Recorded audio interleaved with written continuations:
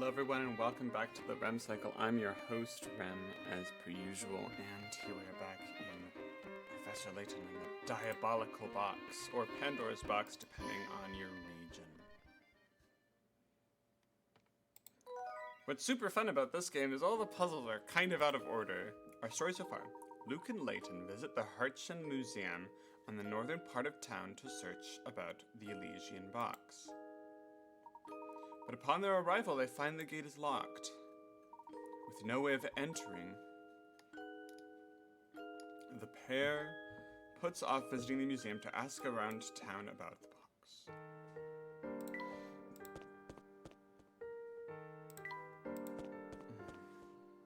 I have a look. Oh, Mr. Beluga, it's been ages. I do hope you found what you were looking for. I wish I told Samuel to track it down, but the boy is about as useful as a broken pocket watch. Oh, don't feel like that. It leaves wrinkles in that distinguished brow of yours. What do you say, Mr. B? Would you like to come inside and unwind a little bit? Professor, do you see that? Mr. Beluga just went into that cabaret. Let's take a closer look, shall we? I shouldn't take Luke into a cabaret. Do you see that watchtower, Professor? There's something very suspicious about it, isn't it?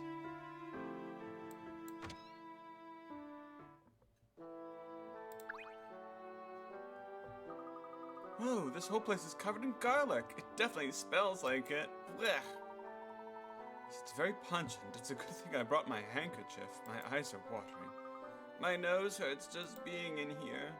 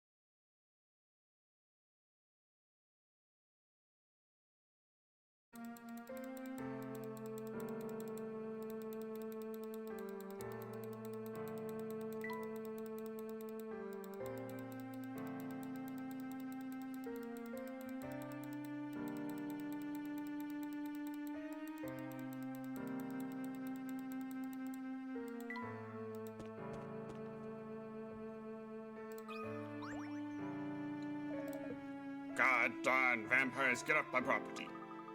Are you alright, mister? Who goes there? You don't need to tell me. I know vampire henchmen when I see them. They're called thralls. Well, wait a second. What are you talking about? We're just here to investigate. Say what you will, Sonny, but I won't do you no good. I see through your vampire lies. If you really want me to believe you're not vampires, you'll have to solve this riddle. Okay. Top of the tower. In a quiet town, there's a tower that commands view of the whole town. So as you can see the whole town from the tower, logic dictates you're able to see from the top of the tower to anywhere. However, there's one place from the map of which you'll have no chance to see from the tower. The tower itself. Just leave it to me. Easy. Piece of cake.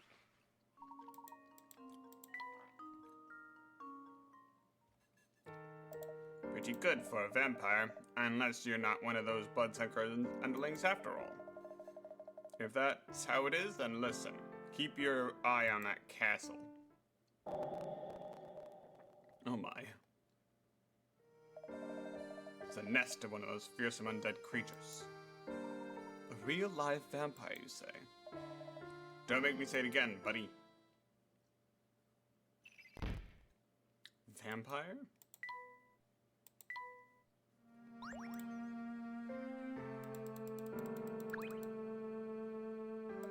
See that castle? That's where they live.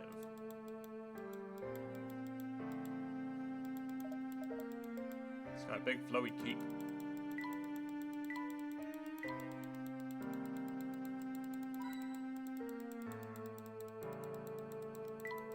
I don't see any secret puzzles here.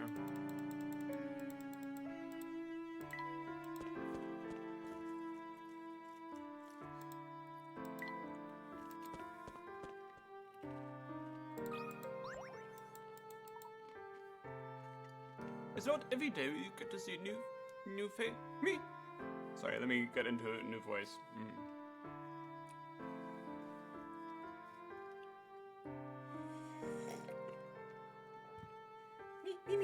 It's not every day that I see new faces. Are you visiting from out of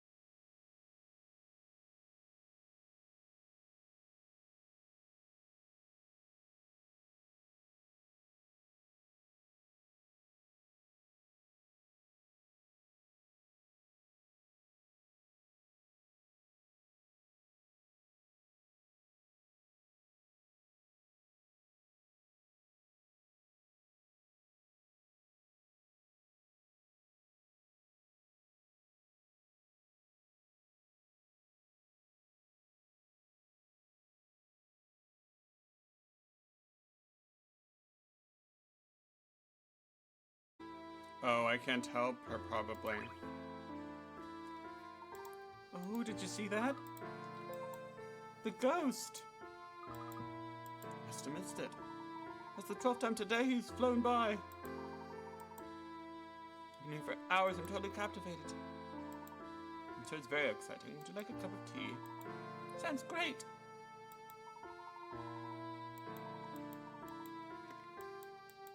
Something sweet.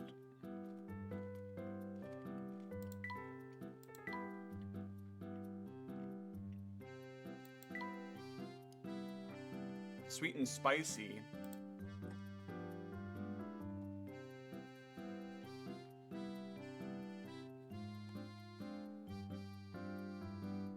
I don't think we're gonna be able to do that one.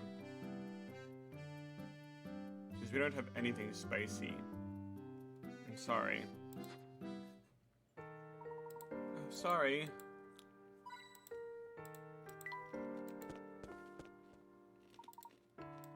Let's ask. Oh my. Well, hello there, tall, dark, and handsome. Care to come in and catch the show tonight?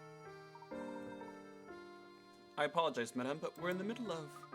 Oh, are you getting shy on little old me? I promise, hot stuff I don't bite. Oh, and who's your little friend there? Aren't you a precious boy? Me? Sorry to change the subject, but I couldn't help but notice Mr. Beluga entering the cabaret. Oh, are you friends with Mr. B? Something like that. Tell me, does Mr. Beluga visit here often? Mr. Beluga is certainly a patron of the arts, that's for sure. Can't say much more, though. Oh, but you're such a handsome devil. So charming, so dapper, such a gentleman. Show me, do you have brains to match those works? Maybe I'll even let a few facts slip.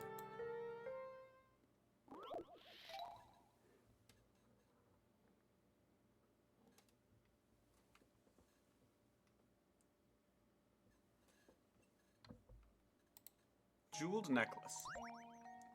I have this old necklace, but the thing is, it's not really my taste anymore, so I decided to sell it. But when I was getting it appraised the other day, I realized something odd. You see, each stone is worth a different amount, but if I break the necklace into 3 pieces, the sum of each gem strands will be worth the same amount as another. Can you believe it? Here, see if you can figure it out. So she's gonna cut into 3 pieces. That means I need to find the total of the necklace, the total value, and divide it by 3. So we're gonna start at this 900. All of them have zeros at the end, so we're just gonna treat that as 9. 9 plus 12 plus 1 plus 5 plus 8 plus 11 plus 2 plus 4 plus 3 plus 6 plus 10 plus 7.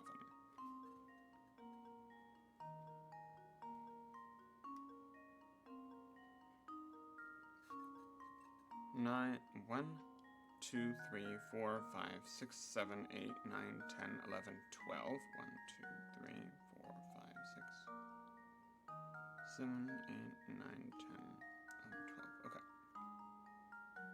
7,800, or 78.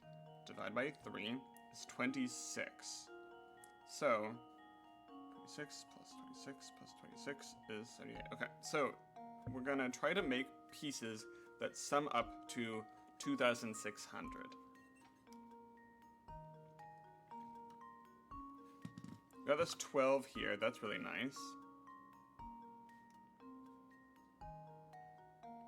12 plus 9, can't do 7, plus 1, plus 5, 27. Okay, those two cannot be next to each other. Okay. 12 plus 1 plus 5 plus 8 is 26. Okay. 11 plus 2 plus 4 plus 3 plus 6, 26, and then 9 plus 7 plus 10 is 26. There we go. This should do the trick. Bam. And there we have it. That's a chunk of change. Handsome and smart. You're quite the catch, aren't you? Consider me smitten. About Mr. B, he's definitely here looking for something, but I can't say what. The search must be going badly because he's kind of crabby whenever I see him now.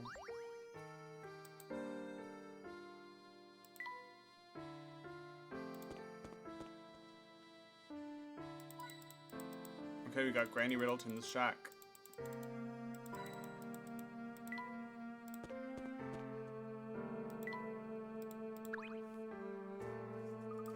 I don't have anything else to tell you, mister.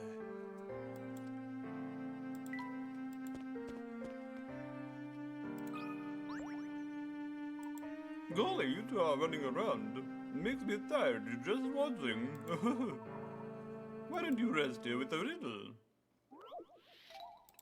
Flowerbed fun. Aha!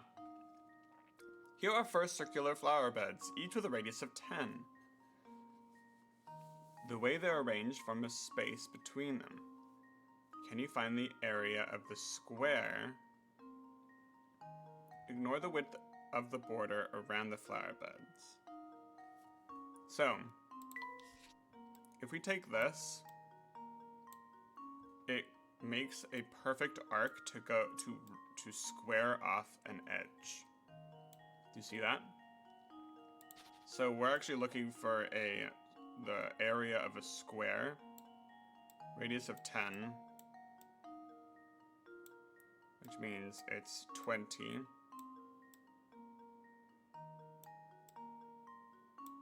And to find the area of a square, it's 20 times 20. It's x times x, or the sides. So 20 times 20. 0. 0. 4. 400.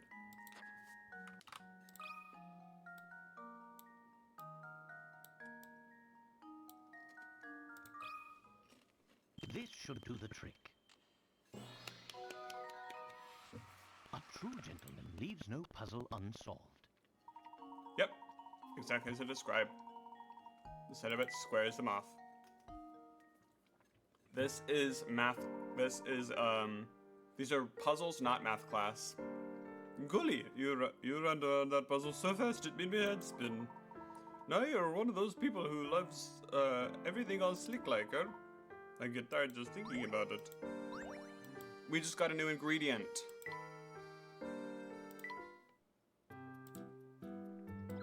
We got pepper cherry. Oh, nice.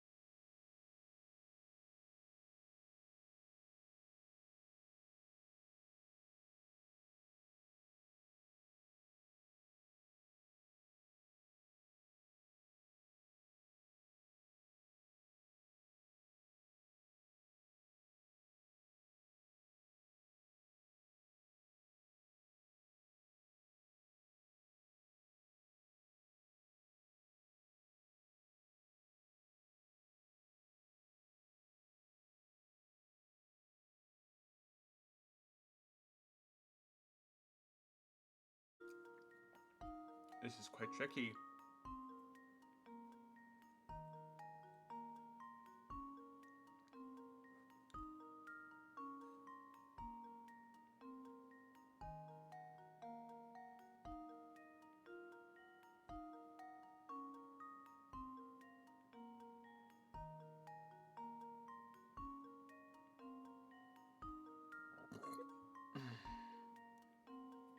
No.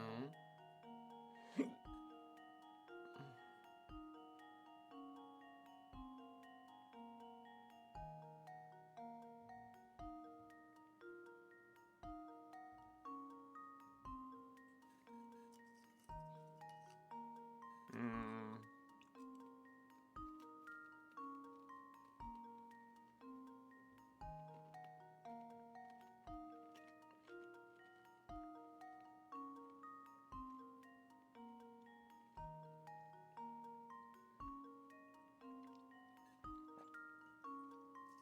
Quite a chunky hat.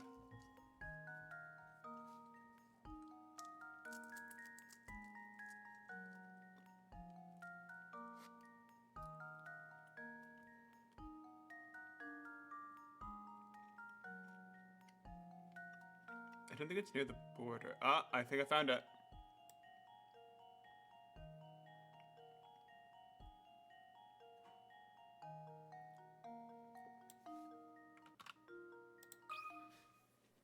This should do the trick. Yes. And there we have it. Here's a hat. There we are. As requested, I will provide you with a hat. Professor, I don't think that's quite what he meant. But that as it may, I'm not taking my hat off. Let's go, Luke. A gentleman never takes off his hat. I don't think that's true. A gentleman will often take off his hat in the presence of a lady.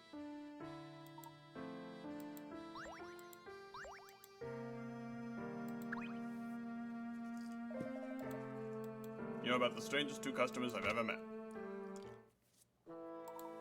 Have a look. They're all chronologically out of order.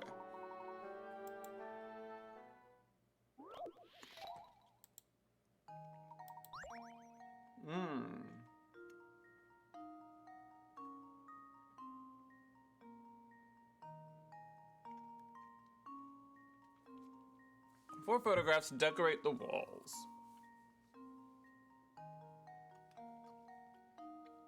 Each is the same location, but at a different order. You can tell us the order. Well, there's a lamppost there, which means this one has to be as early as possible. C is definitely first. Then we can look at the damage to the window.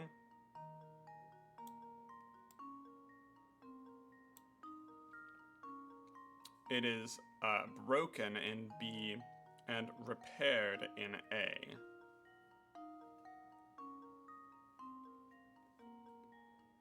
The A is also dark in that one, but fixed in this one. So I think it goes C, B, A, D. C, B.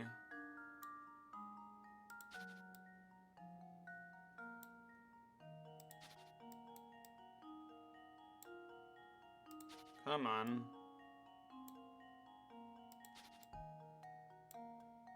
B. A. D. Let's see if this works. No.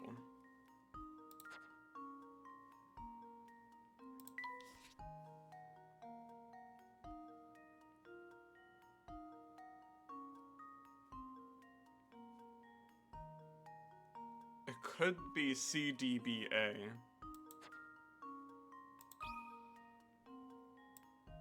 C. D, B,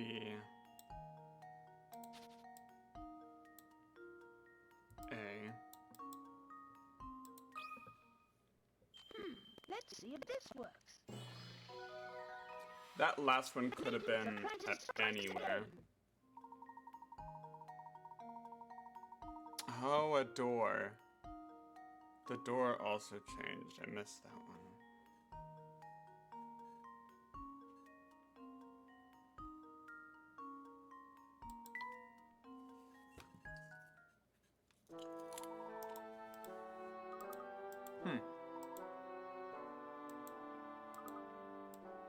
They do look new.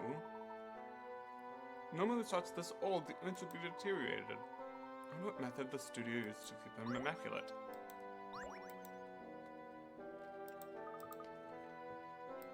Finding a lead is pretty slow. We're just gonna have to wait for the museum to open. Of course, if that's the case, we might have to revisit. You're right.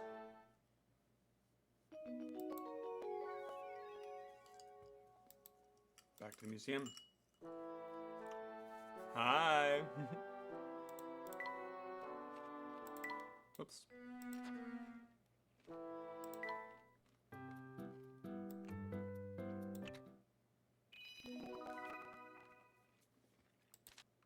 Congratulations! Now you can take photos. There are 9. The special puzzles.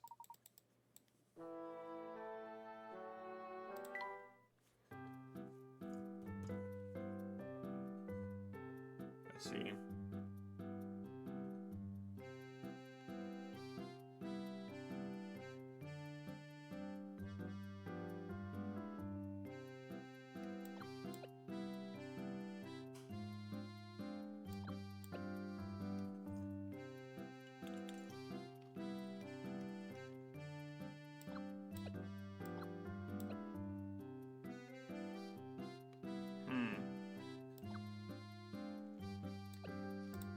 Alright.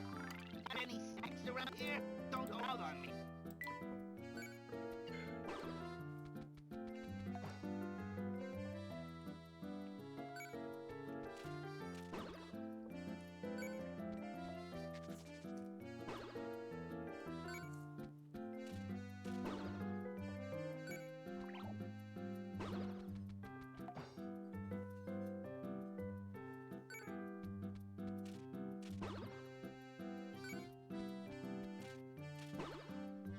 Lovely.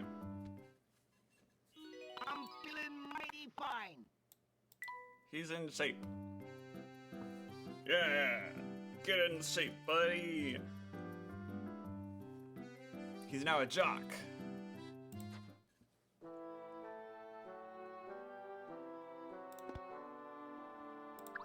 Hello, friend. How do you do this? Sorry, sir, but that's a trade secret. Well, there we go.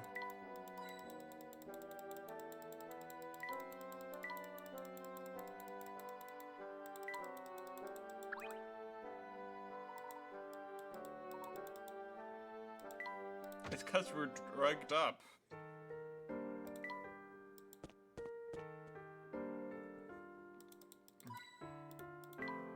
We don't have a juicy steak to give the doggy. And the gate is open now.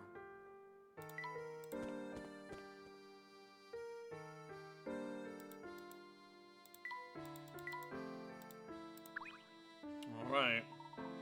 Look, do you hear that? It sounds like the conductor, Mr. Beluga, is arguing again. Nothing? You don't even have so much as a lead on it? It is running at 120 speed. Yeah, I sped it up for the hamster puzzle. Uncle, you gotta cut me some slack. It's no piece of cake sneaking around with a pig on my tail. Plus, that professor dude from London has been out playing detective too.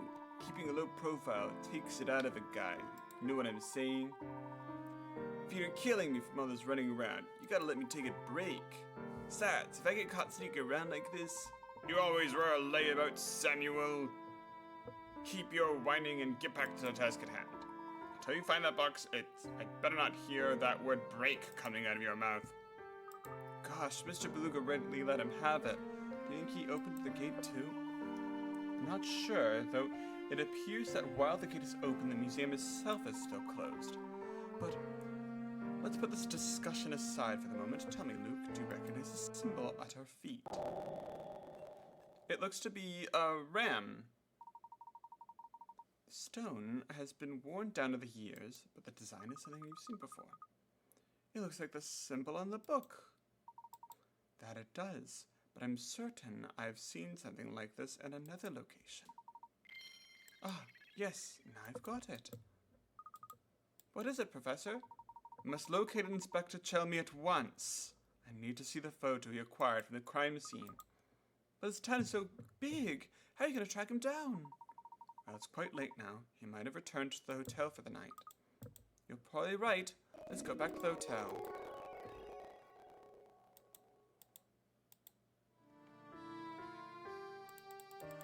Any secret riddles here?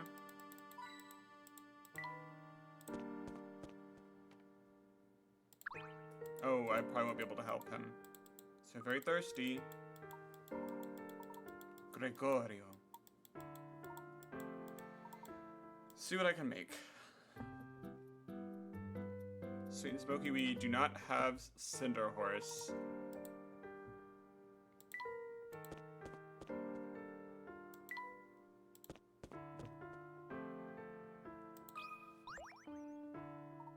Howdy, my name's Gregorio, and I'd sooner run around in a chicken suit than go a day without chess. How about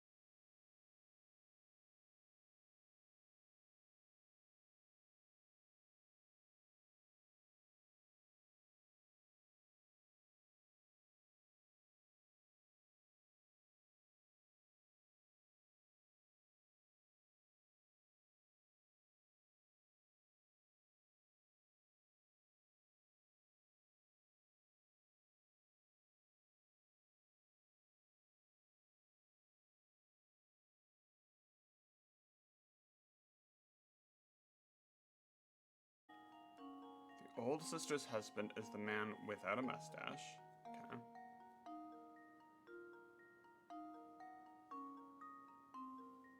The younger sister is the man without a hat.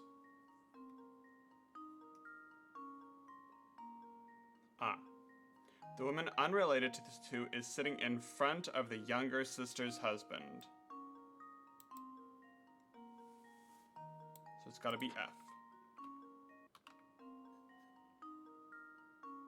Which is the man married to neither sister?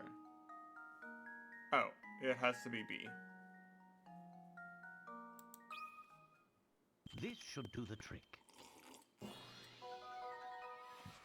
A true gentleman leaves no They tell you puzzle that unsolved. information. Because they said the guy without the mustache and the guy without the hat are married to the sisters. So it doesn't really matter who the sisters are.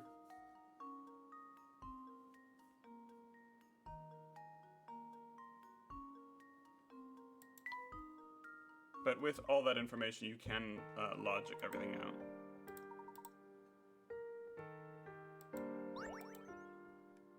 She thinks that there's a genie in it. That's cute.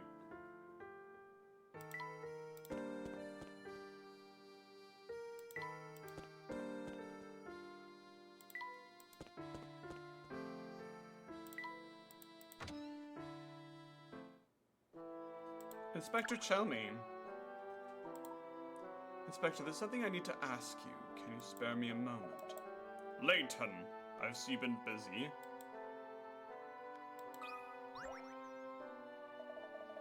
I've been particularly busy around town sniffing for clues. Tell me, has your search yielded any useful facts? Perhaps. Would you mind showing me that photograph you took from the apartment? Oh, I might understand there's a clue found in that photo. Well, my top priority is solving this case, so if you can help, I might as well show you the thing. What the devil? There's a blasted hole in my pocket. Oh no. Oh no. I've been scattering the pieces around town without noticing. This is a low point in my career. It seems that all that remains is this one scrap. Oh dear. Guess we'll have to give up on seeing that photo ever again, huh? Tough to say, those pieces are still in my pocket when we entered Folson's. I'm sure of that much. Do you recall the path you took around town? Bits of it. Yes, let's see.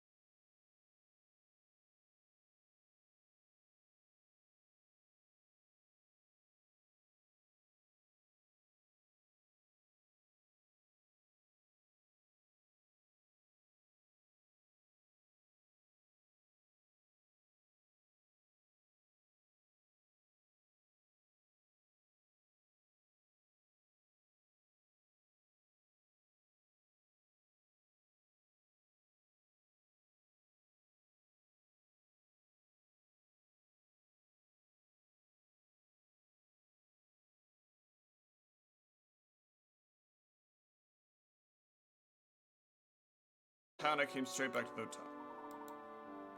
That should be enough information to get started. Alright, let's retrace these steps. But we need this photograph in order to find the Elysian box. I'll lead the way. I think it just said 0 riddles.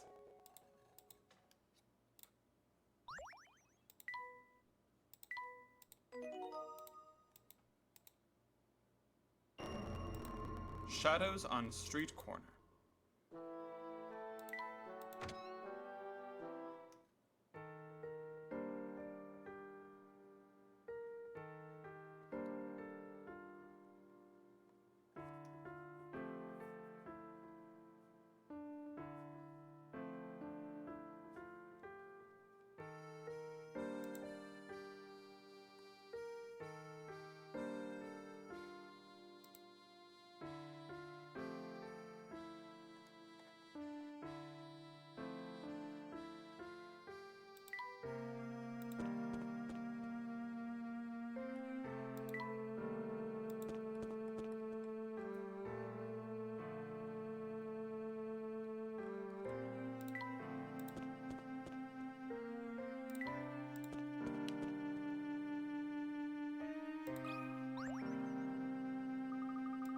Why is everyone in town so quick to warn people away from the castle? I mean, what does it matter? The path is always blocked by the gate, and the gate's always locked. Isn't the gate broken down? This is weird and scary plate. The gate opens once a day through the old carriage, though. If you hid in the bushes, you might be able to sneak in. So the gate does open. Interesting. And it goes at the same time every day. Tug of war. Ooh, fun. Okay, teams of horses are participating in a tug of war. All teams are drawn from an 8-horse stable. The first 3 matches end in a draw. If you want the 4th match to result in a draw as well, which horses pulling against E and F would work? Okay, this is great. Okay. So, in match 2, it's D, A, F, H, E. Which is pretty much where we want to go. So, we need to figure out who H is.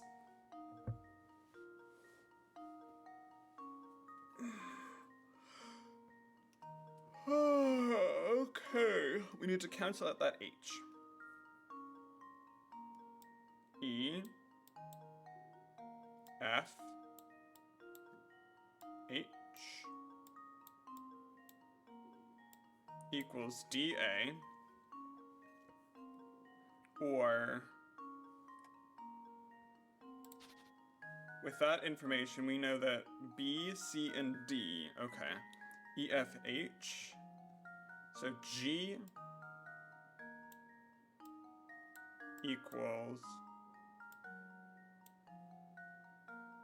BC.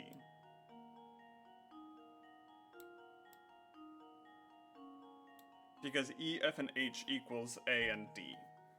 And we learned that from match 1. Okay.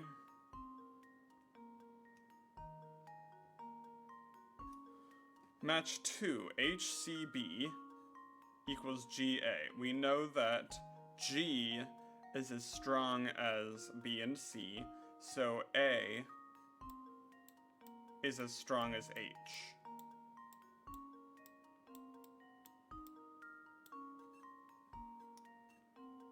So FHE, if A and H are the same, that means F and E is as strong as D.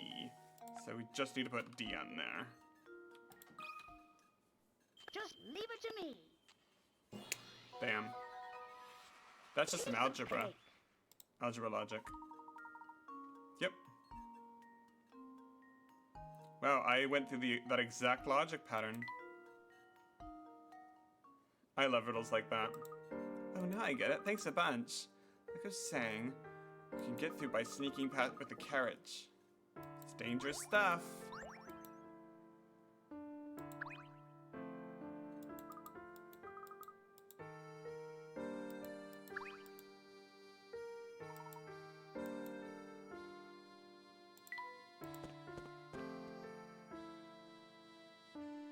I probably won't be able to help you, but...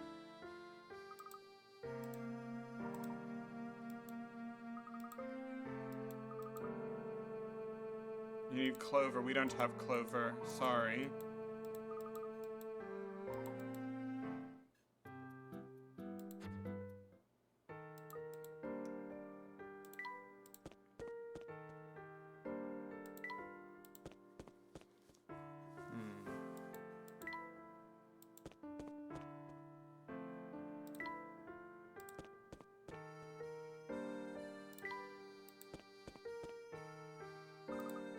Bulldog's blocking our path.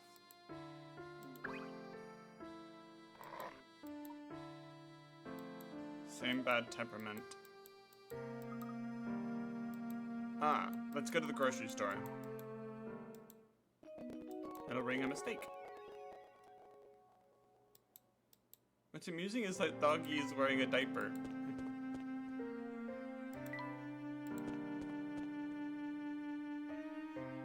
Sorry, I can't help you guys.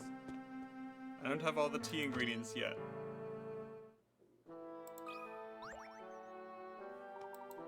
Hello there, Grants. How can I help you today? We're in desperate need of food for a hungry dog. Do you have anything that fits the bill? Well, that's the most interesting question that I've heard today.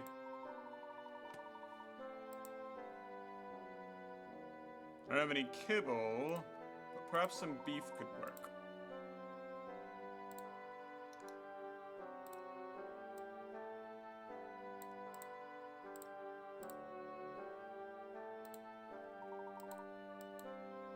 Doubt the dog likes garlic, but hopefully this will be fine.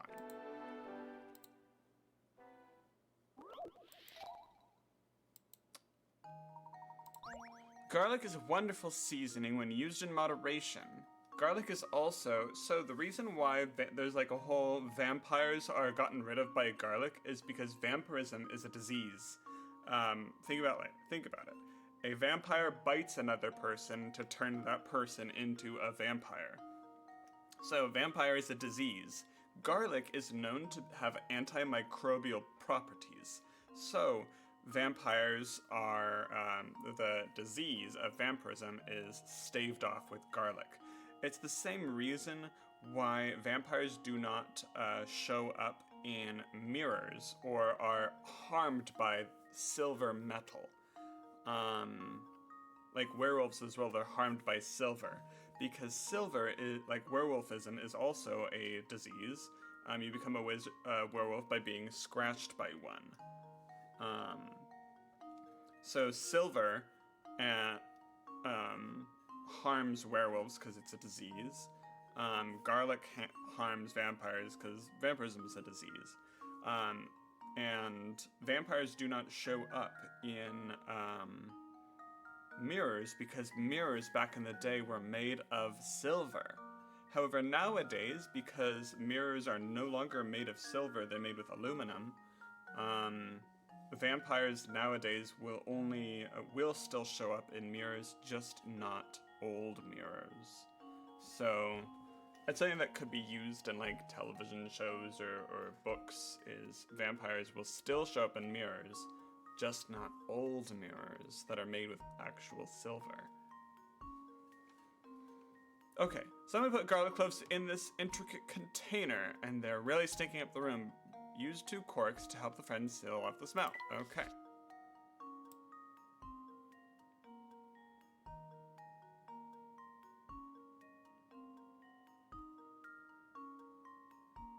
Okay.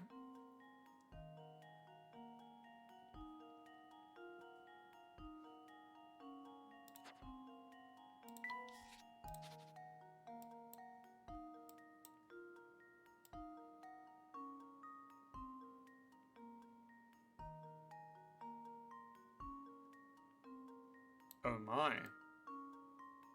We've got a bit of a predicament. Because this one... This leads to there. This leads to those. So, there's only one place where you could put both corks. In his nose. Let's see if this works. Prince Apprentice strikes again. The flowers actually don't lead anywhere. Each of the 3 containers are connected to the garlic.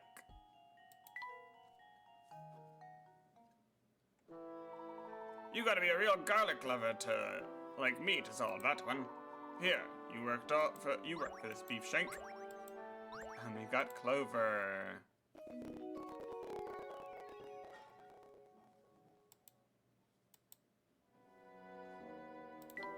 Thank you.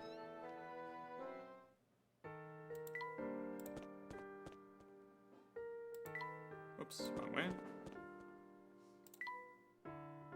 Oh, I think we'll actually be able to help her this time. First, let's brew up some tea. Okay.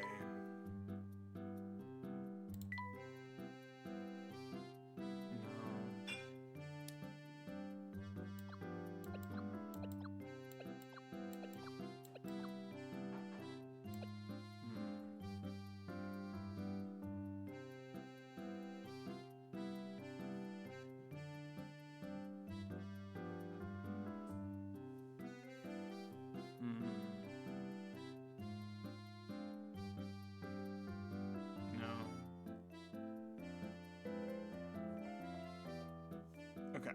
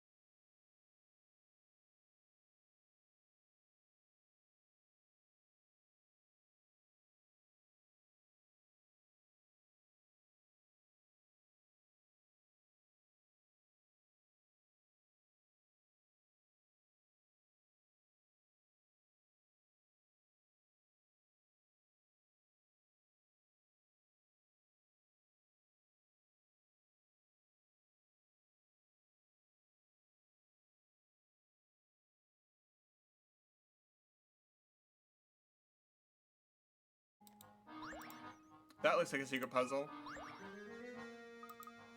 Gosh, this place sure has some unusual art. I don't even know what to make of this photo. Oh, which picture are you talking about? This one. There's some funny shapes and some sign of code. It looks like you've stumbled upon a secret puzzle. Perplexing figures. A bunch of figures are arranged in a pattern as shown below. Can you deduce which one would be in space 1? Okay. These appear to be reflections.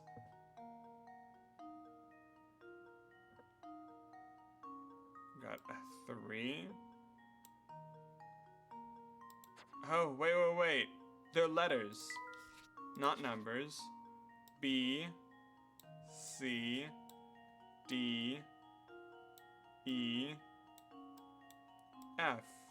So we're looking for a reflection of A.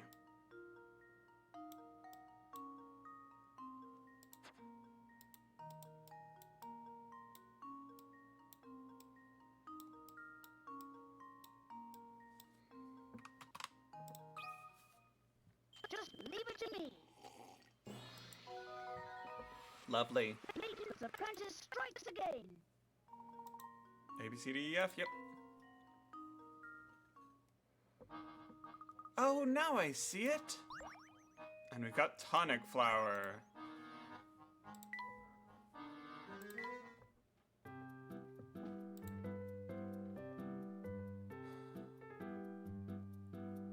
No. Oop, shoot.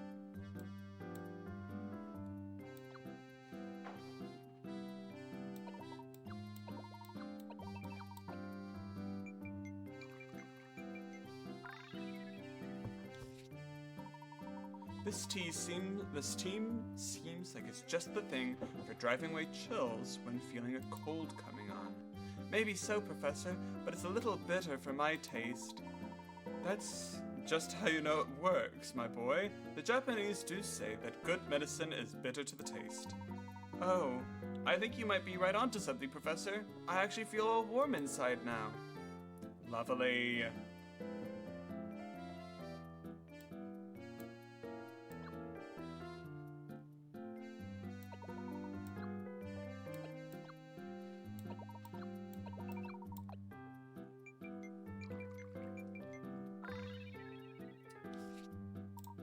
Oh, this is simply exquisite. There's a depth of flavor here that I haven't found in many other teas. Really? Gosh, maybe my tongue's just broken. I didn't really see stars or anything. Huh, might be a bit young for this one. This is a tea called for an experienced palate. I don't know about that as far as I'm concerned. It's far too bitter to be tasty. So Amaros are Italian bitter liquors that are just about as sweet as they are bitter. They are extremely bitter, and a lot of people find that bitterness quite off-putting. But for people who can look past the bitterness, it is quite delightful. But it is true, you do kind of have to be a bit more mature in order to see past bitterness. It's why not many children like coffee. But goodness, is it delightful. Let's see, 3, no. 8, no. 10, 11, 12. Okay, we could do 10.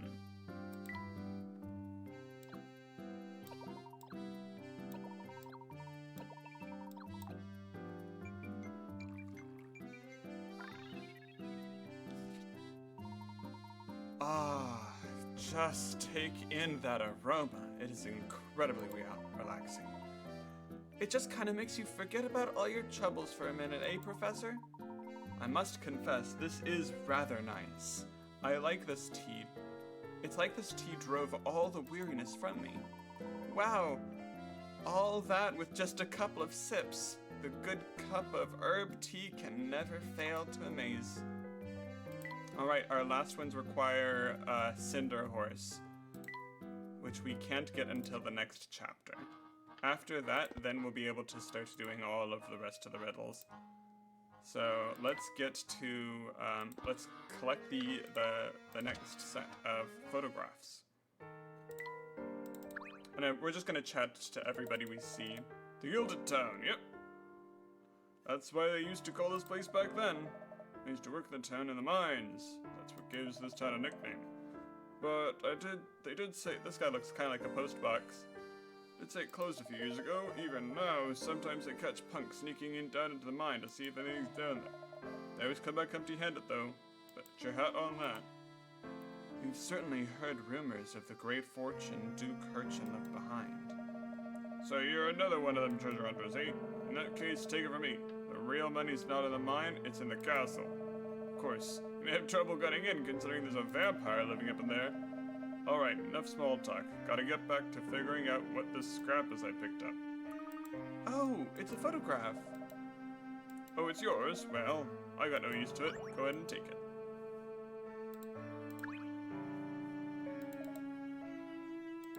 Yep.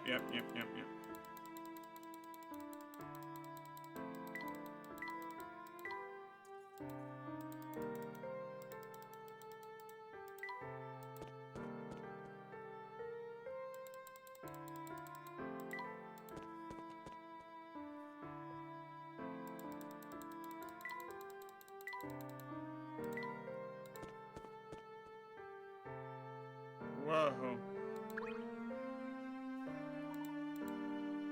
There's another bet. Here it is.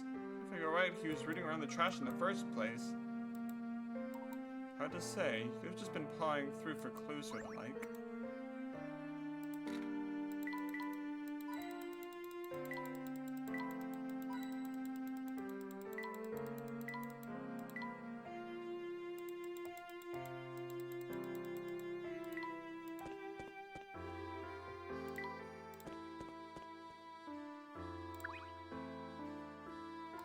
Oh, this is discouraging. What's the matter?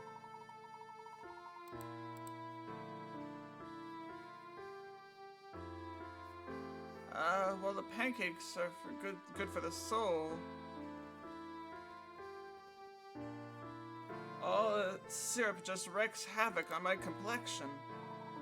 Nonsense, madame, you look lovely.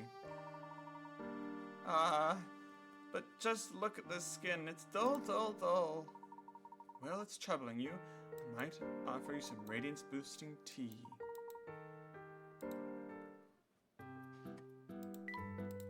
Radiance Blend.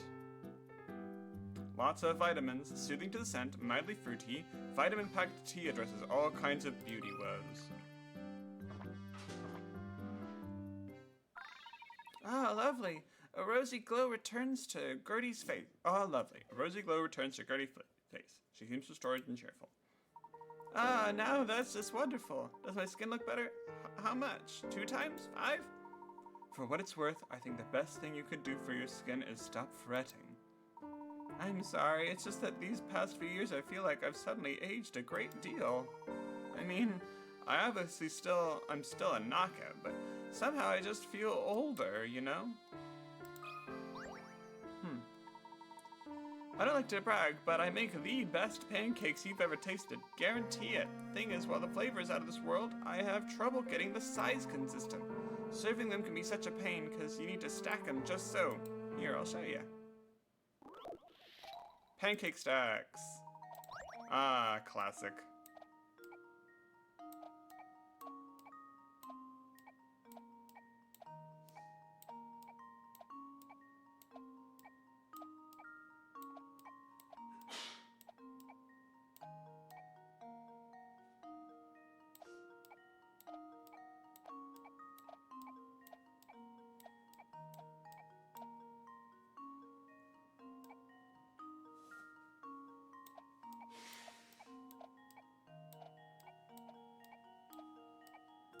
Bam.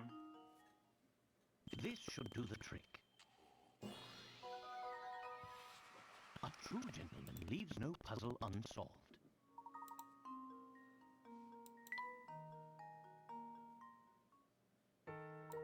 Wow, your hands move so fast there. It looks like you were juggling those flapjacks. Next time I throw pancakes on the griddle, you're welcome to have heaps of them.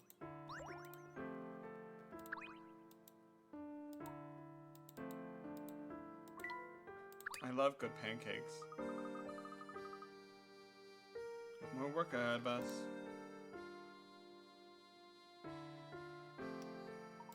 Yes, the job's far from over. It looks like we're halfway there.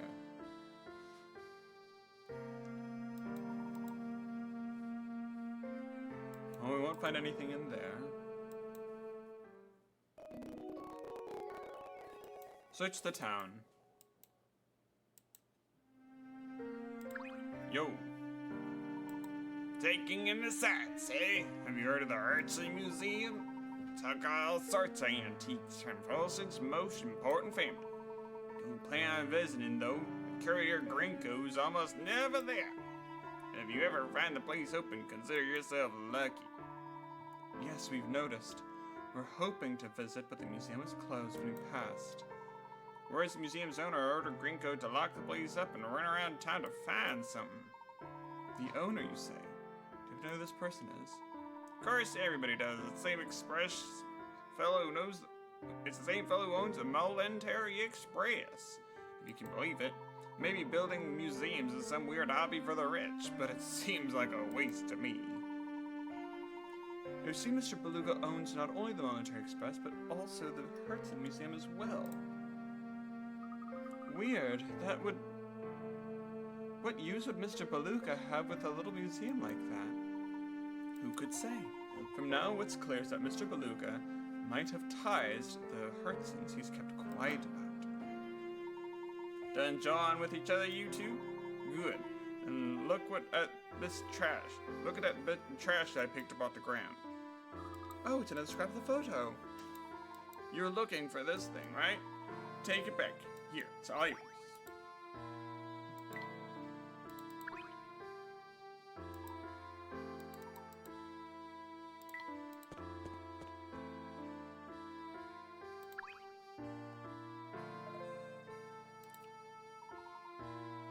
What seems to be ailing you? Every day I stand here for hours and hours. All that standing really does a number on my knees. I should really start scheduling a mid-shift break or something. Being a doorman does sound like an exhausting job. Perhaps a cup of tea will restore your spirits. Sure, but I gotta warn you, working at a 5-star restaurant has made me picky about what I drink. But if you can brew up something that tastes mild with a hint of spice, I'll be a happy camper.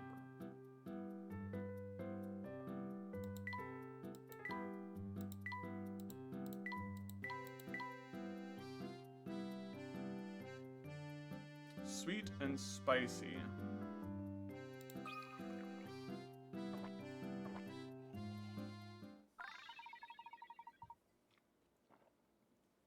Now that's some good tea. I know a good tea when I taste it, my friend, and that tea of yours is out of this world. Working as a doorman in the best restaurant in town, gotta be on ball 100% of the time. I mean, back in the day, even the Duke's son and his fiancée used to come here. When you got customers like that, service has to be perfect from the second they walk up. Wow, Folson's elite, huh? That's right, little man. Just thinking on it, I haven't seen you two in a while. I'm sure you'd like to visit us sometime.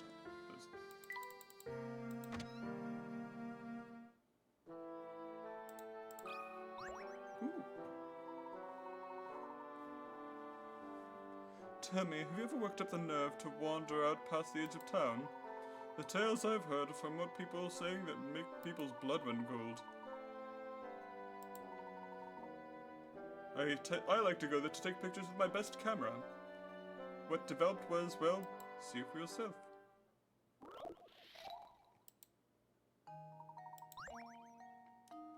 Ah. Which one is the ghost cut out from? Okay, the Ghosts 3 bends towards itself, and it's short, so it cannot be A.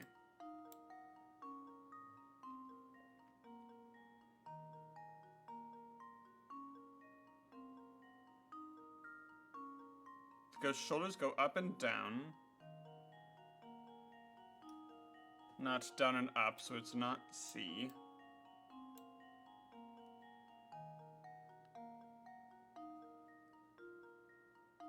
Three goes towards itself.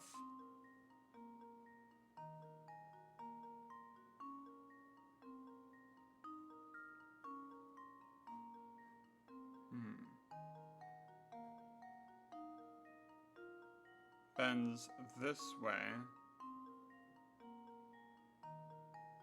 1, 2, 3, 4.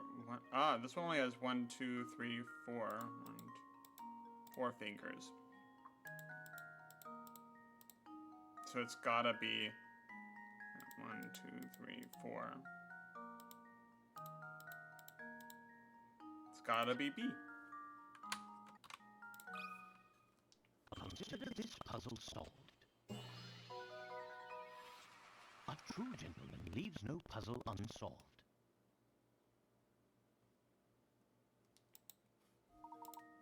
Good eye.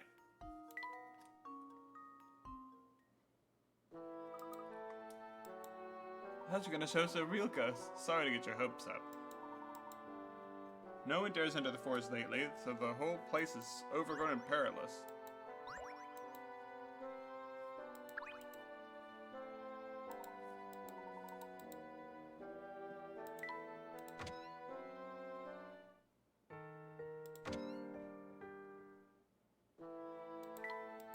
Let's try to trigger his need for tea.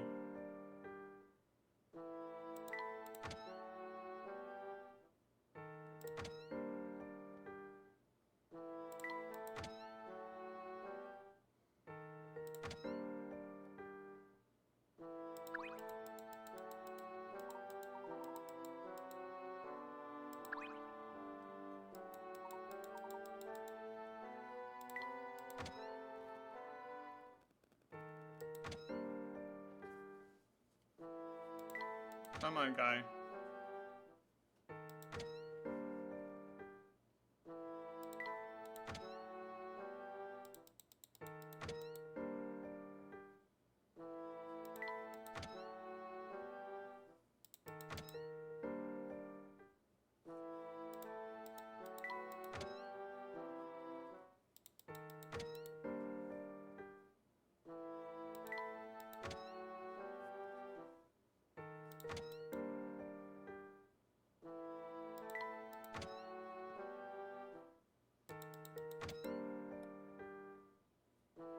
There we go. I've ruined 3 rules of film today while trying to develop them, and frankly, it's got me irked. Perhaps it's simply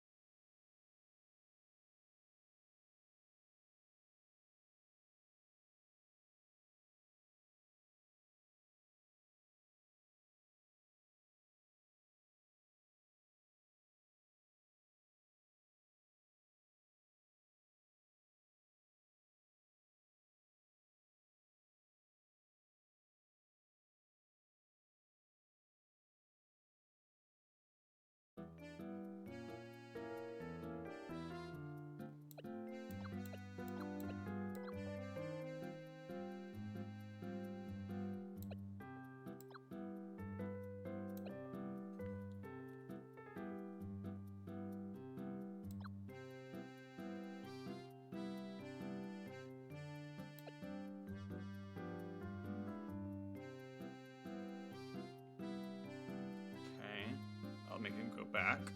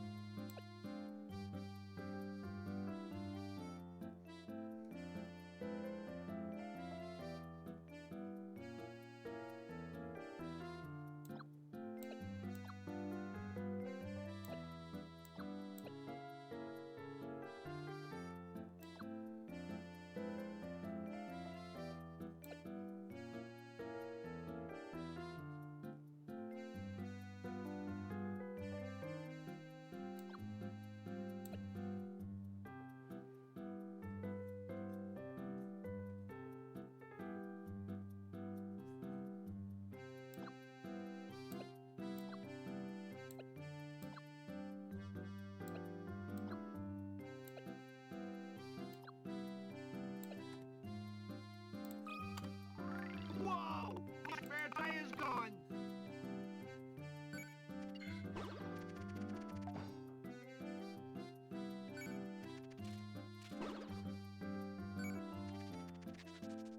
He loves the apples.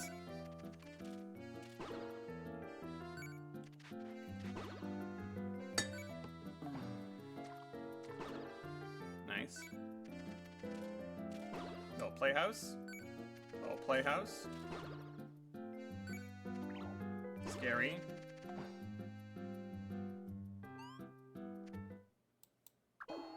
Hmm.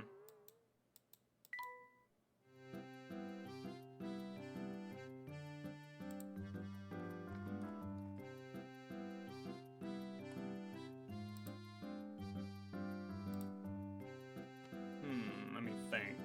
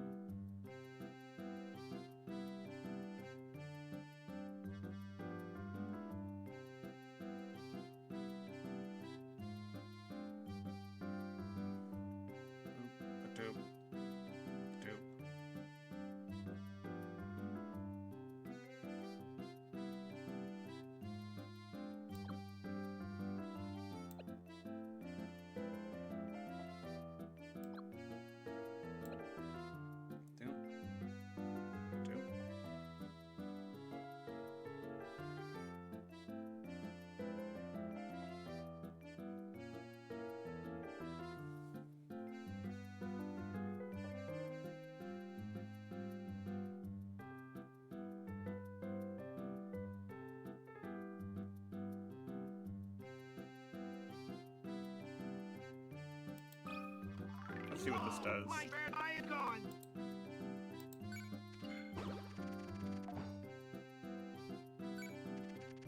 Interesting.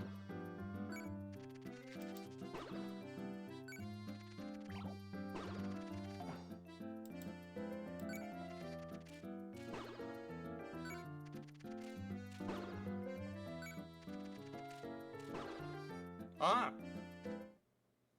Man, exercise rocks. Hells now sniff out hit coins. Yay, we're best buddies. We got the animal lover house. Ah, great. He's a champster.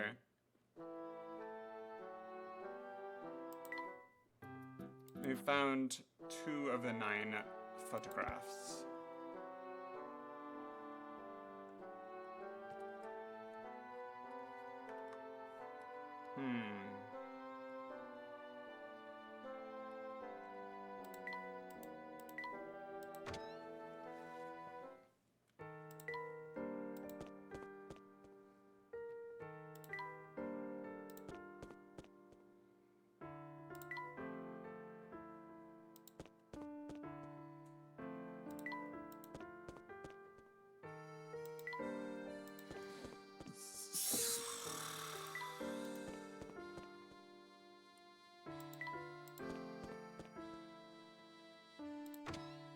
I think I just saw one. But first, let's go up here for a second.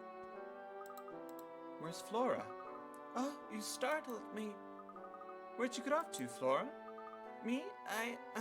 Well... Come now, Luke. A gentleman never forces a lady to say more than she wishes.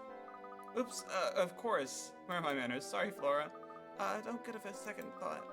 Say, how'd your investigation go? Did you find anything more about the box? A bit, but nothing concrete. It needs more time to come near for clues. It could be quite a while, so if you feel tired, go ahead and turn in. I will.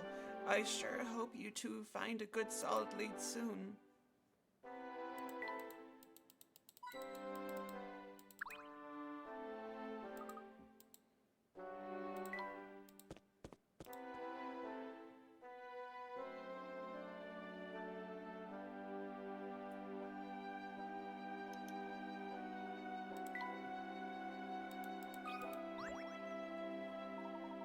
Keep it under your hats, but the hole in Inspector's pocket? A dog did that. A dog? Ah. Dogs can sniff out mean people, you know. Just proof that he needs to be nicer. Sir may be a bit prickly at times, but he's actually quite kind. Actually, why don't you hear this riddle he told me? How many turns? Okay. Chummy sent out his squad out to investigate an incident. Before leaving, he said this: I want you to search the entire area shown on this map. Take any route you want, but report how many times you've turned in the process. You're free to turn left or right, but U-turns are strictly forbidden. The Bobbies completed their shift and returned to report their turns. Judging by their reports, though, it seems that one man wasn't telling the truth.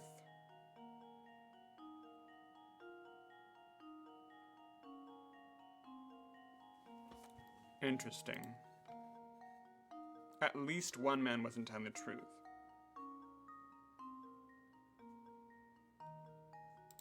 They have to go out and return. 1, 2. So 1, 2, 3, 4. 1, 2, 3, 4. I don't think it's possible for there to be odd numbers.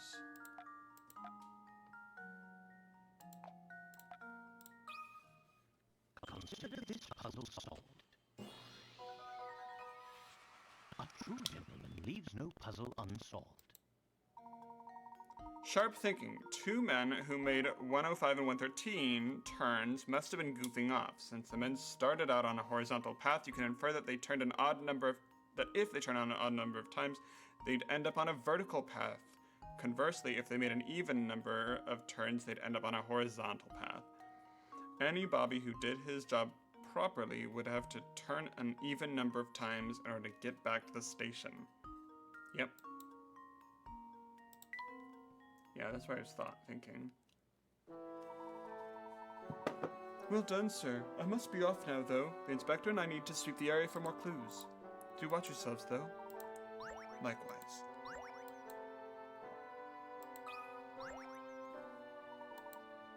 Welcome back, sirs. Still busy with your investigation, I see. Though lovely, our town is quite vast, so take care not to tire yourself. Please relax with this riddle. Precious metals. Lucky you! You've inherited a 5-square plot of land that's rich with prosperous metals. Each chunk of copper ore has a value of 1. It's already there. Each gold chunk has a value of 5, and each silver has a value of 3. You're allowed to pick 5 squares of land for yourself, but the 5 squares must be connected. Diagonal squares do not count. Your task is to claim the most valuable plot as possible. Okay.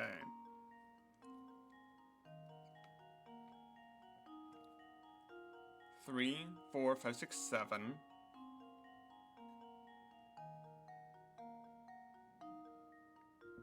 3, 4, 5, 6, 7. That's 7. That's 7. 3, 6, 7, 8, 9. That's 9. 3, 4, 5, 6, 7, 8. 3, 4, 5, 6, 7, 8. 3, 4.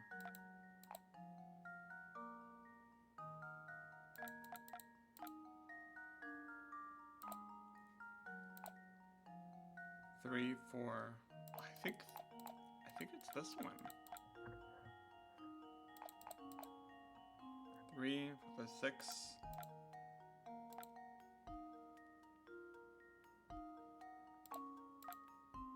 3, 4, 5, 6, 7. I think it's those 3. Oh, that one. It is not. Interesting.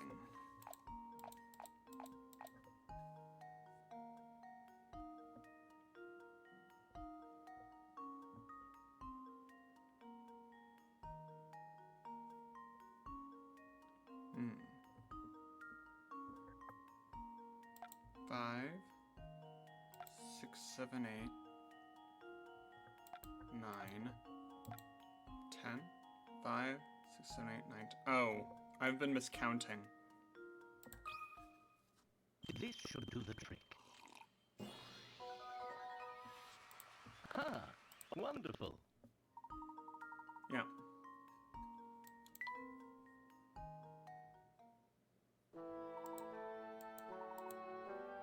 Yep, periodic breaks makes life easier.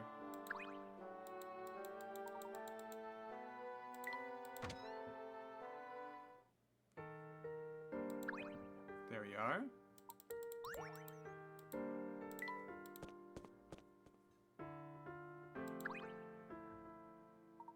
Howdy, Rory.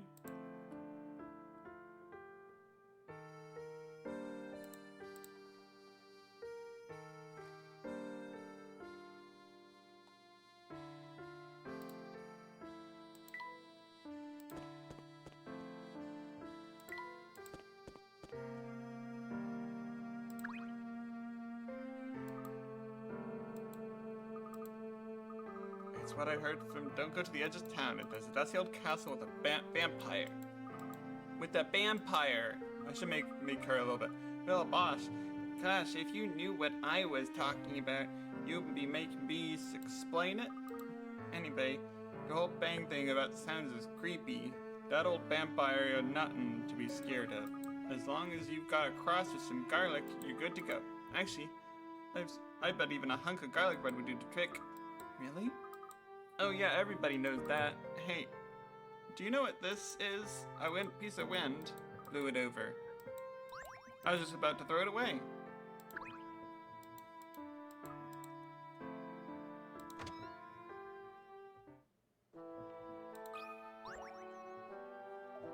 Howdy, Dawson.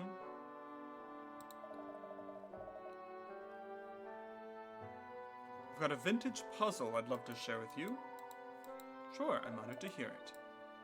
It's a rare vase. Ooh. Stones in a vase. This vase holds 101 stones, each identical in size and feel. There are 50 black and 51 white. Now put this on a blindfold and reach in and pull out as many stones as you'd like. When you're finished, if you remove an equal number of black and white stones, you'll receive a number of gold pieces equal to the number of stones you pull out.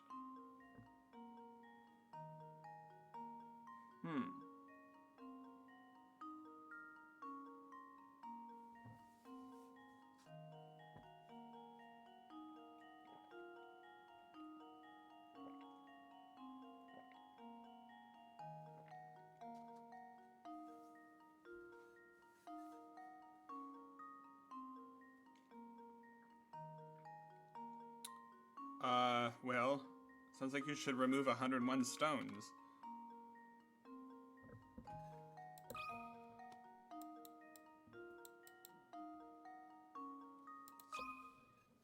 And now to test my theory. Okay, so it's not an obvious answer.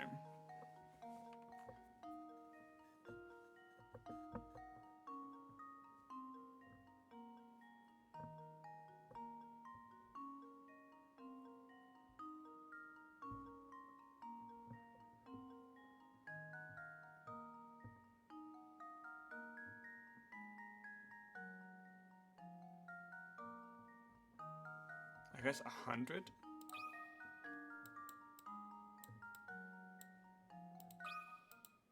And now to test my theory. Yeah, remove 100 stones. Ha! Wonderful. Well done, if you remove 100 stones from the vase and only one remains, it means that the remaining stone is white. Of course, removing just 2 stones would give you the same chance of winning the coins as removing 100 stones. But the amount of money you receive for successfully removing 100 stones dwarfs the reward you receive from removing 2 stones. Yeah.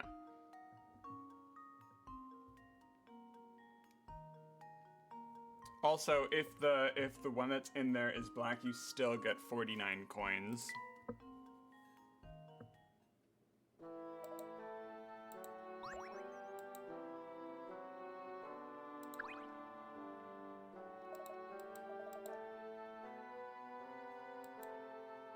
There are too many people who come and leave full sons. The one true thing is the artifacts, yep. Okay, let's get Dawson's tea.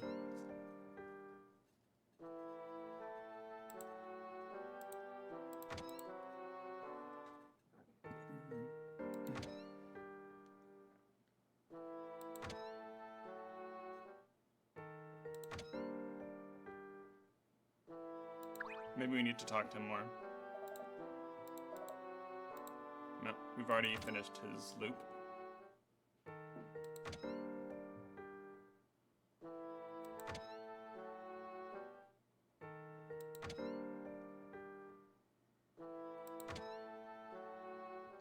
Come on, guy.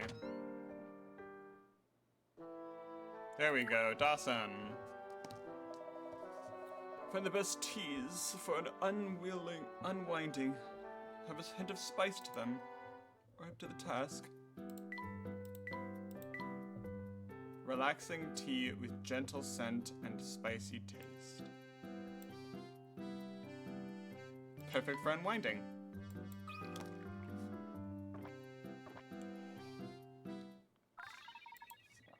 Now that's good tea.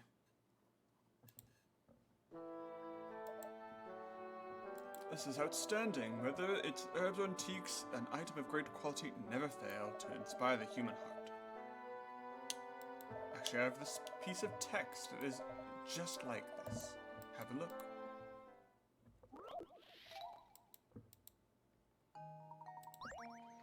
An ancient map depicts the possible spots of a vast fortune, as well as directions. Inscribe the numbers 1 through 6 on the map's blank spaces.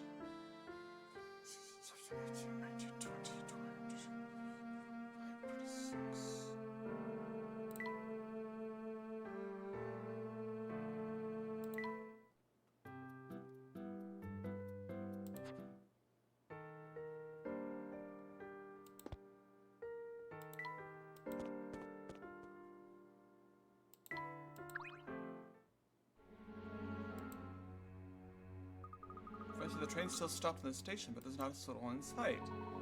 Seems you have no choice but to remain in town. I guess so.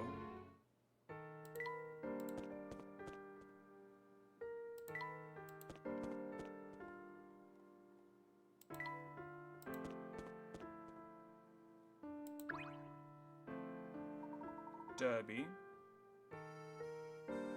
Okay.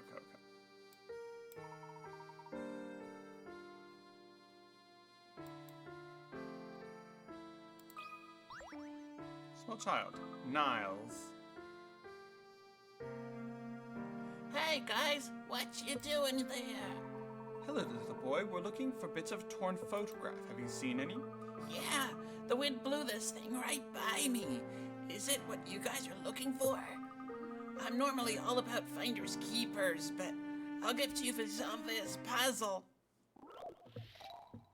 Disappearing Act 1. Ah, a classic.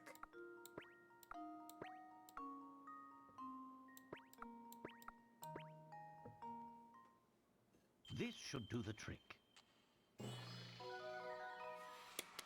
Ha! Wonderful.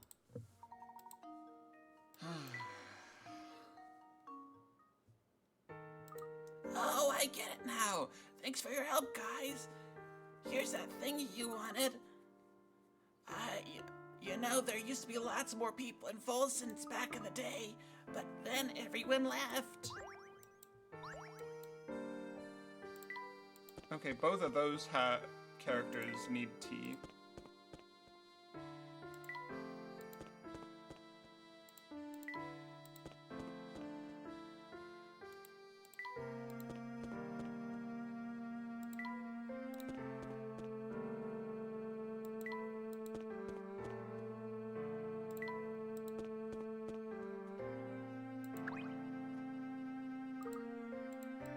No one wants to play. It's really boring.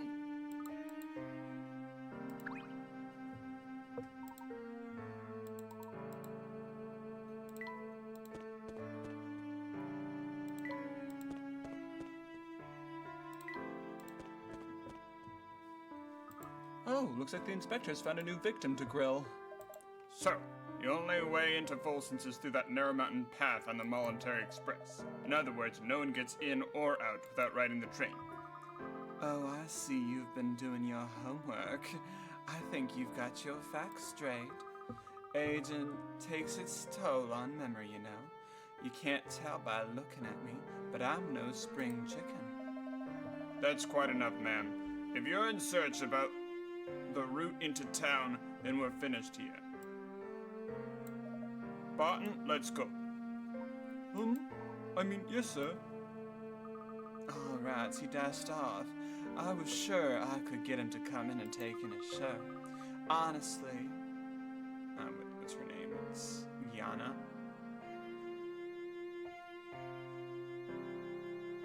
It's just, some boys just can't sit for 5 minutes. There's another photograph piece.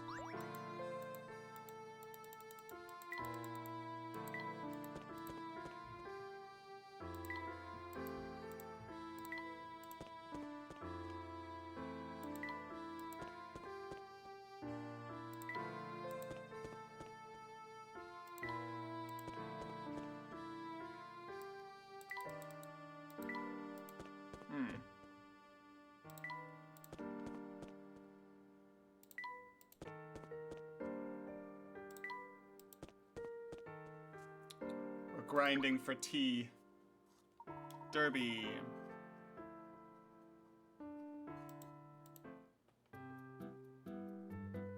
Something that will get you out of this funk you're in.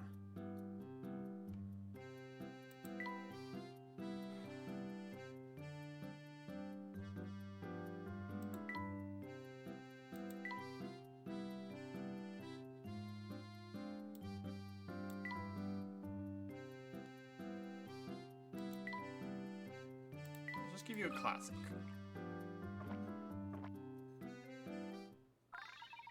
Now that's good tea. Huh, that's the stuff.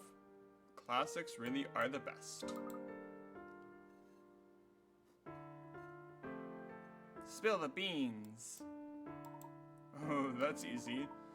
Just get real close and give them a sniff. Lots of people from out of town smell like roses.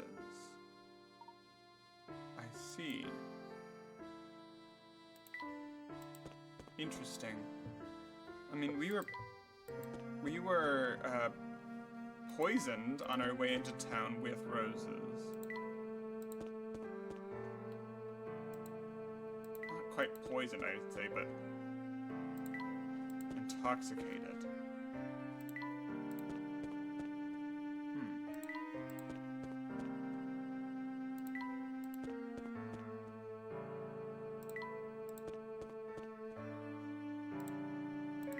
Come on, Niles.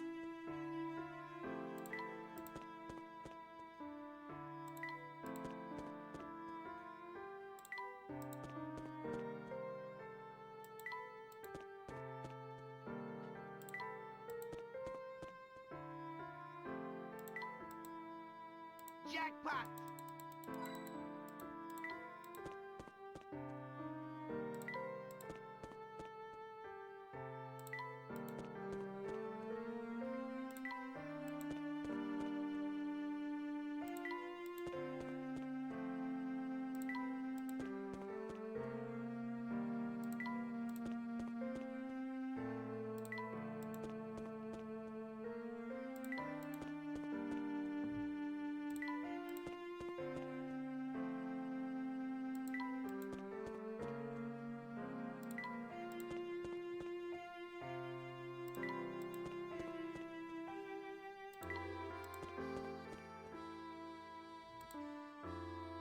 Jackpot!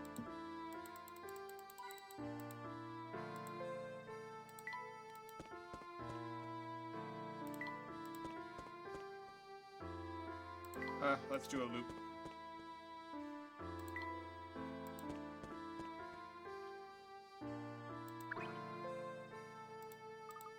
There's another one.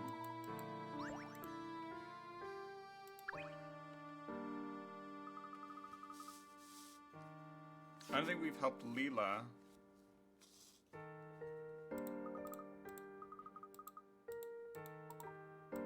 Soul path to the castle. Carriage.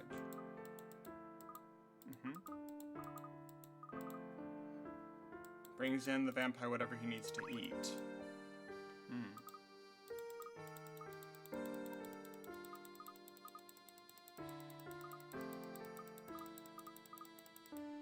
Right.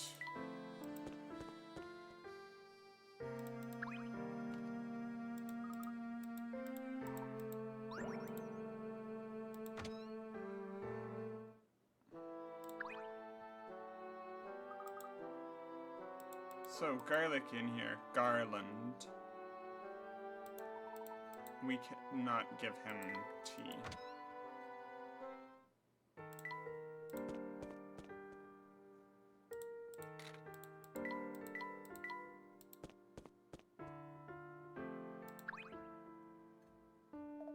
Joff.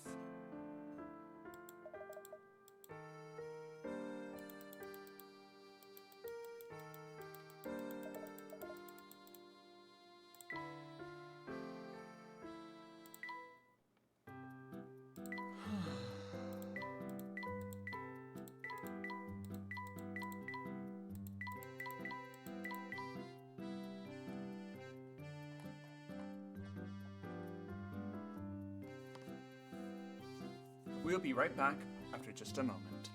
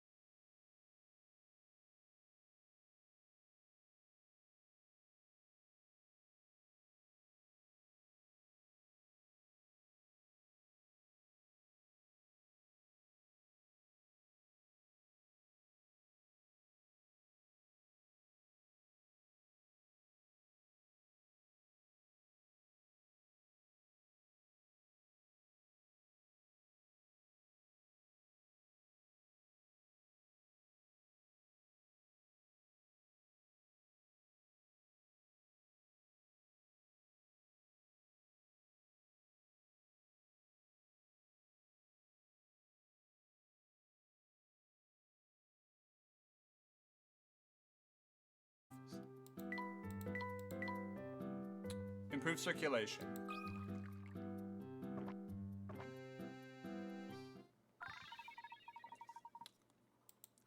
Her chills disappear. Thanks a bunch. You too. Now I'm toasty to the tips of my toes. I'm glad. Oh, the chills are gone. But now I've got a cramp from all that shivering. Ow, ow, ow.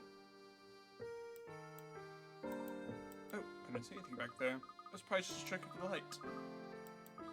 It happens a lot in Folsons.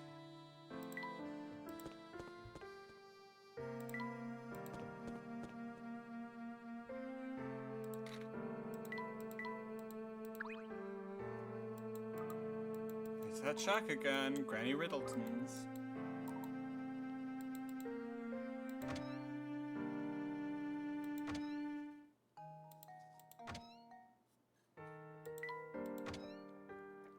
Howdy, Miss Riddleton.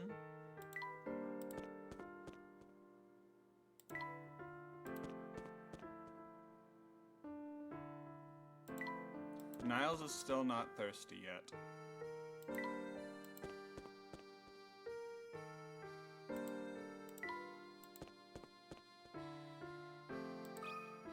Hello? Duke. I just found this piece of trash on the ground. Littering is the most boorish habit one can have. Oh, it's part of the photo. Appears to be the case. The pieces are really scattered around town. Sorry to break up the tea party, but I'm the one who picked it up, you know.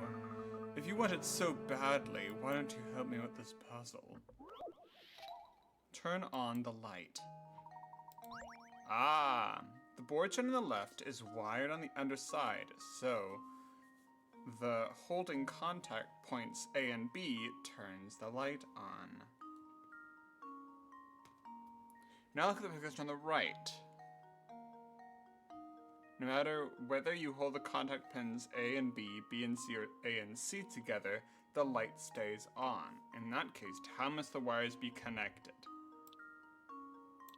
Doesn't matter how you connect them.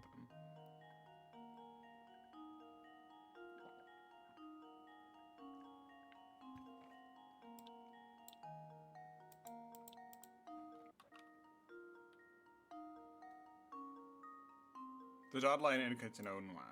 It's just got to be plugged into the battery. This should do the trick. Easy. Ha! Wonderful.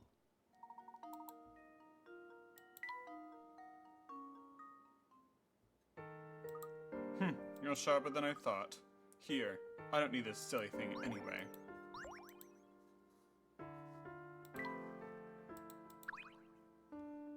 You know, you look a lot like Luke.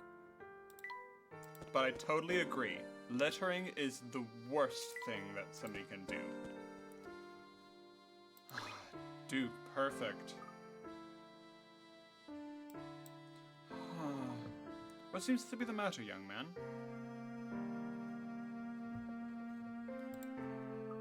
Oh, I'm stressed about something that happened a while ago. It's nothing really. Just the same, how about a cup of tea?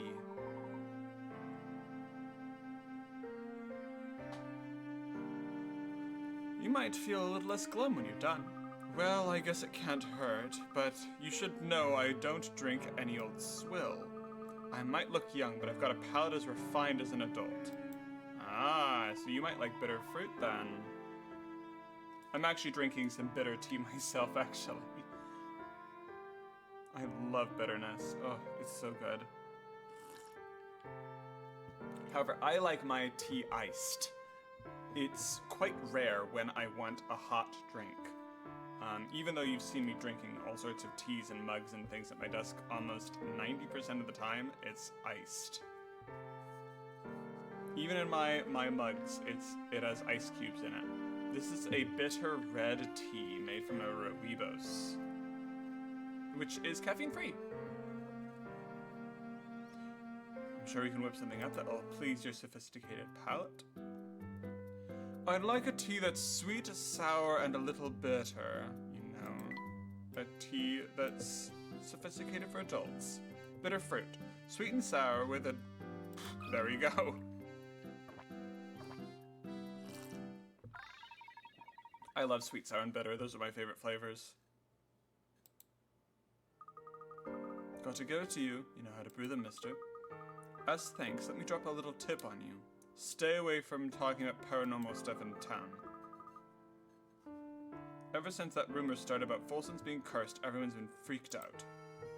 Don't talk about it. It's weirding people out.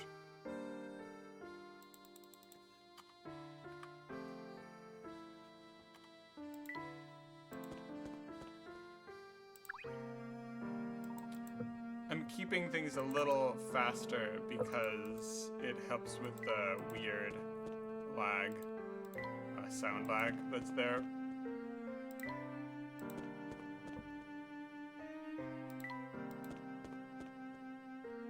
I feel like we've talked to everybody.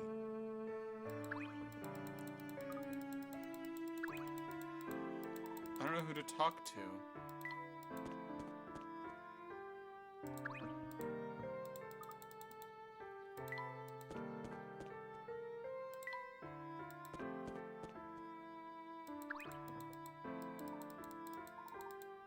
Have you seen any photographs? I just met a girl who wanted directions to Hersham Castle. What was this girl like? She was a cutie pie, probably in her late teens.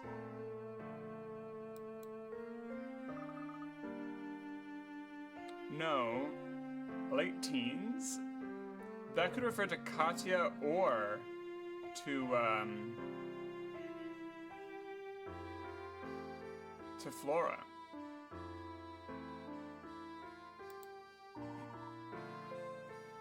That description applies to two people, Katya and Flora. Do you think she's after Duke Hertzon's fortune? I didn't get that impression from our brief meeting, but something is odd for certain. Enough talk. The final photograph. Let's make our way for the forest gate.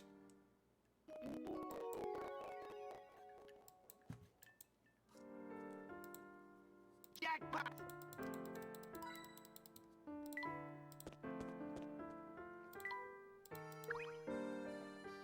Opal!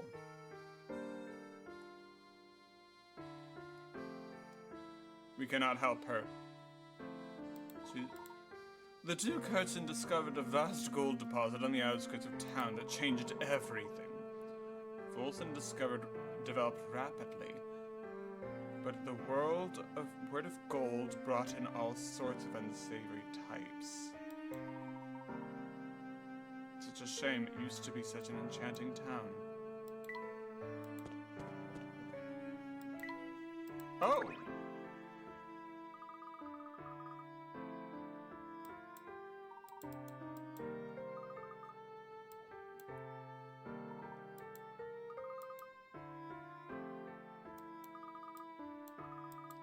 It's not a chance that they ask for tea twice.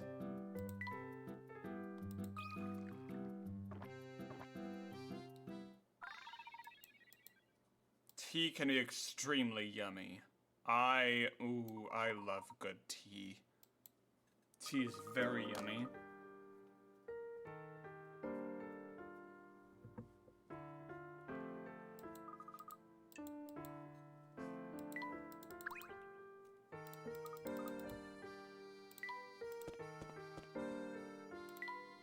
Niles! Jackpot!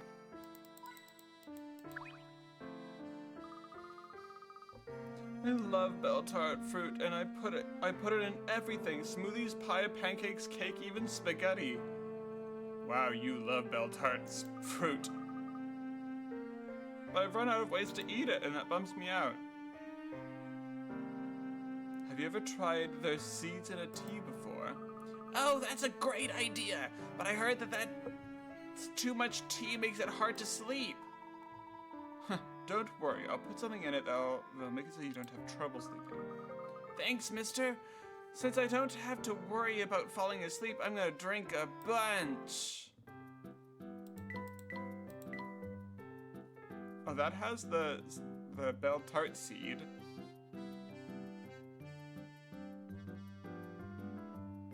And has dream fluff, which makes you bell tart seed, yep. Dream fluff, relaxing, mood lifting.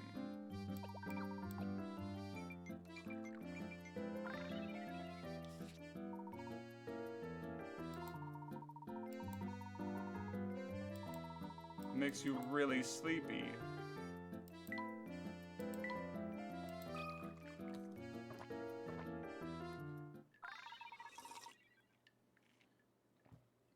Niles has found a new way to enjoy his favorite fruit. Ah, wow.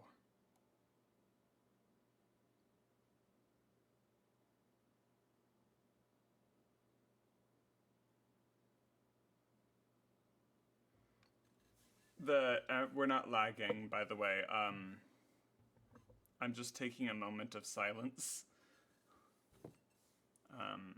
Because I completely understand what Niles is feeling. I really, really love food and drink and learning different ways to prepare things and different ways to have my favorite things. Eating and drinking is the definition of my life. And there are some times that I feel that I've had every single way that a certain item that I love can be prepared, and whenever somebody can show me something that I don't know, because like Niles, although he was a child, he seems to he eats it in all sorts of things. He's even had it in spaghetti. That's as per what he says.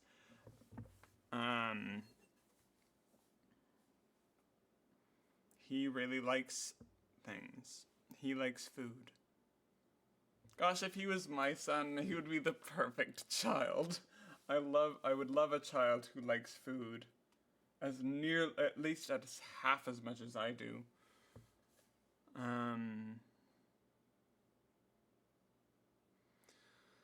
Gosh. He must be really happy. That tea was great! Not that I had much stress before, but I'm super chilled out. Niles, you're number 12. I was hoping you'd like... Good, I was hoping you'd like it. This is why you should always try to eat out more often, because... Of course, I believe that you should always be able to make your own food. Always. Always, always, always be able to make your own food, because... cooking is a skill that is important for your very existence, and so you should be able to have it. It also saves so much money if you can make your own food. Making your own food is extremely cost effective. Not everybody can cook, though, and my siblings one of my siblings is not a very good cook.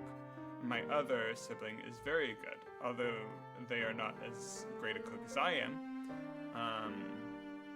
They're still very good at cooking. However, my sibling that's not a very good cook does live on their own, and they have an extremely successful life. The ability to cook doesn't necessarily make your life easier, but in my life, when I was very young, I focused extremely on being able to cook well, and so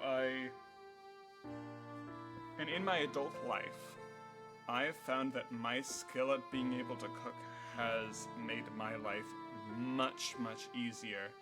And so if I find somebody in a state where their life is harder or less enjoyable, I would recommend that they just pick up learning how to cook.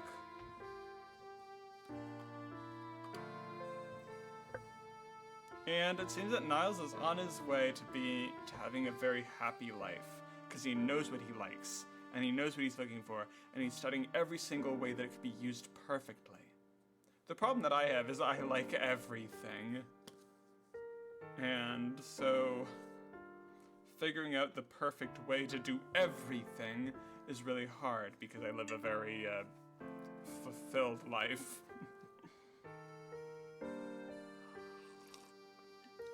Let me tell you a secret to pay you back. Most people tell you to stay away from the forest because it's scary, but I know a trick. As long as you tell yourself that nothing scary is going to happen, it won't. People only see spooky stuff because they're scared. That's really good advice. Things are only scary if you're looking to be scared. It's called anxiety. Anxiety makes you think that everything's, it's fear gone wrong. I don't know if anybody's seen that film called Inside Out 2, but the character anxiety is introduced. And fear, the character fear says like, oh, we're going to get along very well. I think I'm gonna like you. But anxiety turns around to imprison fear. Which is very interesting. Honestly, I thought that, so when all the group of, by the way, spoilers, the group of emotions are repressed. But fear is the one feeling that I think works really well with anxiety. And so I was baffled that fear was imprisoned with the rest of the primary emotions because fear and anxiety work together.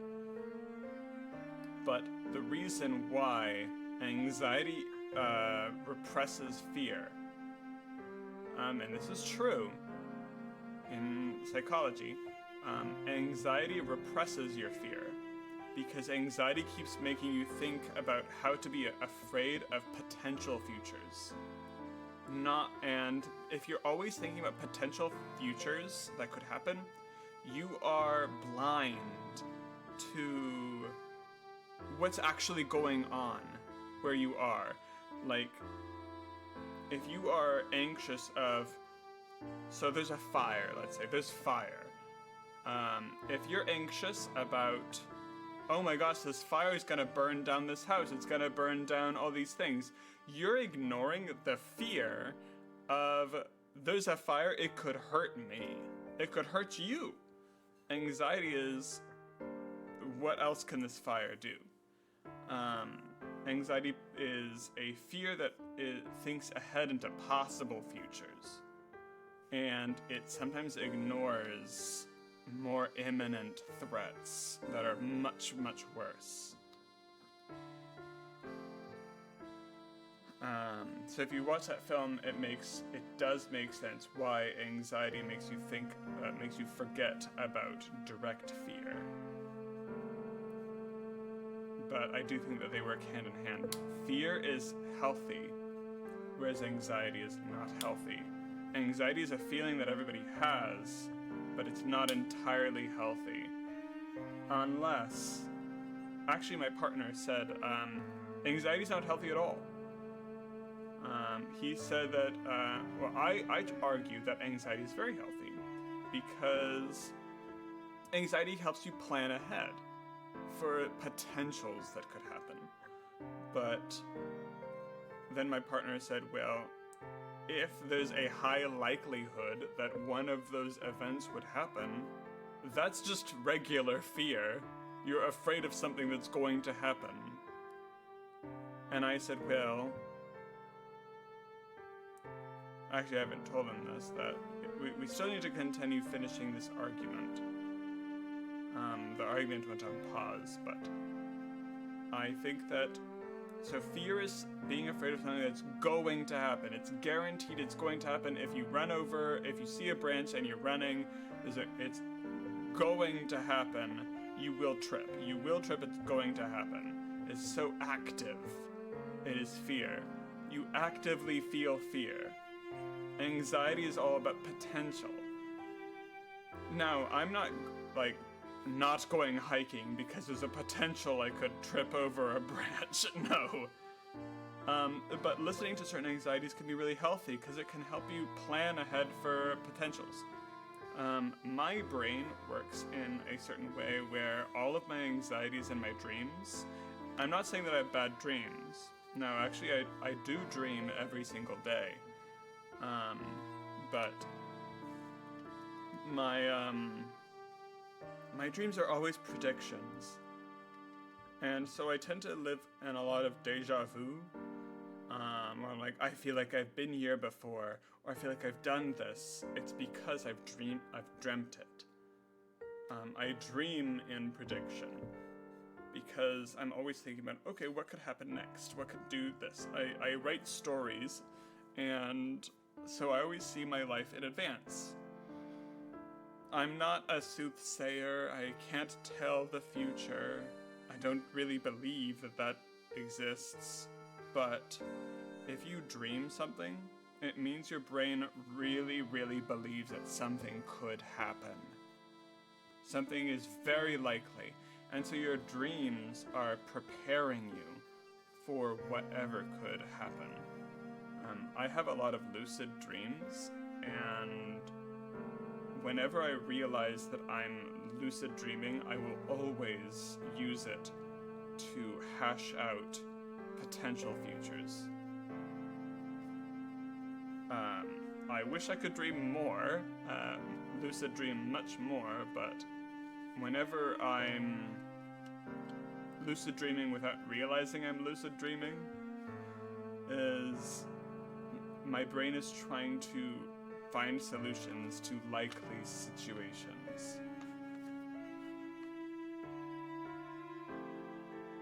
I don't know how other people dream, but if you're dreaming and you know that you're dreaming, try to make that time useful. Let's get back to the game.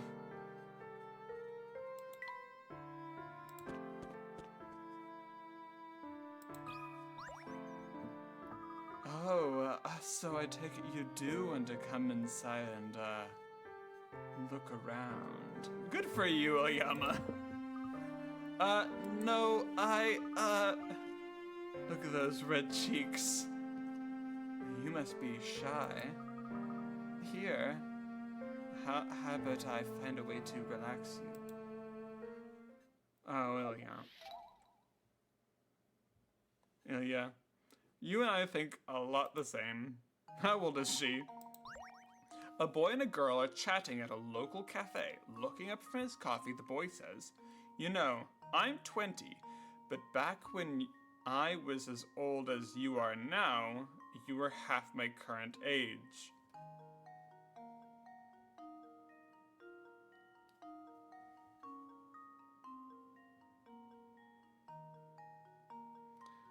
The boy isn't the most concise of speakers, but using what he said, how old is the girl that he's chatting with? Okay, so he's 20.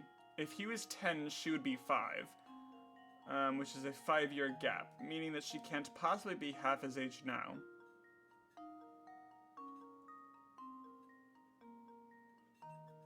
Let's say she's 15. So you are only ever half somebody's age at a very specific year. If she is 18, or 19, if she's 19, then when he was 2, she was half his age. There are a lot of ages that can work in here. She could be 19, she could be 15. That's very difficult. I'm gonna assume that she's 15. She could also be 19. Let's see if this works. Layton's apprentice strikes again. Yeah. That is a very bad riddle. Because it works in many ways. There are tons of ways to be twice the age of somebody. At any time between between 1 and 20. He could be, she could be 1 and, she could be 19 and he can be 20. And when he was 1, when he was 2, she was 1, and thus he was twice her age. It could also be, let's say, oh gosh, how many different ways can this work? I'm gonna go into that riddle. Oh, you're a clever one. I love clever boys. They make me swoon, they honestly do. Clever? Me?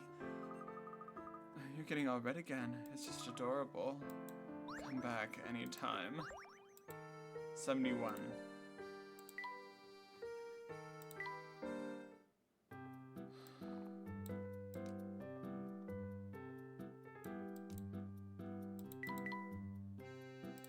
All right. 71. How old is she? 20. Okay, so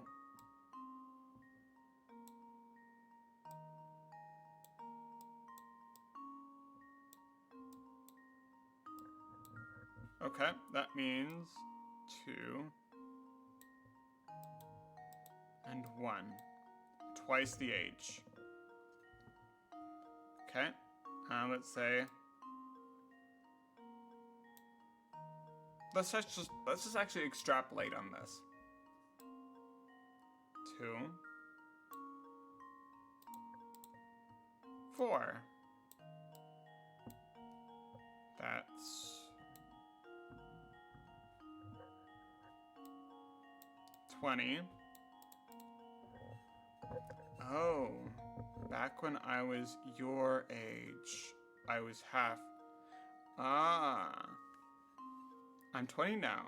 When I was as old as you are now, you were half my age. Okay.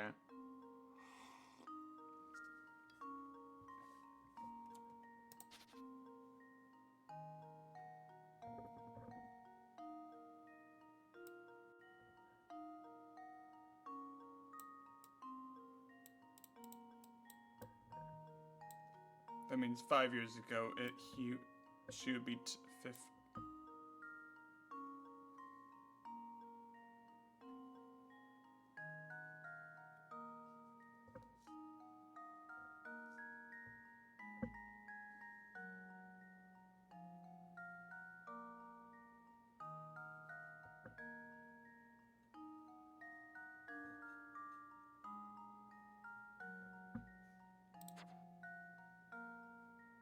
Okay. I think it actually does work.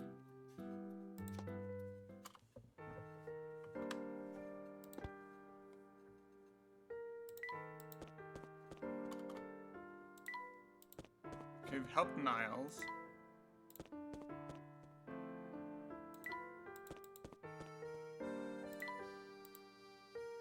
Found one. Thank you, Rocco.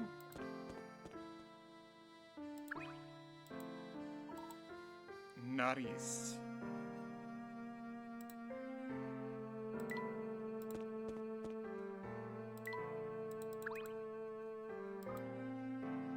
If you ever feel like you need to unwind, come on over. Nothing relaxes like a night at the theater.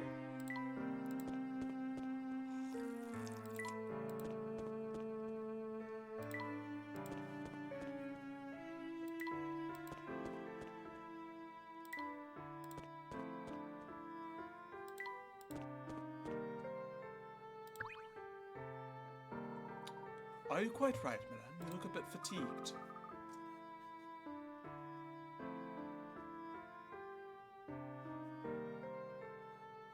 Oh, there I go again, spacing out, so I'm feeling a little run down. And thirsty. This has been slow. I feel like I need a break. I must be very taxed. Why don't you schedule some time to recuperate? Or I suppose some Yana time. Wonderful. You really know how to thrill a girl. Something refreshing and sweet.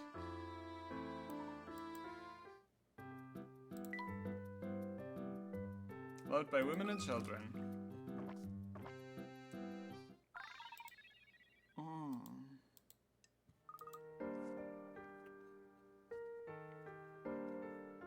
that's nice. You sure you know what your way around a teapot, sugar? A little while ago, an older gentleman came to town with a box full of studded gems. Looks-wise, he didn't hold a candle to you, of course, but he was pretty cute in his own way. Stop it whenever you like. Meanwhile, so, would you say he comes into town pretty often? Oh yeah, I mean, think about it. He rides the Military Express for free whenever he wants. I guess that's one of the perks of owning your own railway. Oh, and whenever I see him around, he's always with a shabby-looking guy in a conductor's outfit. 9 out of 10, he's chewing out the conductor's guy for something or other. He seems to be searching for something, but who knows what, really. But whatever it is, it must be pretty special if a rich guy like him can't buy it. Still don't know the fusses over this Elysian box. As far as I'm concerned, it's just a box. Inspector, pardon me, sir, but I've just received word from headquarters. His alibi checks out. Is that so? Well, that's that, isn't it? Huh. Huh. Button, we got our man. Gather all the suspects at the hotel and put this case to bed. But, sir, if we don't know who the murderer is, shouldn't we go make an arrest and be done with it? Huh? Barton, sometimes I think you might be the thickest Bobby I've ever met. There's no greater thrill in life than a law officer than calling out a guilty party in front of a crowd. This is the moment that this whole case has been building towards. Now gather everyone up on the double. Actually, Chelmy's right. It is a great pleasure to point somebody out on in front of everybody. Yes, sir. Dad's shop is always smelly. Now that I have to play out here or I'd pass out. That really stinks. It's okay. I brought some snacks with me to nibble on, so at least I'm not bored. Here, we could share them.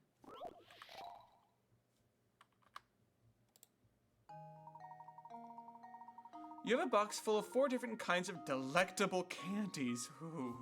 Arranged in no particular order. Your job is to divide the treats into 5 equal portions using your 5 equal portions. To do so, you need to make sure each portion contains the exact same number and variety of snacks. Ah. All the sweets in a single portion must be connected to each other. Okay, it's a 5 by 5, which means there are 25 candies. 5, 6, 7, 8, 9. There are 10 of these round boys. And then 5 of everything else. Okay. Okay. Which means we're going to cut all the things that are the same away. So those are guaranteed lines. Because those two have to be together, one, two, three. Then we need those 2. Oh.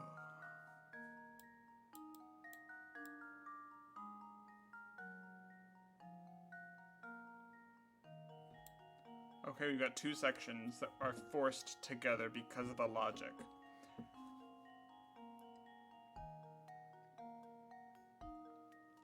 Which means we get this one for free.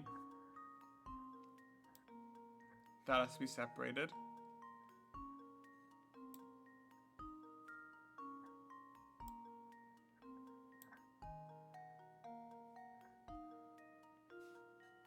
One, 2, 3. 5 sections, okay. I think that's correct. Let's see if this works. That was almost too easy. Lovely. Yay, it's all divided up now. Here's some for you. Woohoo, thanks a bunch. All these candies taste like garlic. Oh no, the garlic in the shop made my snacks all weird. Now I have to throw them out. Oh, I'm sorry, hon.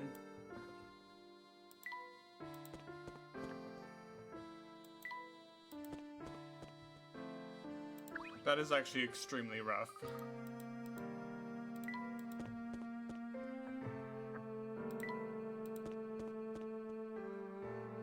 Okay, we're trying to help out those two girls with some teas. Which girls are there again? Naris, who we can help. And Marina. Hey, mister, if you want to make some medicine, do you think you can, like, combine some leaves and clovers?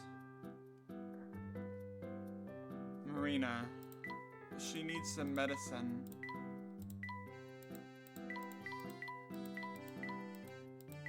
It's got clover. Works on colds. Marina.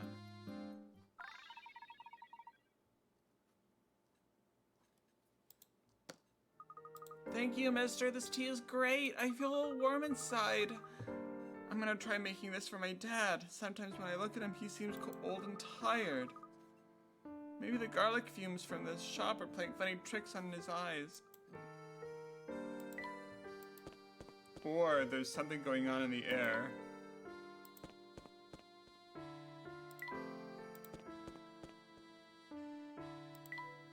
Oh. Nerys.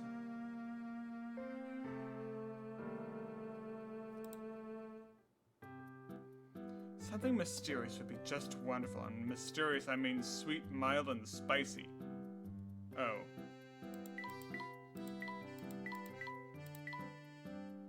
Sweet, mild, spicy.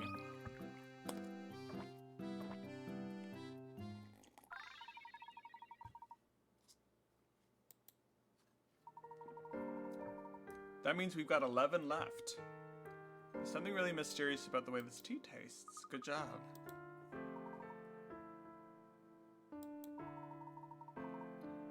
Creepy ghosts in town.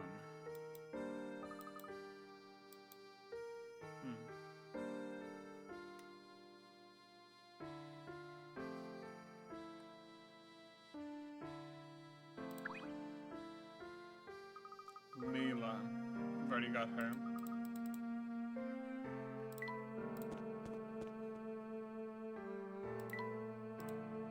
Let's go through the list. There are 10 left. Dawson. Yep. Derby. Yep. Dogie.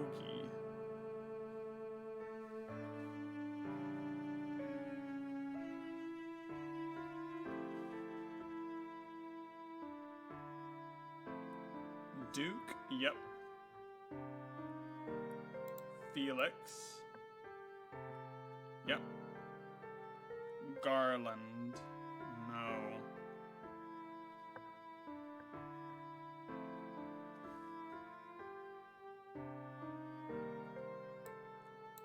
Joff.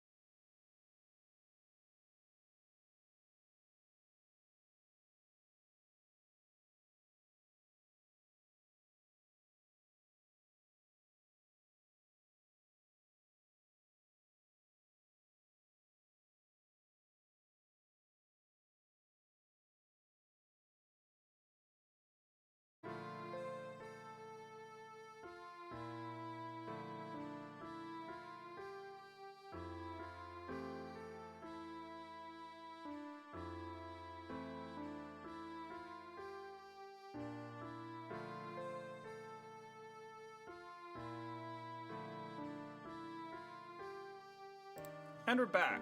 Sorry, I had to take a bathroom break. Okay, so we are at 15 of the T people. There's 26 total. I'm pretty sure. 26. Oh, 16 out of 26. That's not good. That means I missed somebody. Shoot.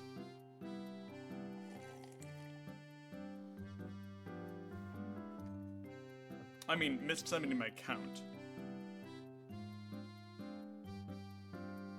We're gonna go from the top. Dawson.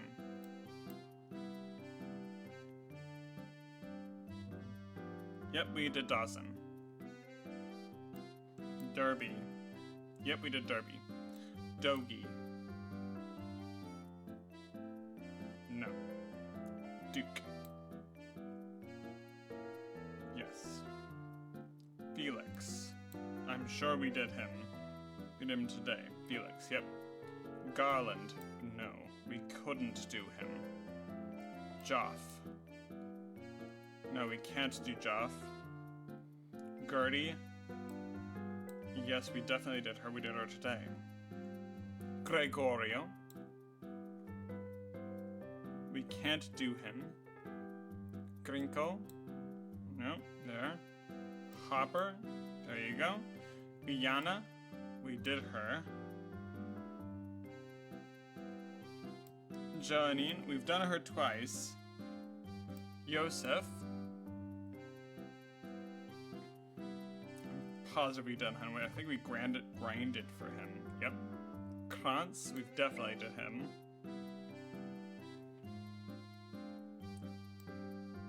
Leela. I'm pretty sure we just did her. Yep. Luke, don't know.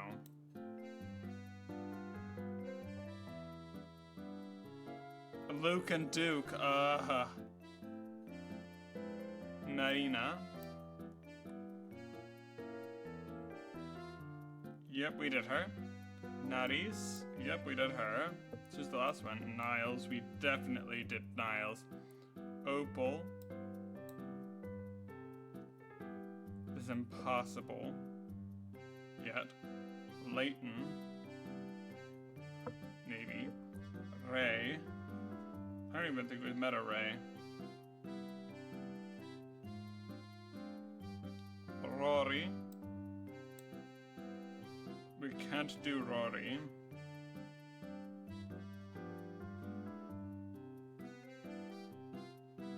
Sammy. We can't do Sammy.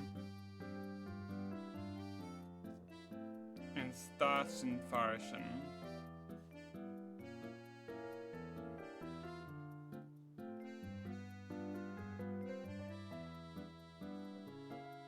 Here's the person we missed. Stachan. 16, 17, 18, 19, 20, 21, 22, 23, 24, 25. Yep, I have the last list of people that we need. Okay, Dogie. Can we help him?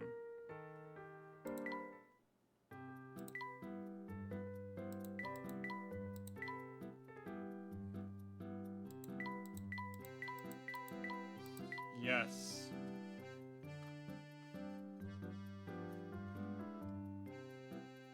Garland, no. Joff, no.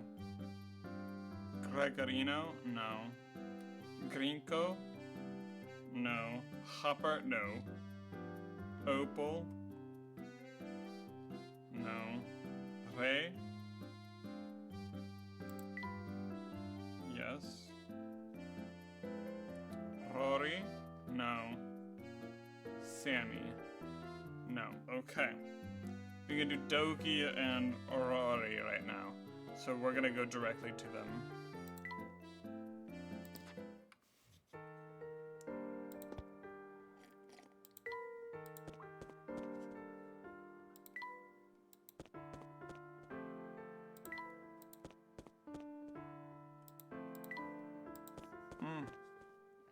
This tea is so good. Uh-oh.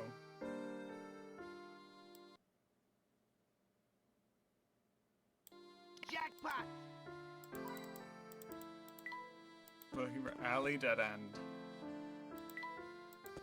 Northeast Alley. Flooded Street.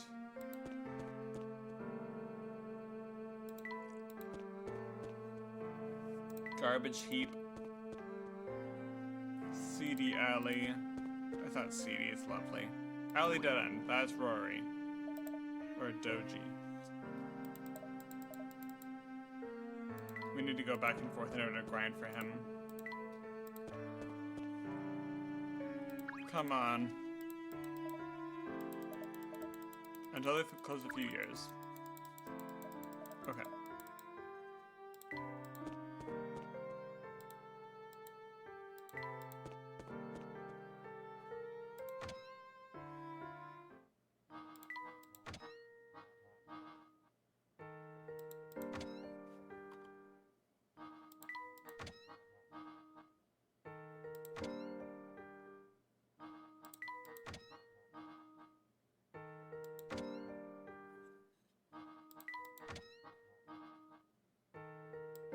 Oh, there he is. Over here.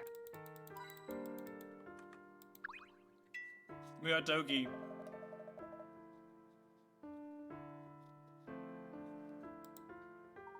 Well, to me, it's quite a resplendent place. What? You mean to say that it's fancy? I agree with you on point, but now that its mind's been shut, there's not much I can say. I gotta kiss the town, my income source, goodbye. This town's dying, and I just don't know it yet. That happens a lot. There's a town in New Mexico that had a wonderful turquoise deposit. But eventually it was all mined out, and the town died. It is a dead town. That's a rather bleak thing to say. Honestly, it sounds as if you could use a lift. Layton, saying... Come on, Layton. You're usually really smart, but you have to know that towns are living creatures. If they don't have an important resource, they die. Can't say to offer you like that, but I can't say no to an offer like that, but I gotta tell you, I'm picky. I need something with a bit of a kick to it. Got anything spicy?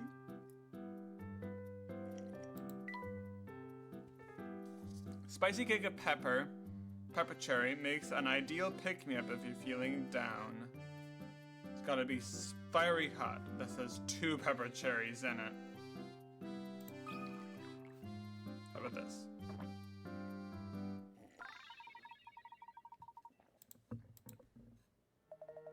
Good and strong, like a morning slap in the face. It tastes just like what we made in the mines. Good to hear the tea meets your approval. Much obliged, fellows, but listen, take it from a guy who knows. Closing down the mine we did is more dangerous for the town than any vampire. I mean, there's nothing in the mine anymore. Eventually mines are tapped, buddy. No money coming in from gold. It's just a matter of time before Folsom turns into ghost town. I mean, that's how boom towns exists. Boom, they're there, and then they vanish. Found one. That's just how it works.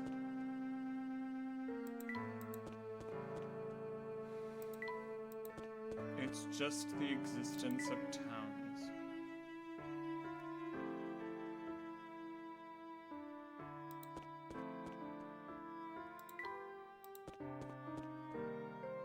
There's nothing that can be done.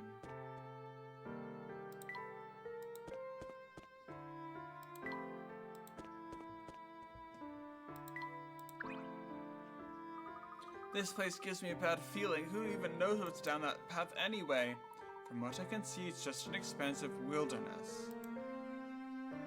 Wait, I thought we were told to go there. Oh, there it is. Duh. Talk about a spooky place, but look at that. What I can tell, yes, it's quite a castle. No wonder people might think her... By the way, I actually saw a bat. I saw a bat yesterday in broad daylight, which could mean it had a mental illness. Bats don't just go out at night, or in broad daylight. It was 1:30.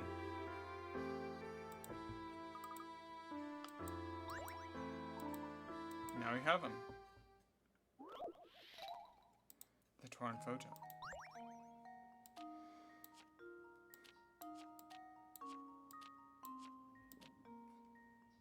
Let's start with the corners.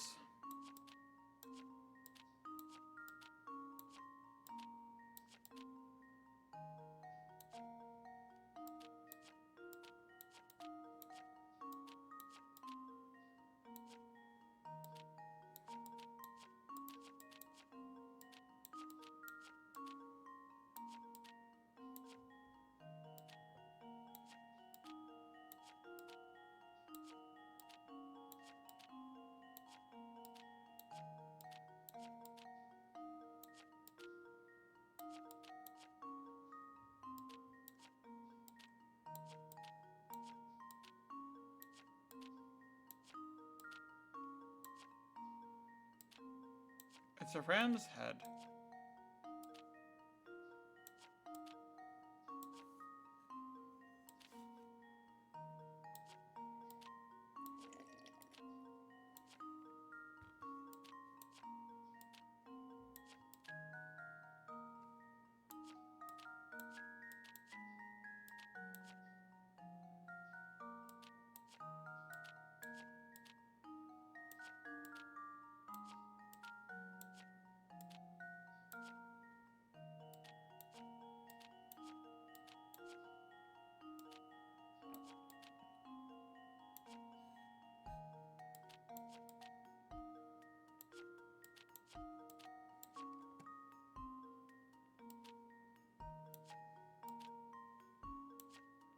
I love jigsaw puzzles.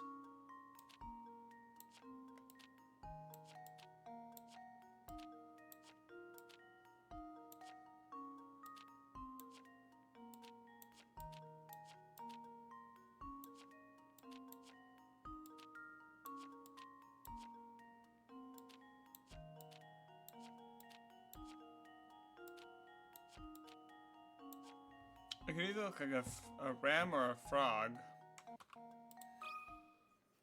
Just leave it to me. That was almost too easy. I mean, look at it. It could either look like a frog going meep, or a ram, which is pretty obvious. A ram with a very bushy body. I'm gonna say it looks like a ram, but if somebody were combining two families whose family crests were the frog and the ram, it would be a perfect representation of that. To be one family is the ram, one family is the frog. Whoever would have designed this would have done very good work at it. There, that's all of it. Gosh, Professor. Without a ventured guess, I'd say that what we're seeing before us is a photograph of the Elysian box. Oh, look! The design of the box looks the same as one of the fountains in Folson's. Yes, I've noticed the resemblance myself. An unusual emblem. It suggests some sort of demon, doesn't it? Demon? It's just a ram. Well, that seems appropriate, doesn't it? I mean, the box did kill the poor Dr. Schrader. Well, perhaps it did, and perhaps it didn't. We won't know for sure until we have the item in our hands. For now, our best course of action might now to show this photo to the townsfolk and see what they say. Sounds good to me.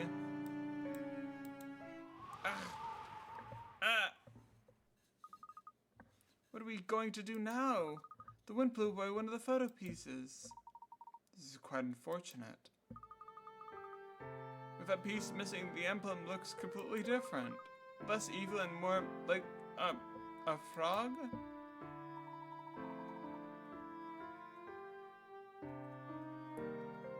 Well, if we don't lose any more pieces, it won't look like much of anything.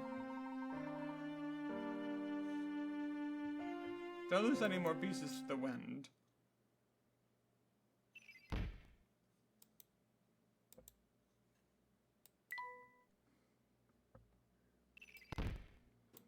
Well, if we have the whole thing together, it certainly looks like a ram. But you're right. If you don't have it, if they just smooth out those other eyes, it certainly looks more like a frog.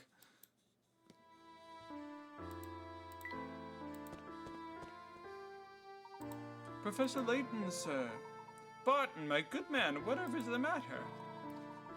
The inspectors found the person responsible for the Dr. Schrader's murder. Oh dear, are we gonna get blamed for a murder again?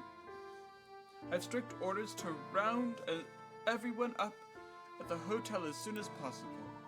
Understood. We will head to there right now. Luke, let's hurry.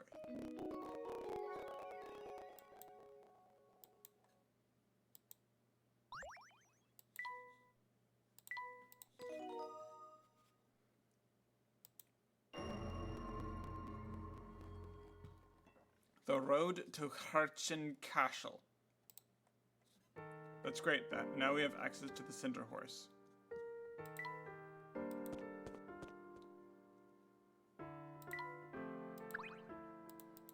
But we can't go there yet. Okay, we're gonna make our way to the hotel. Without talking to anybody.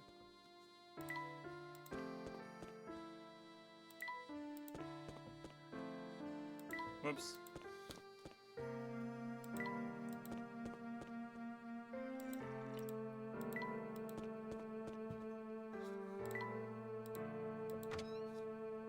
We can't help Opal. We don't have the Cinder Horse yet. Ah, Mr. Layton, so glad you could finally join us.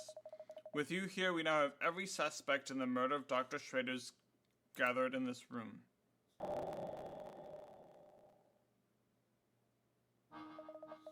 A few days ago, renowned archaeologist Dr. Andrew Schrader was found dead in his London home. By the way, I'm pretty sure that this is the actual Inspector Chelney. I'm positive that this is the actual Inspector Chelney. So, and the previous one was Don Paolo framing us. So, we are actually seeing a real inspector trying to do their job properly. So this is actually where it matters. A few days ago, renowned archaeologist Dr. Andrew Schrader was found dead in his London home.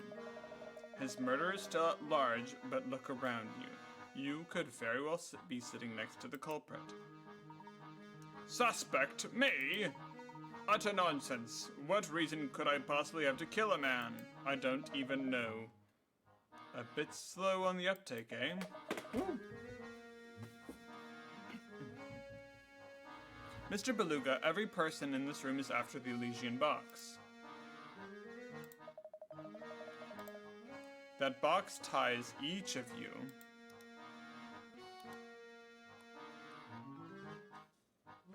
to our dead man. So there's no doubt that one of you here did the deed. I'm sure putting this case together has been a triumph of police work, Inspector. So tell me, what facts have you unearthed in these few days? Watch closely now, Mr. Layton. This is how we unravel mysteries at Scotland Yard. You have my full attention, Inspector. Please, hypothesize away. I first learned of Folsom through the evidence obtained at the late doctor's office. According to his notes, Dr. Schrader spent quite some time in the town researching the Elysian box, whether I learned that he died shortly after returning home to London. Everything came into focus. I believe our criminal first spotted the doctor when he was inquiring about the Elysian box here in town. spying a chance to obtain the coveted box. The fiend followed the doctor to London and murdered him. That's quite a deduction worthy of London's finest. So, out with it. Who's our man? Hold your horses, I'm getting there. To summarize, the culprit must have been to Folsom's before. What's more, this person must have also had the ability to travel freely between here and London. Now, as we all know, only those affiliated with the Military Express have that ability. Oh.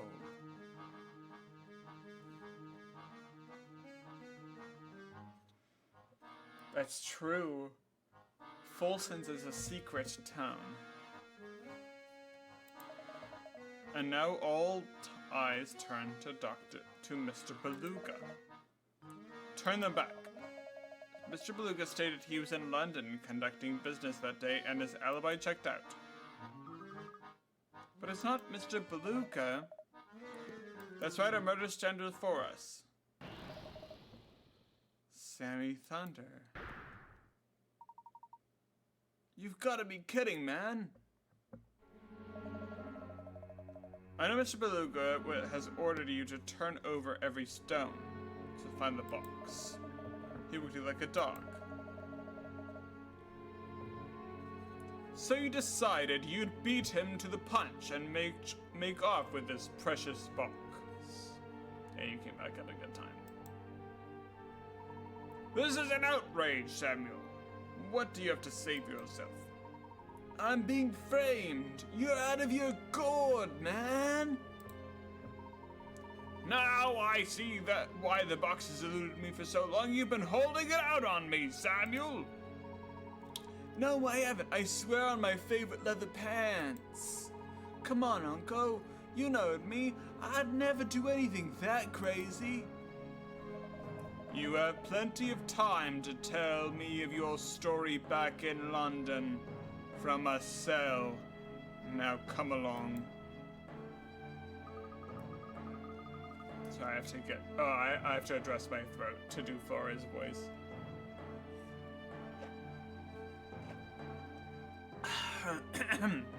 Sorry.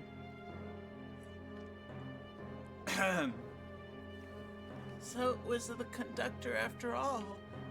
I didn't think he had it in him, but at least we can all rest easy now. Professor, do you really think Sammy could have committed such an awful crime? Well, all we have to go on is this single torn photograph recovered from the doctor's room.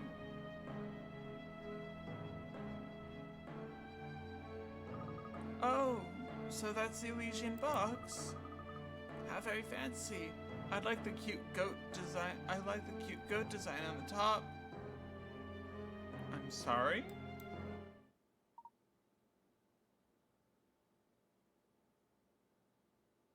Flora? Oh my. Flora. Huh? Thank you, Flora. I knew something didn't quite feel right, but thanks to you, it's all come into focus. Really? Do tell, Professor. Oh, come on, officer, man. My only crime is rocking, and rocking ain't a crime. Yow! Let me go. You I did his voice pretty good, didn't I? know what's good for you. You can't me if he knows what's good for you. I believe we've all committed a large and rather unfortunate oversight. Can't you see I'm in the middle of something right now, Leighton? Where are you going with this, Professor? No one here has ever seen the Elysian box that we've been looking for.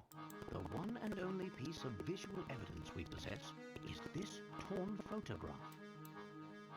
And get to the point. The point is this, Inspector.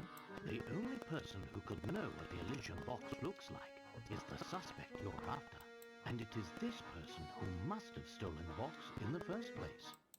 Yes, and I've got the slippery fellow right here. Ow! Take it easy, officer. Pipe down, you hooligan. And watch the hair, will ya?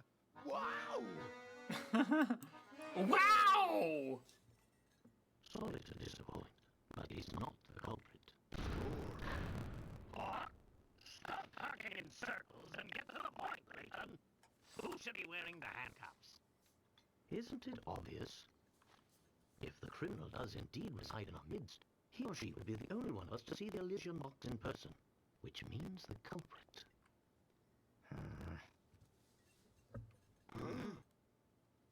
Must be you then. What? Flora! Inspector, look here. That's the photo I dropped. Indeed. This, for those who don't know, is a piece of evidence recovered by the inspector. It's a photo of the Elysian box, and I have every confidence that this shot depicts the real thing.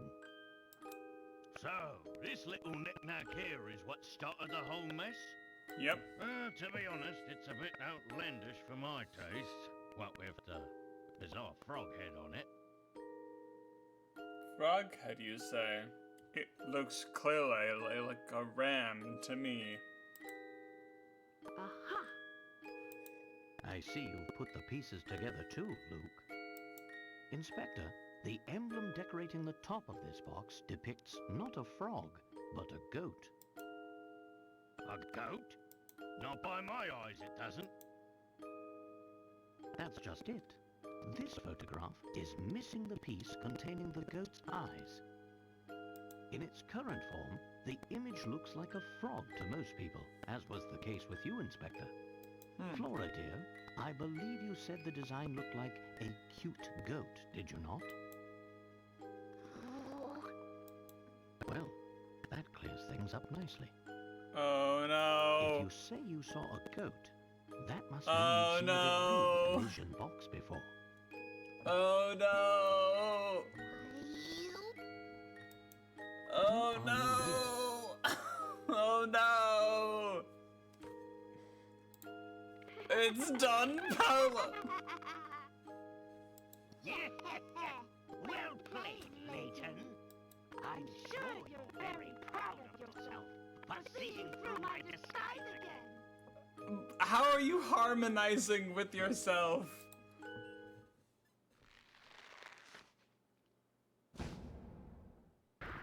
It's Don Paolo.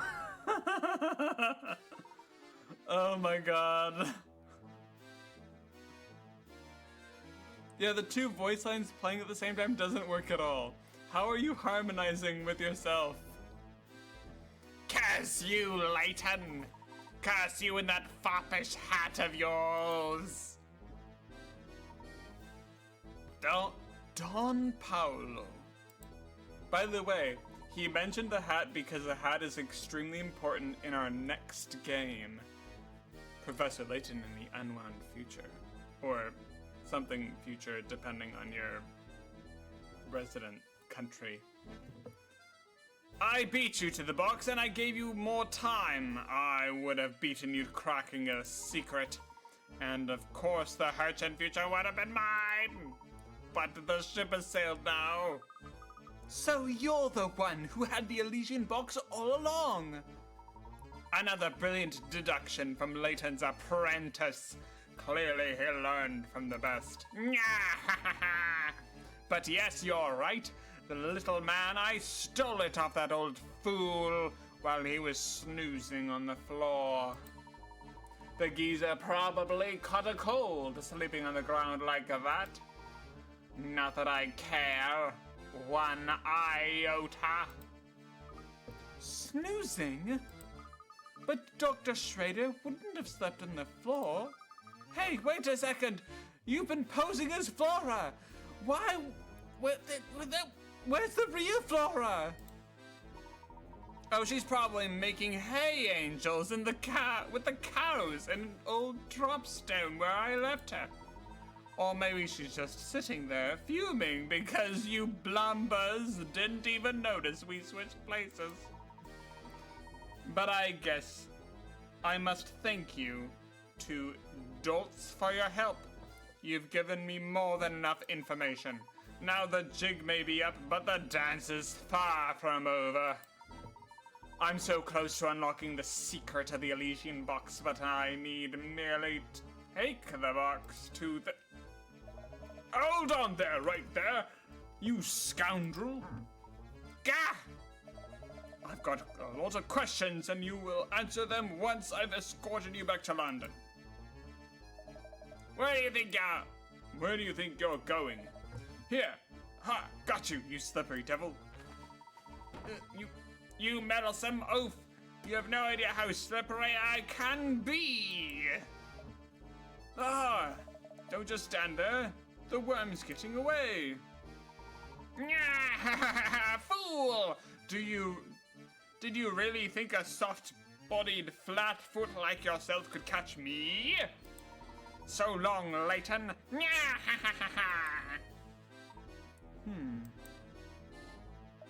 Think you can give me the slip, eh? I'll catch you yet. Oh, wait for me, Inspector.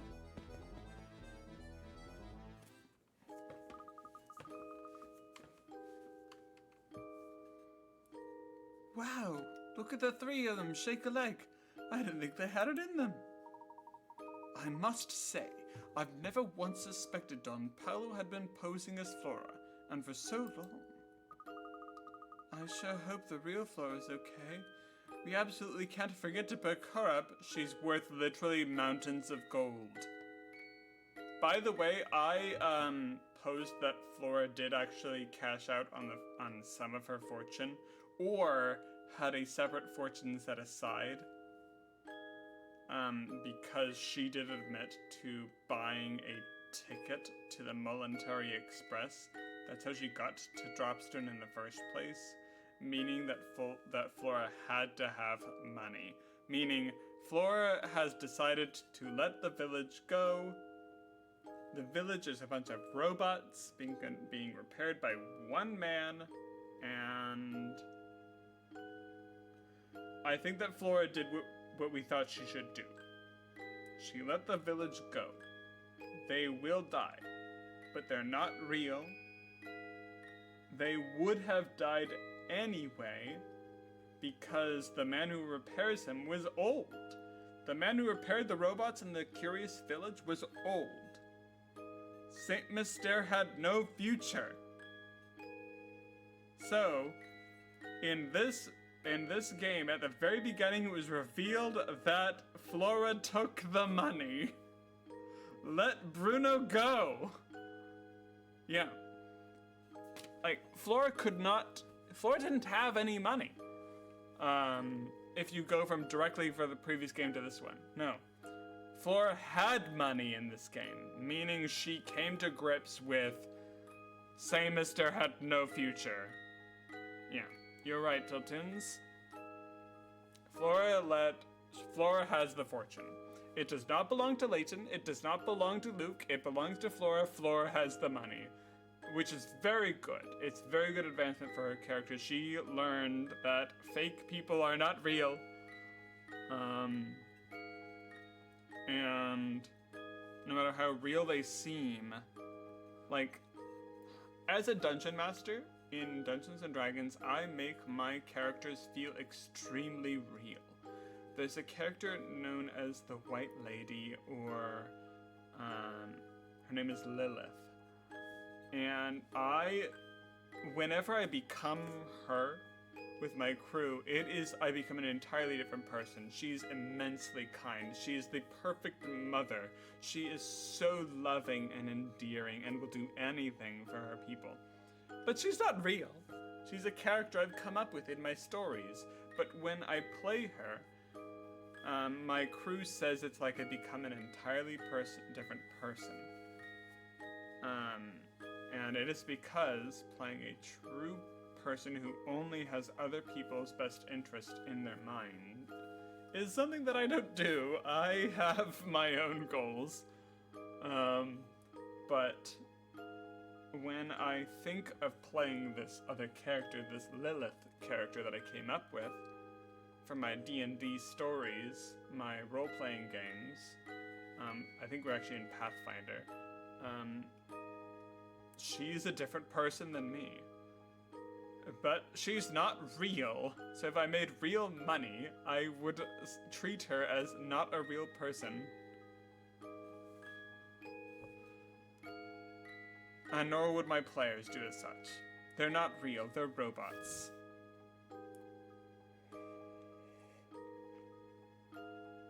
Let Bruno enjoy his life.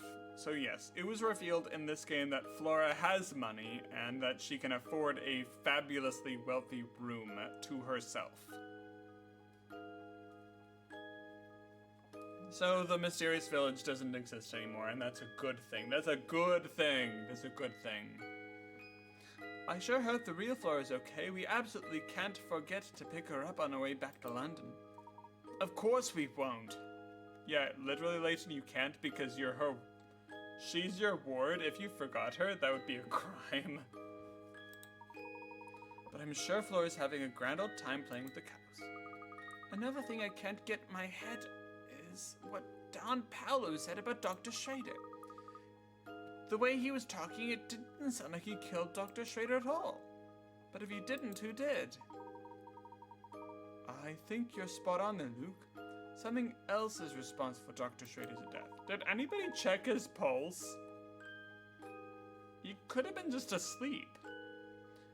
Right now, I'd say the Elysian box is the key to learning what that something was. Then I guess we've reached a dead end. If only Don Paolo didn't run off with the... Wait, Professor, look.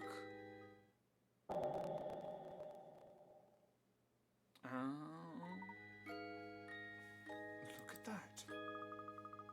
He must have dropped it when he was running away. So this is it, the Elysian box. At last, the box. Inside sleeps the key to uncovering my family's fortune.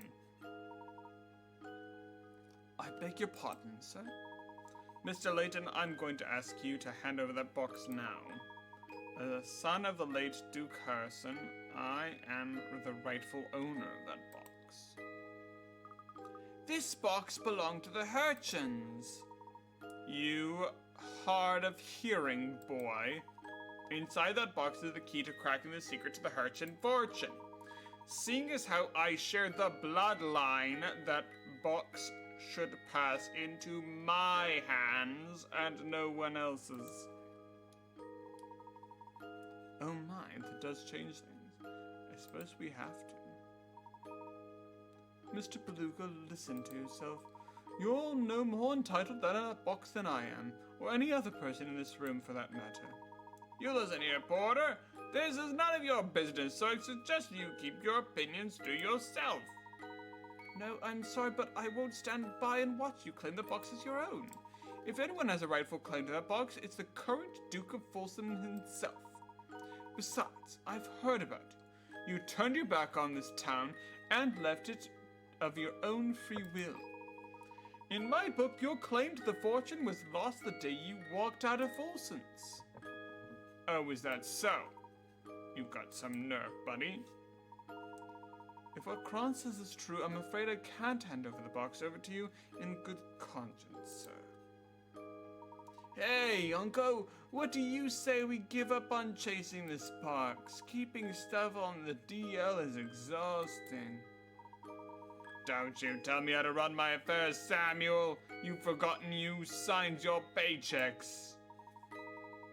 I never even wanted to be a conductor in the first place. Plus, playing errand boy is getting old, man. It's more than a guy like me can take.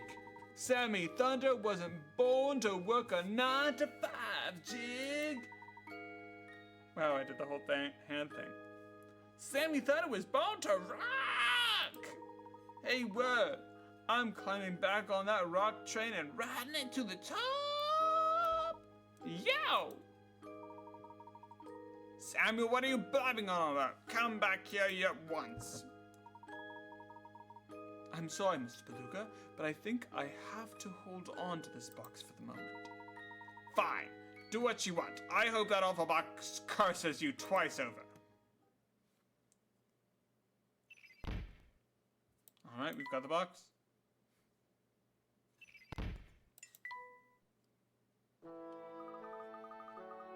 It seems Don Paolo wasn't responsible for the doctor's death. Maybe it really was the Elysian Box's fault after all. It seems like the doctor had already collapsed by the time Don Paolo arrived on the scene. Perhaps you're right, Luke. The box could very well contain a lethal element that killed the doctor. But without seeing the box's effect in action, how can we be sure? Surely you don't mean... I too, Luke. We must open the box ourselves. It is the only way. Please, just hold on a moment. Katya? Is there any way I can convince you to let me have the box? It's of vital importance. Before I do that, I would need to know more first. Why is the box so important to you? I'm sorry, it's not for me to say. But I must deliver that box to someone important. Who? I can't tell you.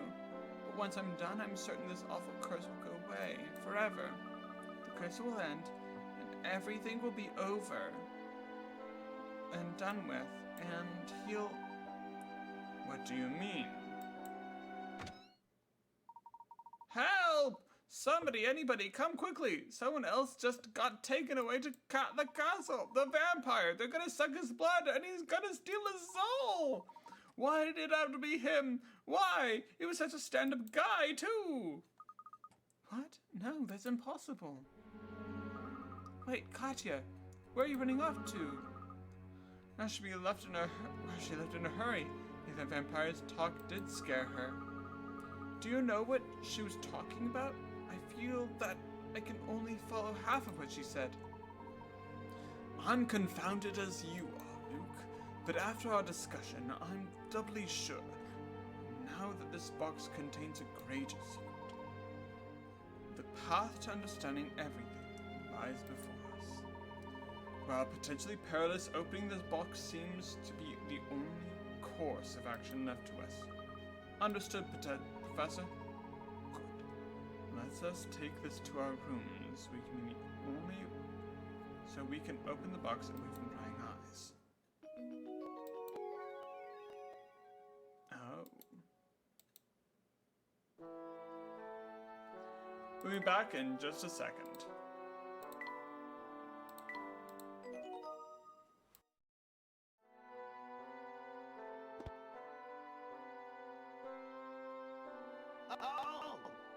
Over here!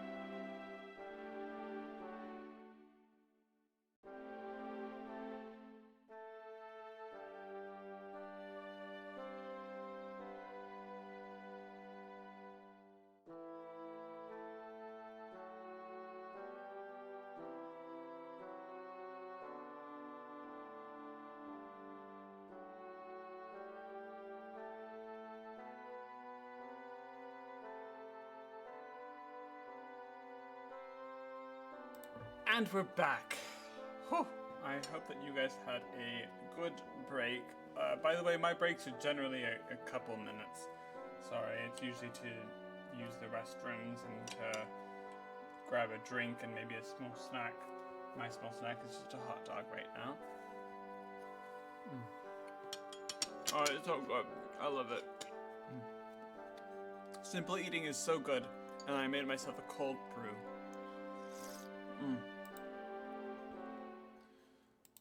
But we shall go to our hotel room.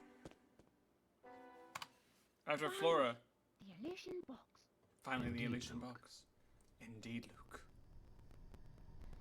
Don't open it! Yep.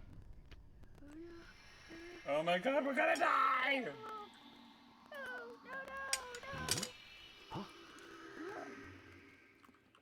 Nothing. Huh? The box is empty, and we're still alive.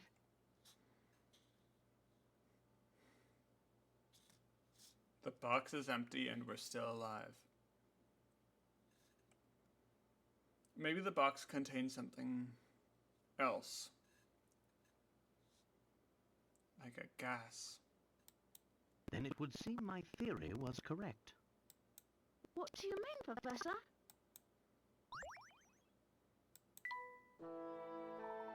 We must head back into town and do a bit more asking around. I need to confirm my suspicions.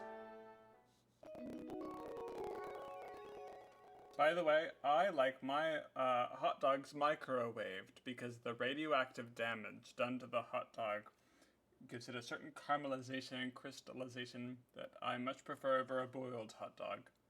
It's just so good. Oh my goodness.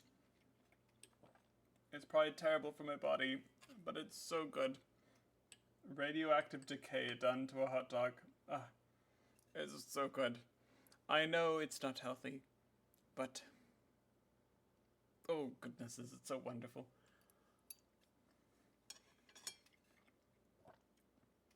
However, not a lot of people might think, oh, microwaving food is dangerous. It is. It's a little bit, maybe. I mean, it's just a different way of heating things up. It heats it up from the inside. Lots of people say that hot dogs are not good for you, but goodness, are they delicious. And I might say, if you love something, you should always have it. Because if you are made happy by something that you consume, the happiness that you get is eustress, and eustress is great for your longevity. Do what makes you happy and you will live forever.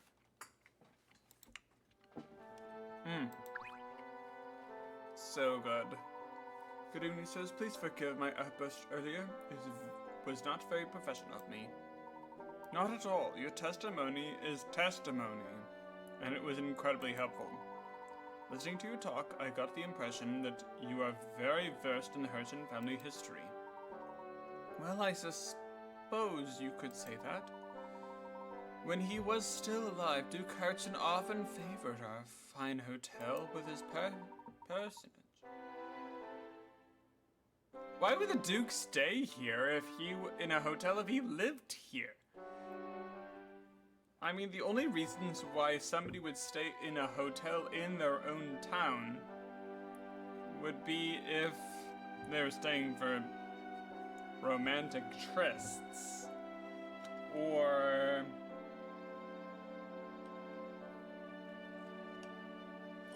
that's a good question, or if they were so inebriated from alcohol that they couldn't drive themselves home.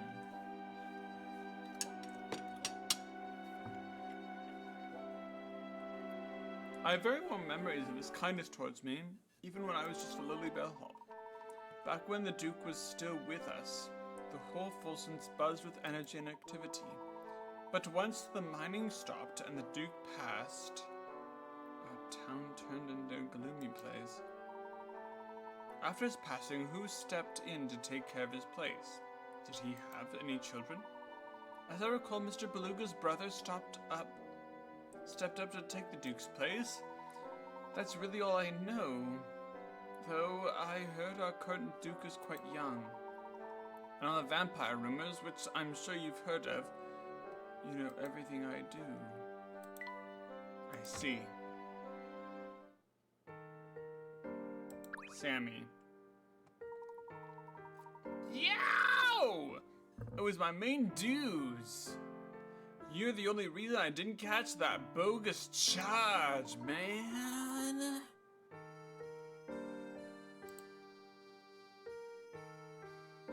Sorry, 1 second.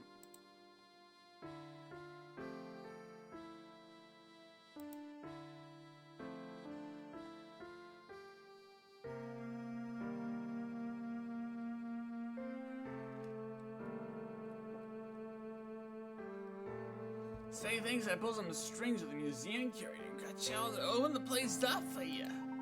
It's not much, but maybe you'll find some righteous info there to help your case. Check it out! Thanks, Sammy. I still haven't gotten over to discover that Miss Beluga is actually part of the Hertzen family. Yeah, my uncle never really told me much of that all. I just knew he had some kind of blowout with his dad, the Duke, and decided to leave for good. He did a lot of talk about brother he left behind, though. He was a real soft spot for that guy. But I know it looks like the gnarly vampires running around the castle. I hate to say it, but I doubt anyone survived that wicked scary monster moving in.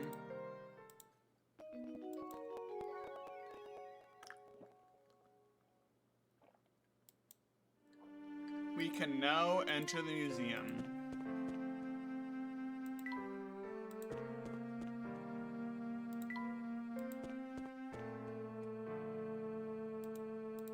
Oh, over here.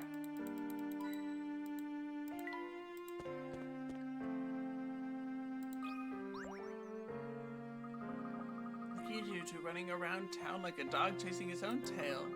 Actually, watching you reminded me of a fabulous puzzle. Listen up.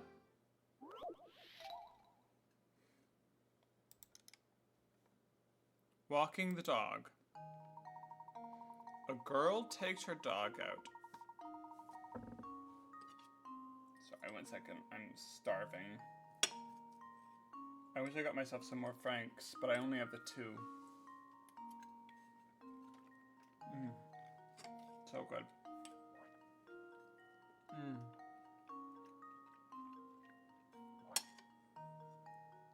One more second.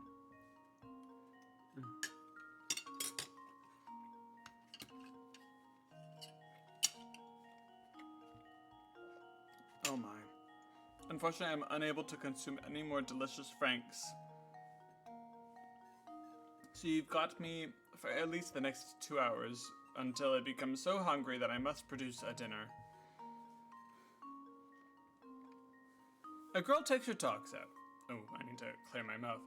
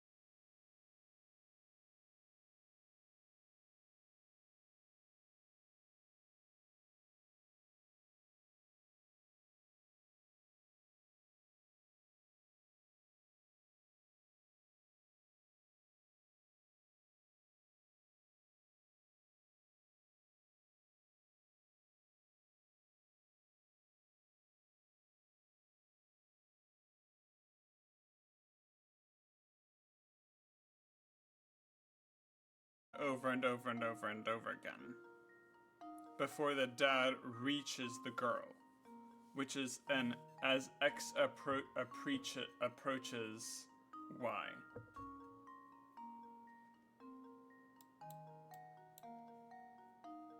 What is the limit? This is calculus, by the way. This is calculus in disguise as a riddle. But remember, everybody, this is not math class, this is a riddle.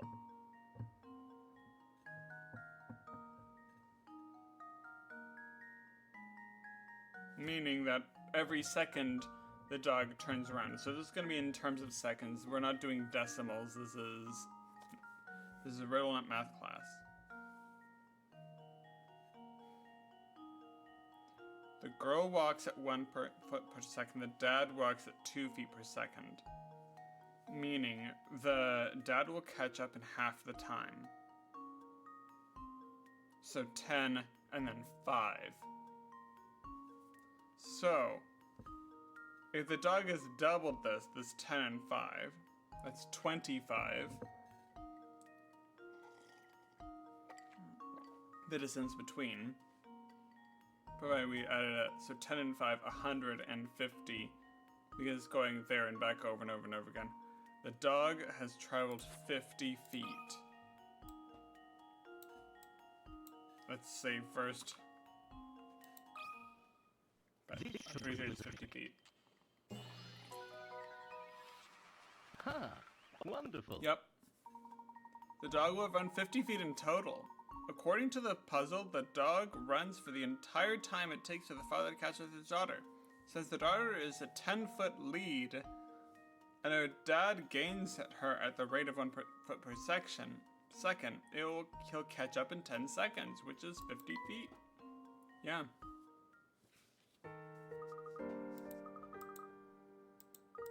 Yep, we run around, and we got the cinder horse.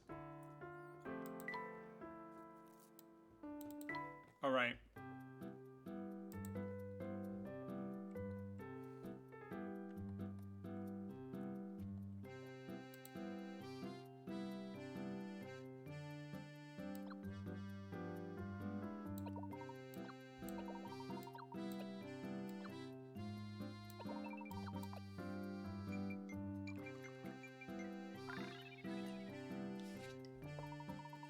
What an interesting blend of fruitiness and subtle smoke.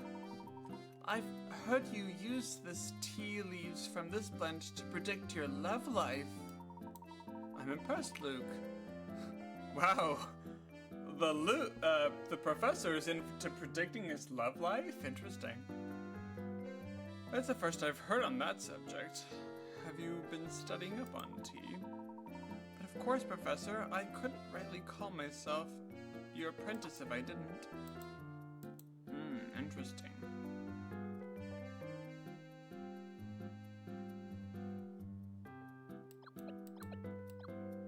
Brisk berry. Belt. What?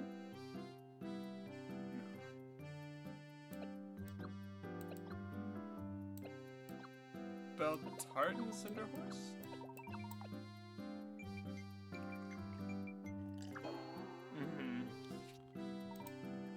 I've never seen a tea congeal before. Looks more like pudding, Professor. I'm gonna need a spoon to drink it. They seem fine. Not for me, though.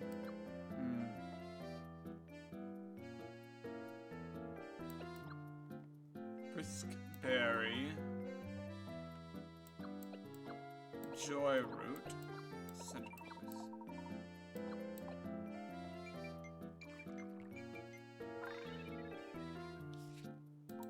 Impressive. One sip and I feel rejuvenated. It's smoky, yet it has a wonderful sweetness.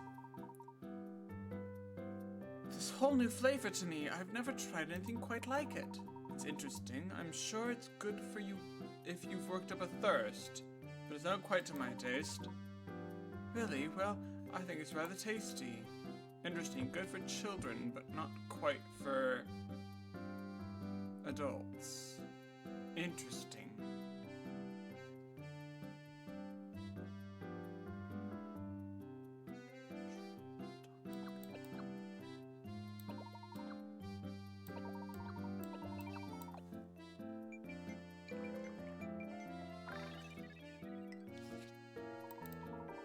it's certainly odd. It's only has a distinct taste, but the more I drink it, the more I like it. If you're fond of it, you're more than welcome to finish the cup that I've been drinking. Sorry to hear that Cinderflower isn't your cup of tea, Luke. Ah. More for adults than for children. Joy root, pepper cherry, cinder.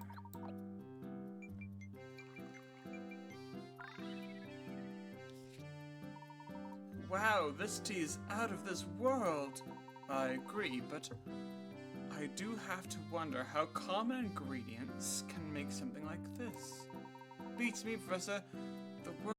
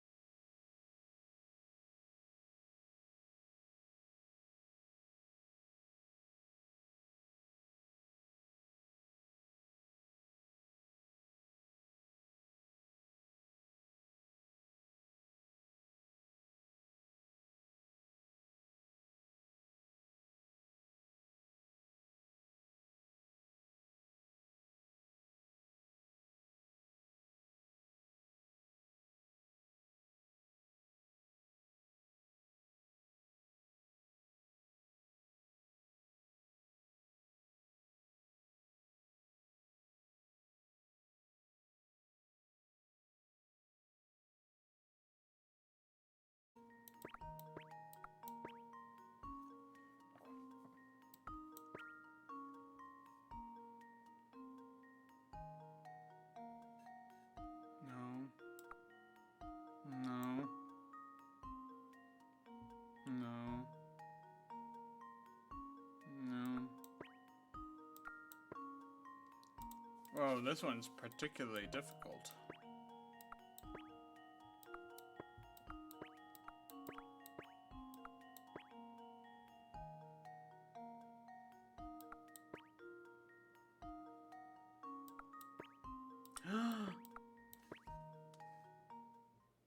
This should do the trick. I did it. A true gentleman leaves no puzzle unsolved. Ah, wow. It always ends up in the center. That's how you know.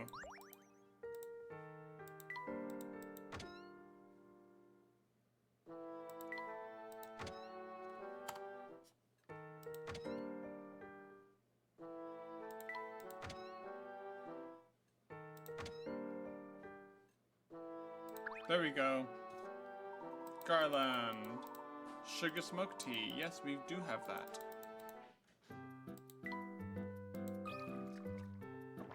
Garland. Done.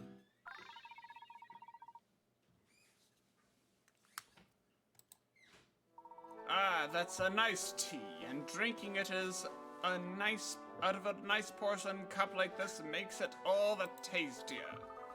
I've got to hand it to you. It's amazing. You could even taste the tea with this place smelling as garlicly as it does. I do love garlic. It is a wonderful food. And don't get me started on how well it keeps. Here, check this baby out. I've been holding onto this clove of garlic for nearly 10 years. One sniff is guaranteed to send vampires running to the hills. Did you say you've had this for 10 years? Bleh. Carry that around with you and vampires won't be the only ones staying out of your way. Valid. Oh, over here.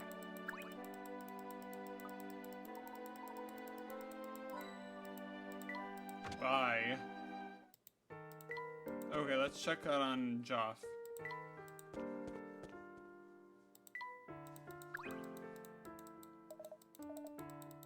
Yep, he keeps talking about that. Okay, we gotta go up and down his tower.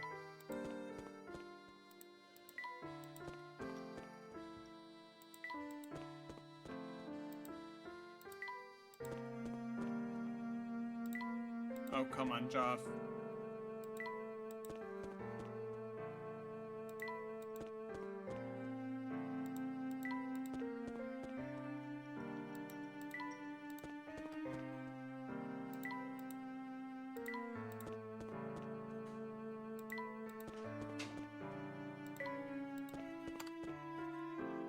There we go, Joff. You two, there's an emergency. We're all in big trouble now. Oh no, what's going on? It's my tea. It's not sweet at all.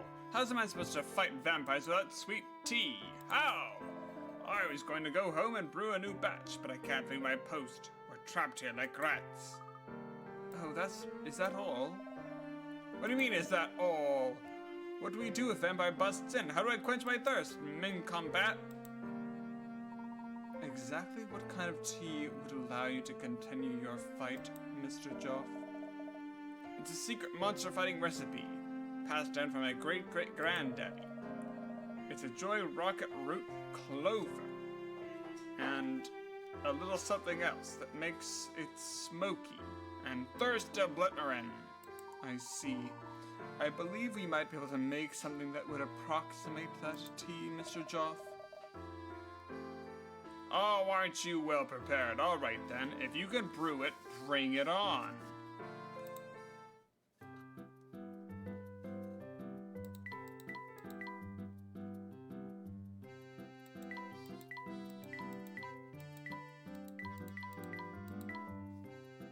Smoky tea with clover and something sweet.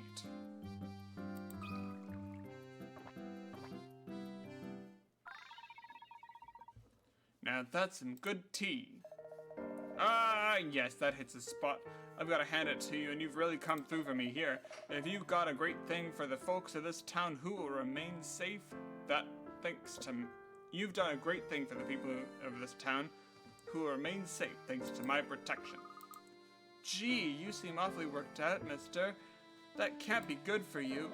Listen to me, boy. You can't underestimate vampires. They're cunning creatures. Just when you think you've spotted one, kazam, he vanishes you. The bottom line is, don't tempt fate when it comes to vampires, so stay away from Hurton Castle. Okay, sir.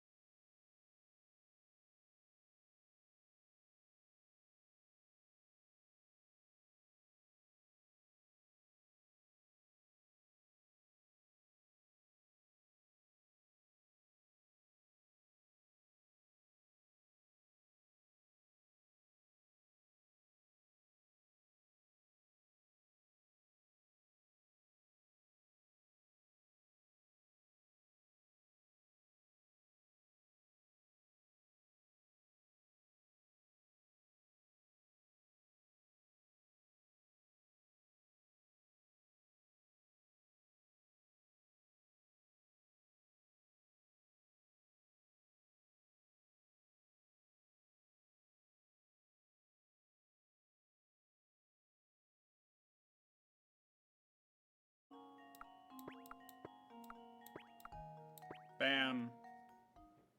This should do the trick. And there we have it. All right.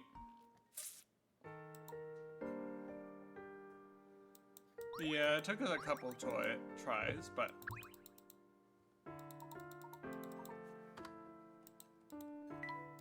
daydreams is the last word he says. Okay. I'm gonna try to get tea to Opal and to Rory and to Sammy.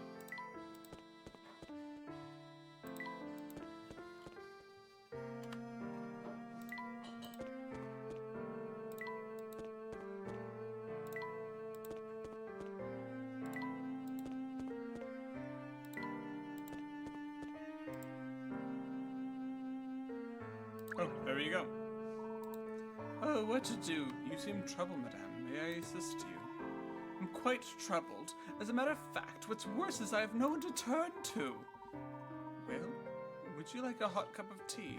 If nothing else, it should bring a bit of cheer to your day.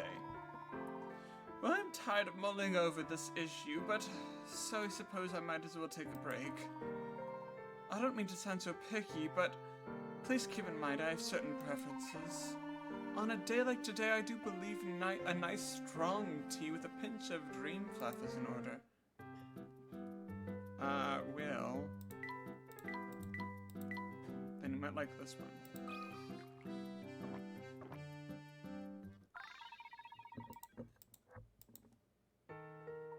Oh, this tea is just what I needed to lift my sagging spirits. Could I trouble you to lend me your opinion? It seems some trouble in my family. You see, to be quite frank, it's all a bit much for me. Oh, please continue. Just a few weeks ago, the contents of my father-in-law's will were presented by his lawyer. However, the way he demands his property is just simply baffling. The specifics are written up in a strange riddle. Please decipher it for me. A wealthy land baron passed away, leaving his land to be divided amongst his sons. A section of his will is written below. I want my 4 children to each receive a parcel of property containing an orchard, a house, and a pond, and an open field. Everyone should receive the same amount of land. Orchard, house, pond, field. Alright, it's a 16 plot property, which means it's divisible by 4. Everybody gets 4. Alright, so we divide the things that have to be divided. Houses, of course, must be divided because they're the same type. Fields also have to be divided. Okay. House, field, orchard, pond. House, field, orchard, pond. Okay. House, field, orchard, pond, house, field, orchard, pond. Bam. This should do the trick. Yes. A true gentleman leaves no puzzle unsolved. It is the only way. Now that everyone has finally come out with some amount of land, they can finally stop grumbling. Oh, happy day. Ah, Sammy, damn it.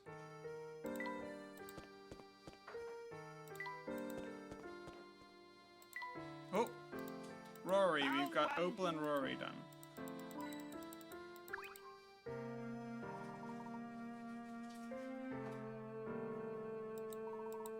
I don't suppose you know anything about fortune telling, do ya? What sort of fortune telling do you have in mind? This is tea with a oasis leaf that lets you predict people's love lives.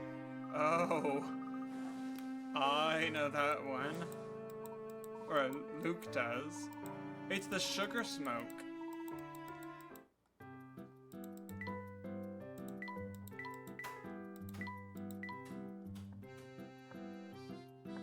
A unique blend of fruity flavor with smoky undertones that the leaves then go down to the bottom of the cup to predict your future love life.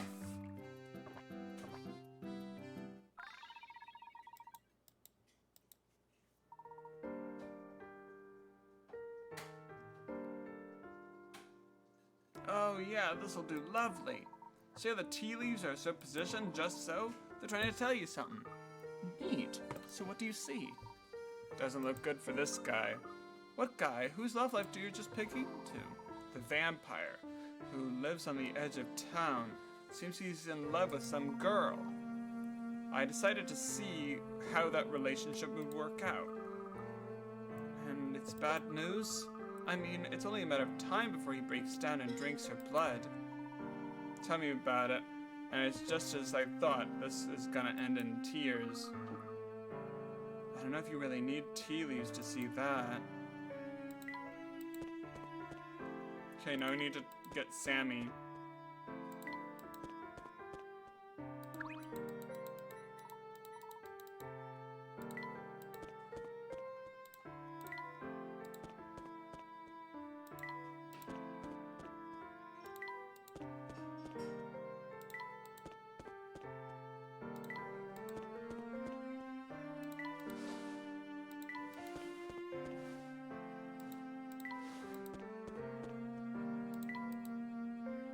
Jackpot!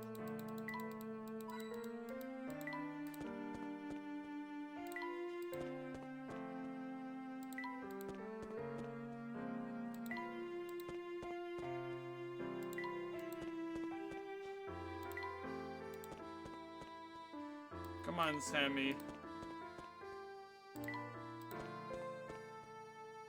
There we go, Sammy!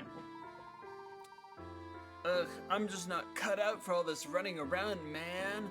Check out how gnarly my shoulders are.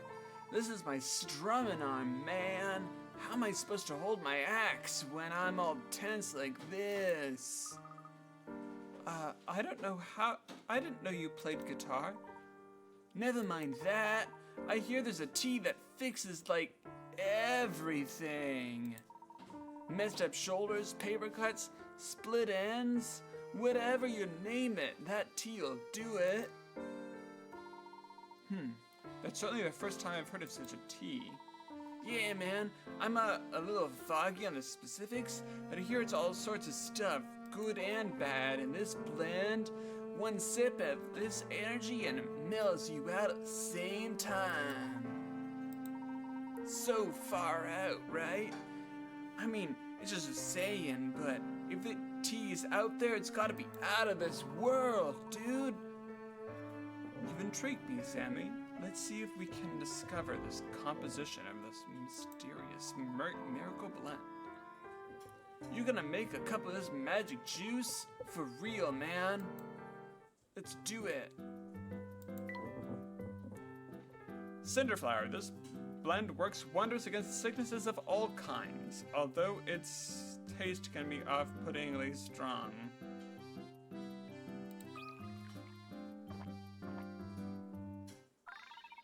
Yow! That tea is so good it made me hit a high note, man. Talk about original flavor. To top it off, my shoulder feel loose and ready to tackle whatever guitar solos come my way. Rock fans of the future are going to remember this man who saved Sammy Thunder's career. All right, we got Sammy down. Sweet. 1, 2, 3. That means there's only 4 teas left to brew. Let's double check. Yep, 4 teas left to brew.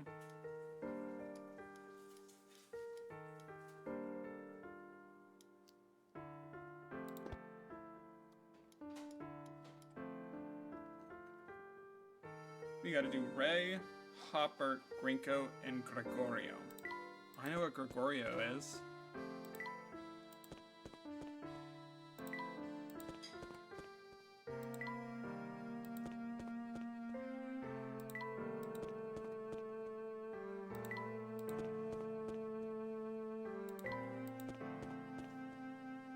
You're Gregorio. They named Gregorio, and I love chess like mice like fancy cheese. If you solve this ill chess puzzle, I tell you what I know about potions. That sounds fair. Show me what you got. Knight's Tour 2. It's another Knight's Tour puzzle.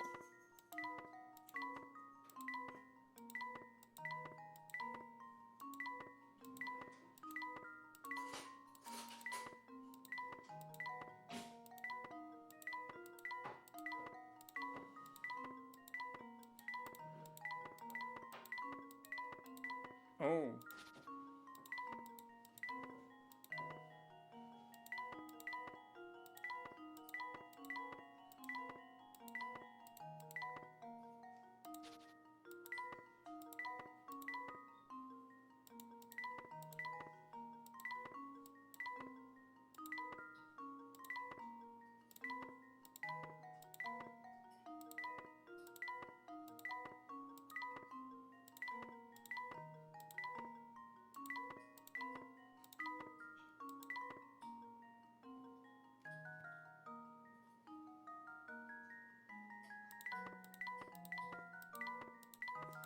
Bam. Consider this puzzle solved. And there we have it. Well done. Sharp thinking, sonny boy, real sharp. Now, what was I going to say? Ah, yes, the Harchins. Way back when Harchin Castle used to be quite the hot spot. The rich folks would throw balls there. Now, no one near place. Castle supposedly got vampire willing in it. What I wouldn't give our things to go back the way they were, but you know. Name's Gregorio and I love jazz like baby loves smooshing food on their faces. We can conversate if you want, but first you must solve a riddle for me, yes? Fair enough, let's get to it. Knights tour 3.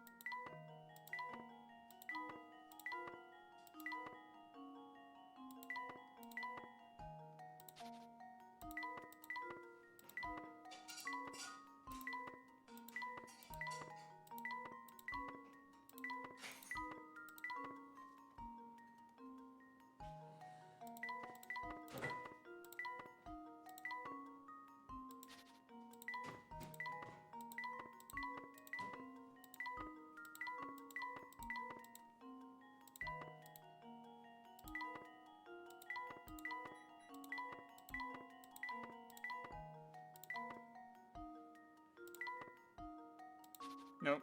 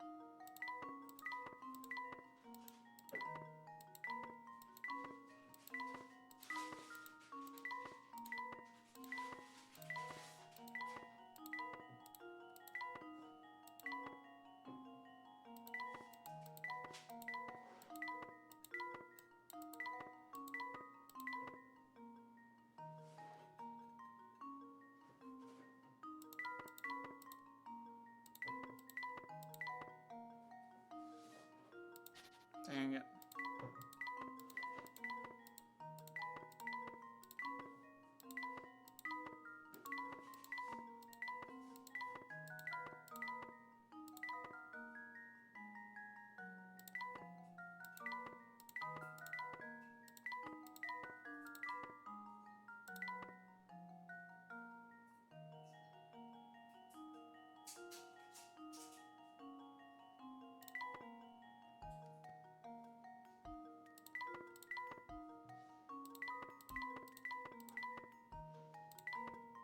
Ah, so close.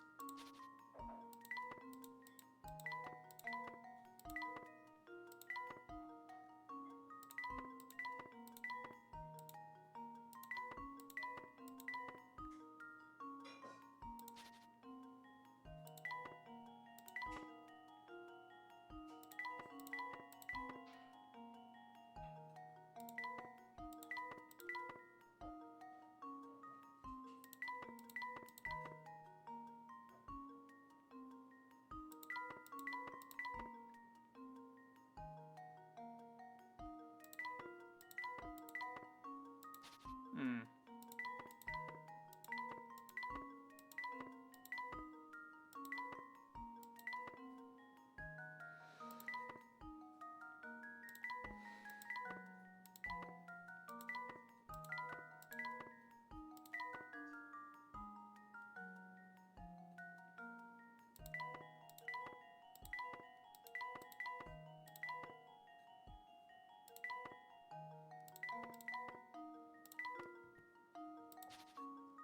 I think I'm gonna need to use a hint for this. We got plenty, so.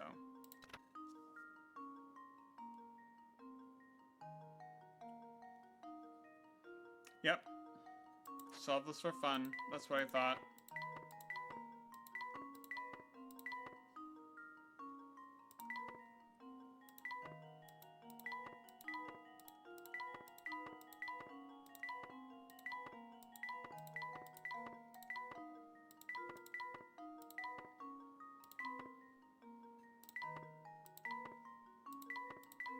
Death.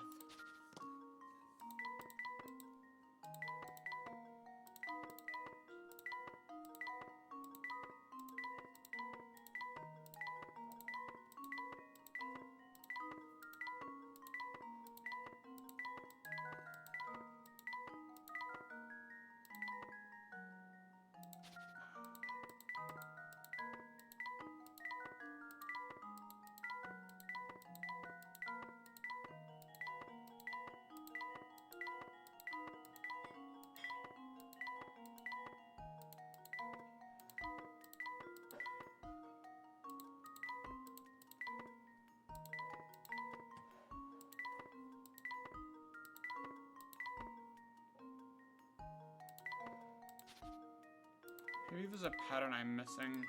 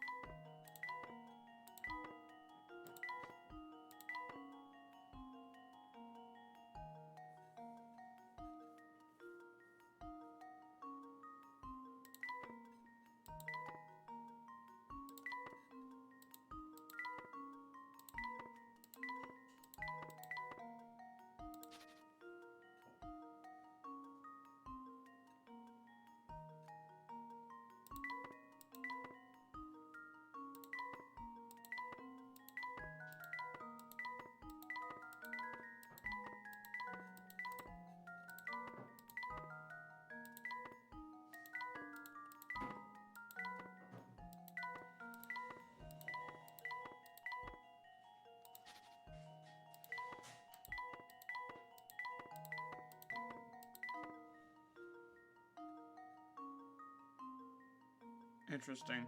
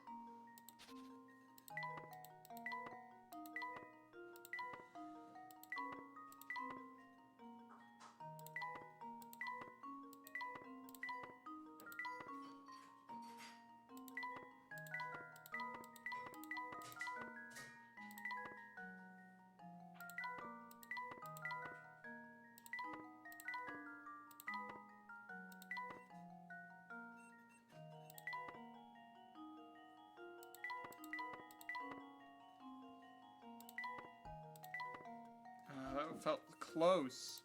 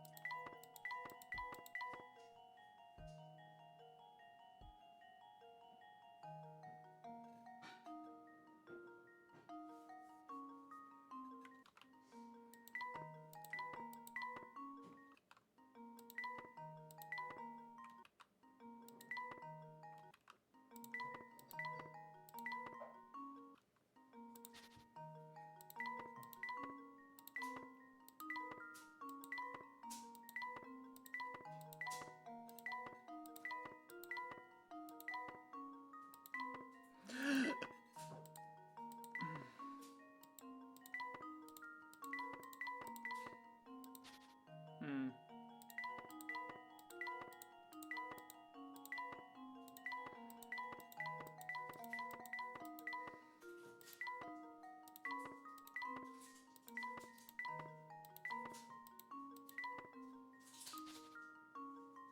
I'm gonna try working clockwise.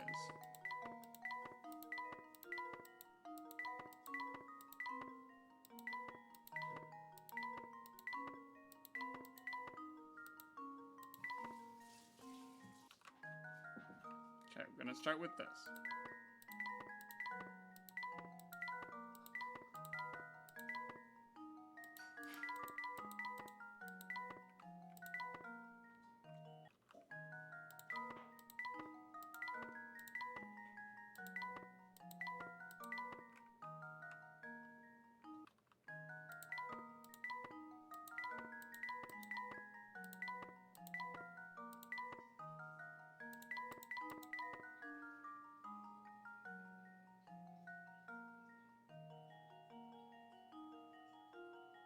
No.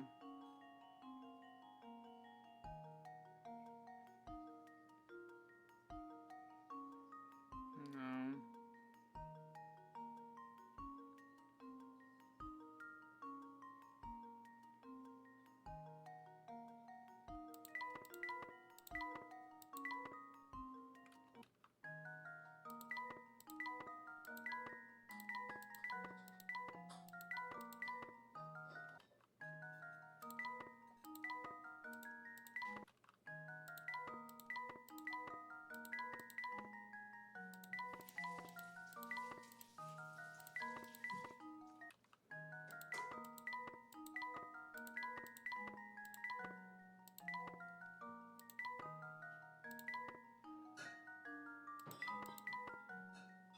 Hmm.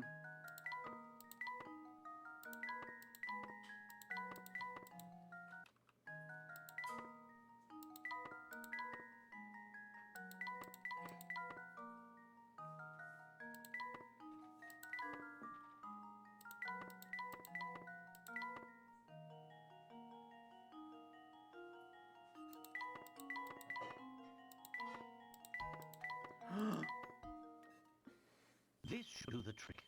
Wow. A true gentleman leaves no puzzle unsolved.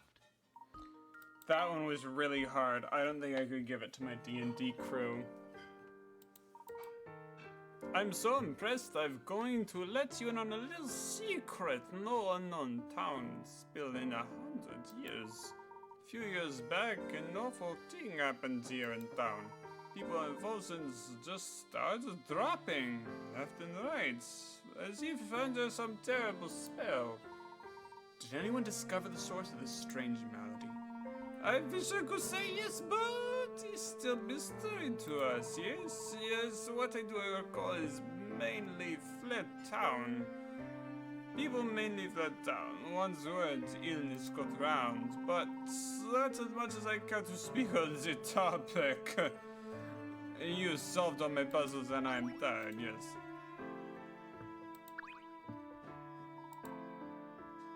Gregorio.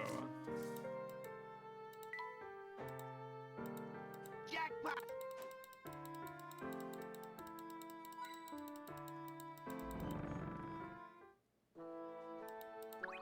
And we are meeting Grinko, curator of the museum. Sammy told me about you two, and I hope to find you find our resources helpful in your search. Please feel free to pursue the collection of our museum to your heart's content.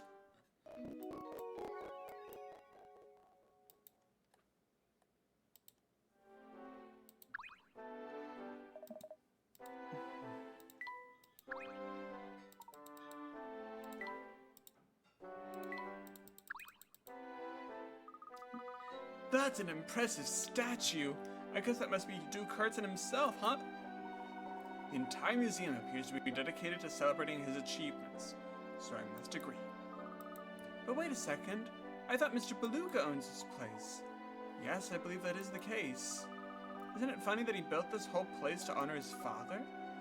Maybe he's not so bad after all.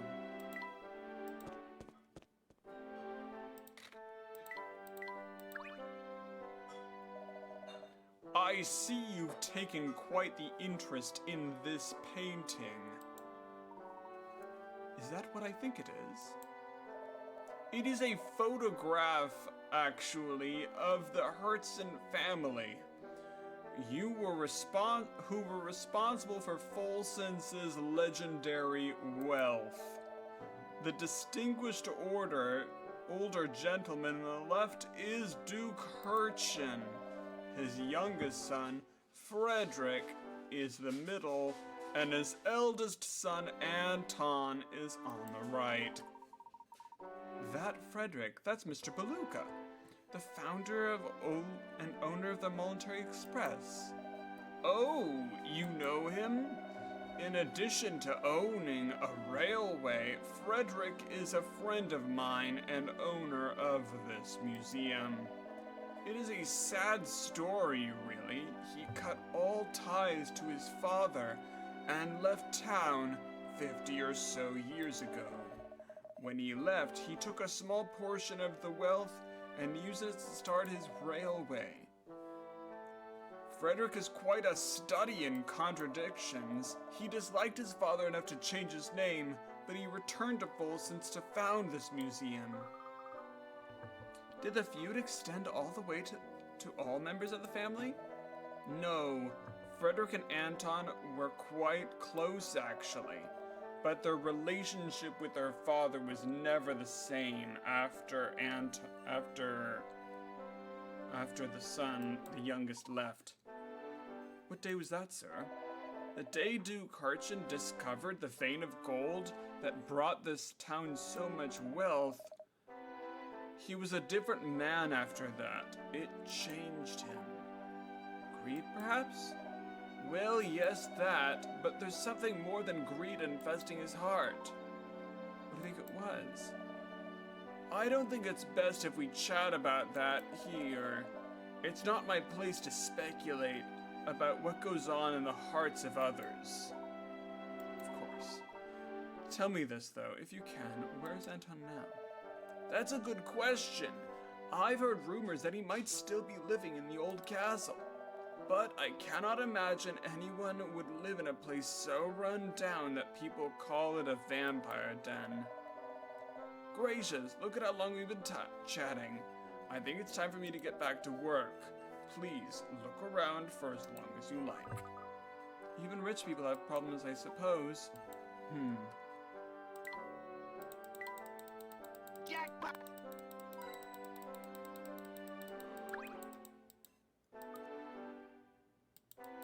There's even a picture of the late Duke. He died a while back and left back a fortune.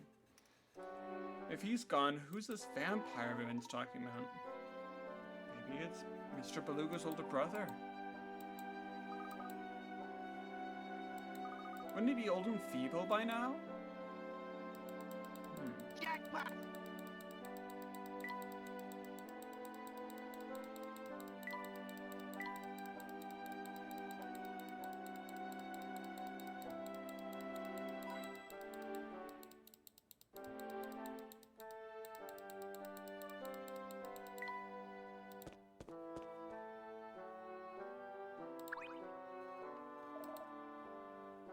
Am I correct in believing that you two are searching for a lead on the box?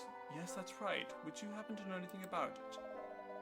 I'm sure you already know that the Elysian box is a Herschend family heirloom.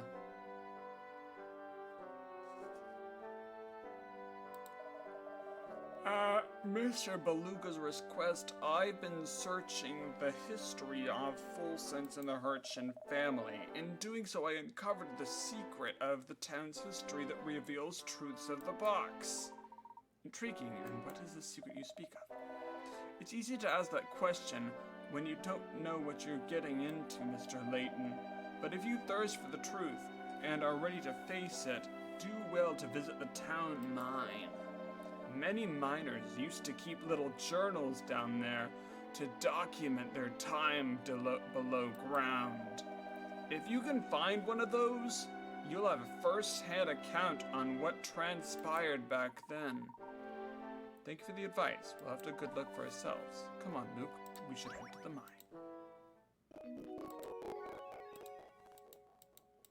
I see.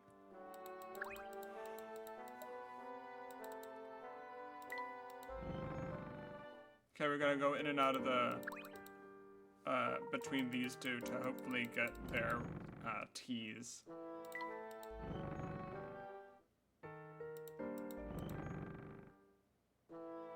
There we go.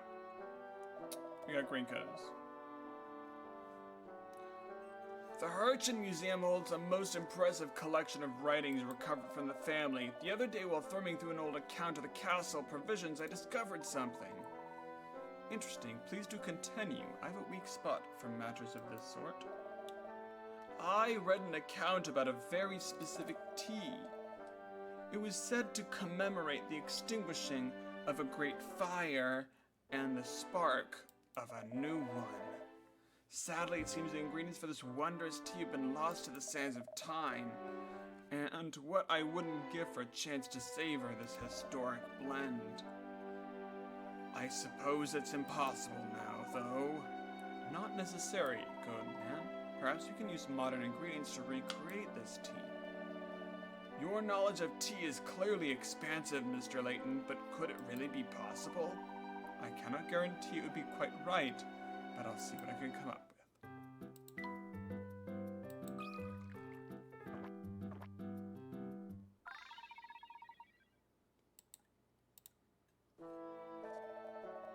Ah, now that's a legendary tea. The flavor almost moved me to tears. I am to please, sir. Ah, you'll have to excuse me. I've gotten emotional over a cup of tea in a long time. It's not much, but let me share you this. Mystery cube. The diagram... Ooh.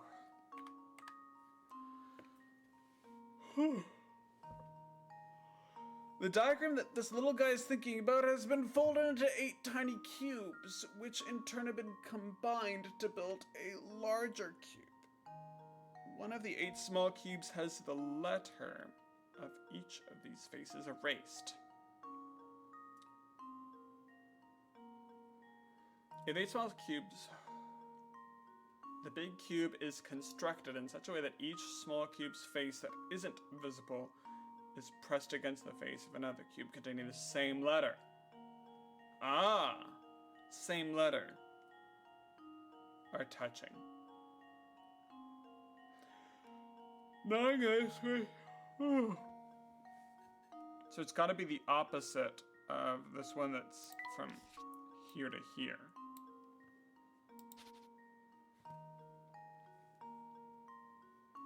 C, so if they're all the same cube, C leads to A, and A is an A.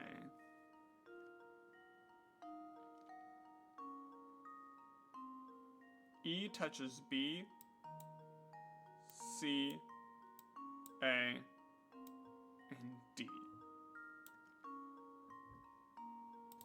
E is the opposite of F.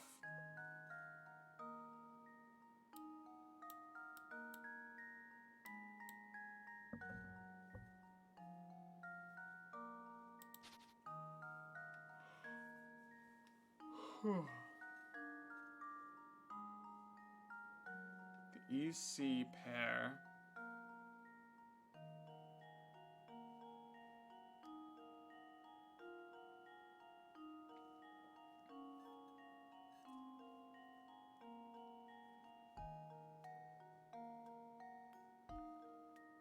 B faces C, so B is on the underside, which means D is on top here, which means D is on the bottom there. Which means B would be on top.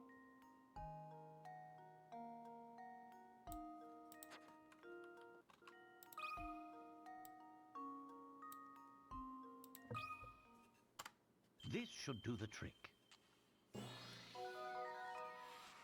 And there we have it. Grinko. Yeah.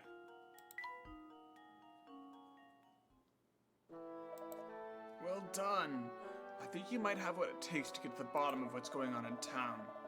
I don't think I've got much help to offer you in the way of help, but I'm rooting for you.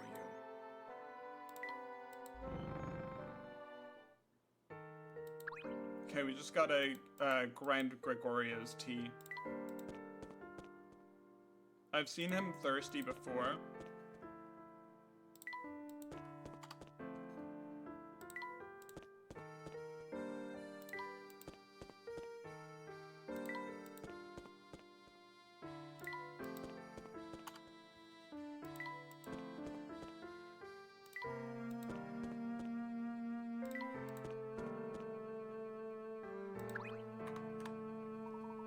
Thank goodness you came back to make me tea. I can't get on with my chess game until you do. I'm parched, Sunny boy. Brew me up something sweet and smoky that'll take care of my dry throats.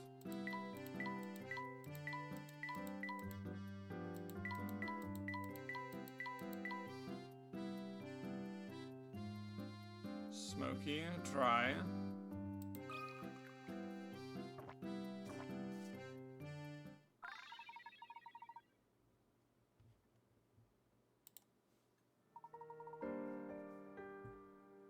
Oh, now that's a refreshing cup of tea. Yes, of course. I shall move knight over to A5. I see a little tea works wonders. In the Herschel Museum, you can find books and chess strategy used by aristocrats in the past. The peculiar thing is, not new strategies have been developed in the last 50 years. It's almost like time has stopped. Huh.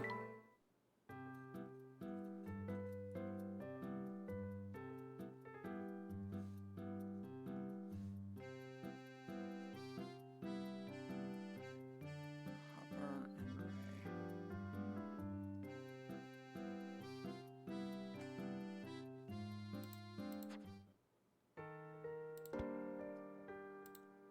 Thank you, Gregoria. That was interesting.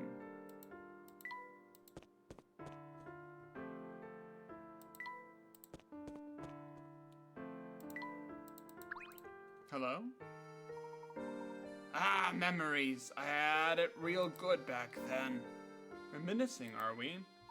Yeah, back in the day we had this cafe in town that brewed the most amazing tea. I mean, Folks would flock to Folsom's by the hundreds to taste this wondrous tea. That's what it was called.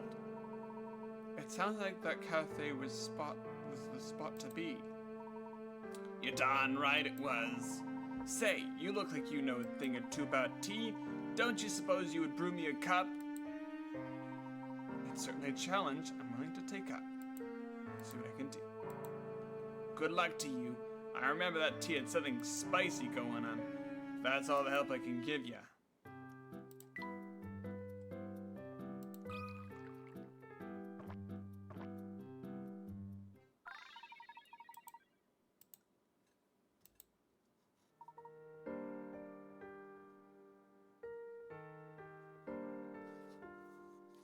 Now this is it! I used to play cards way into the night with my buddies while drowning myself and come to the cuff of a stop.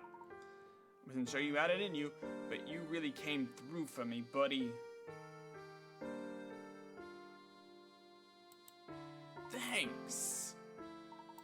You're a smart one. But you're not the first clever guy to visit town. We used to get loads of them.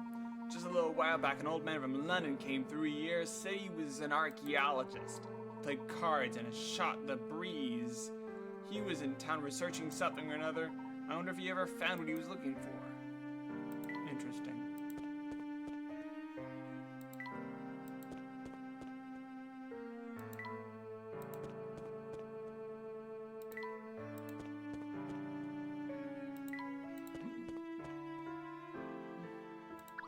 Hello? See these shades? They're my favorite pair. But no matter how I wipe them, everything's still blurry. From where I stand, the lenses look just fine. Perhaps the root of the problem is your glasses at all. Maybe your eyes feel strained. Now that I mention it, I guess they do. Well, I think I'll be, aren't you, the fast thinker. If you can learn to relax, your eyes might feel better. How about a cup of tea to aid in the effort? Tea, huh? Well, heck. If it's no bother, I'll take you up on that. Something relaxing and maybe a spicy and earthy would be great.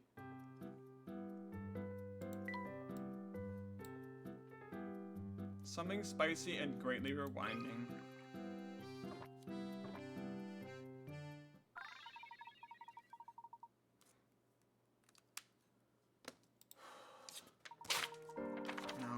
That's one spicy finish. I like. And you know, I think my eyes do feel better.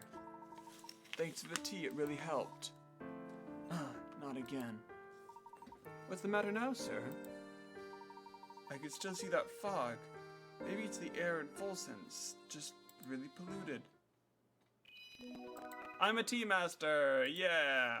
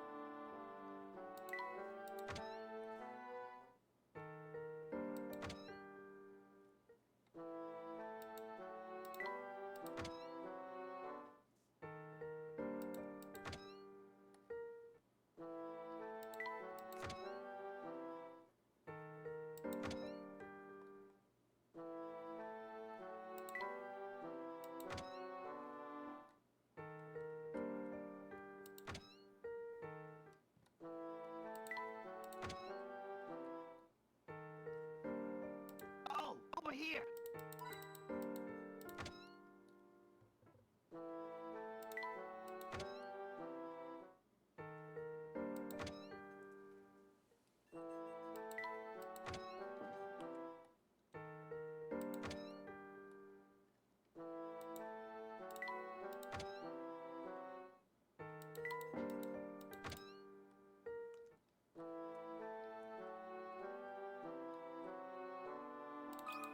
Oh.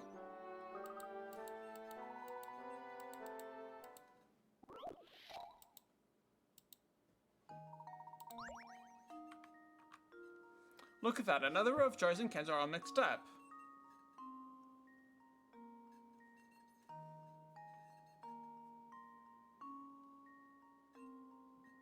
Ah, group them.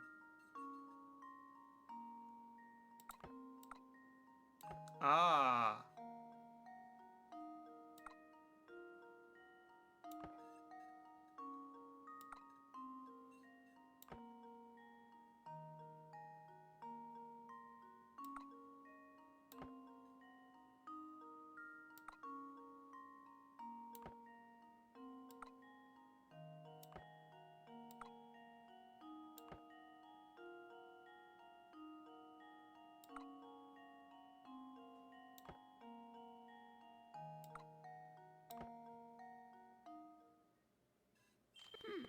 Let's see if this works.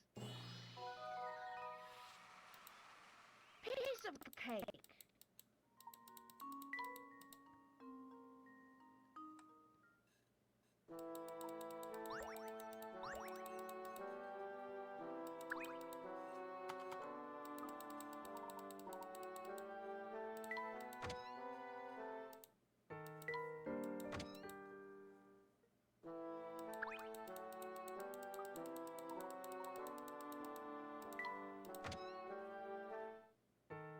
Here's a secret puzzle for us.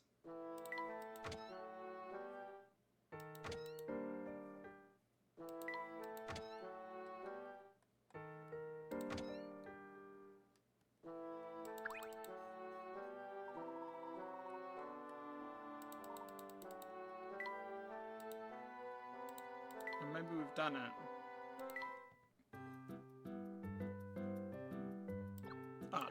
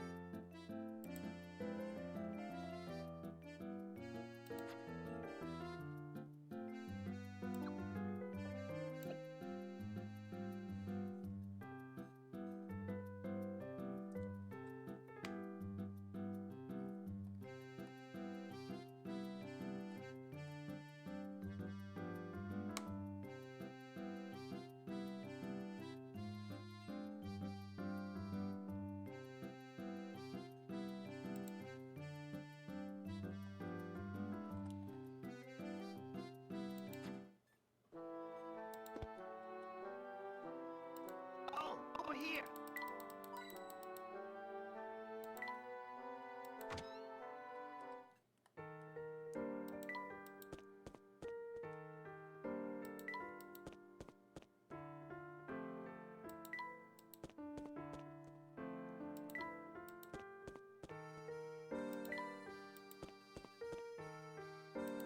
Aha! Another puzzle. Oh, easy.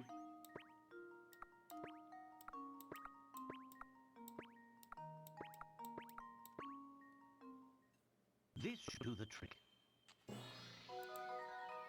Ha! Wonderful.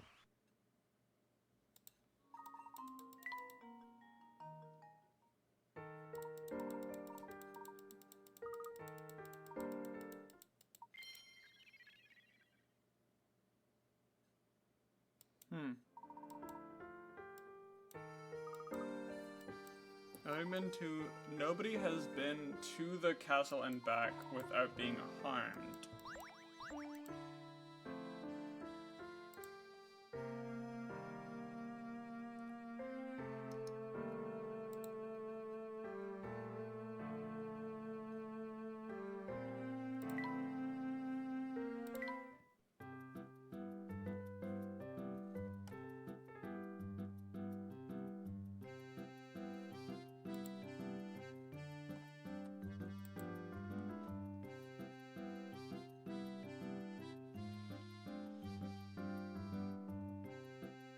Oh wow, it's been a while since I've seen you. I've been pretty good, actually, I think. Just a little woozy.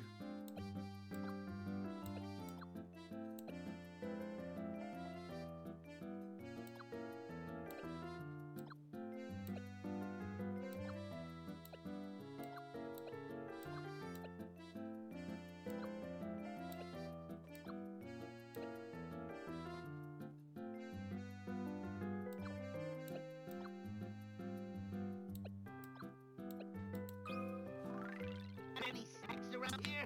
Yeah, I've been using a lot of my brain lately. I've been doing a lot of writing, and so I'm trying to really get my...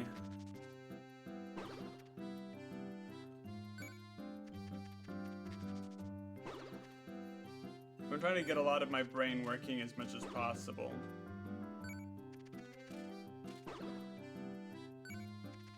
I gotta apply my Brian power.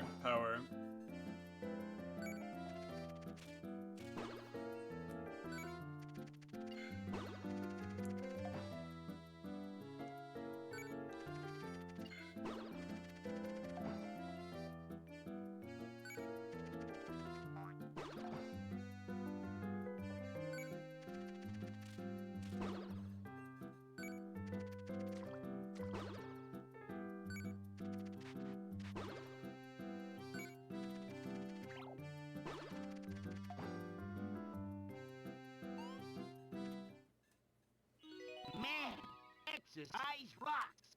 Nice.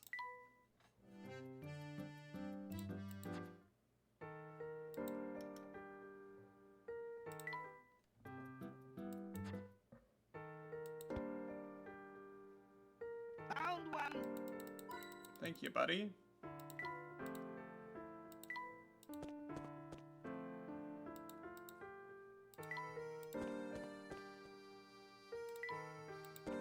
We've solved 97 puzzles possible so far.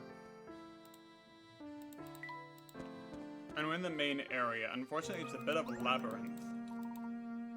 You two must have nerves of steel to come all the way out here, but that doesn't mean I won't put you to the test of a puzzle. Alright. Below are 16 cards that are 4 cards from each suit. Diamonds, clubs, spades, and hearts. The cards are arranged in a 4x4 grid as shown below, and 4 cards have already been put down. Arrange the remaining, so it's Sudoku. It's Sudoku.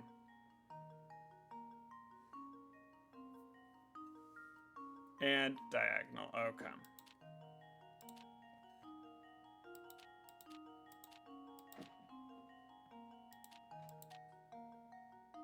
Yeah.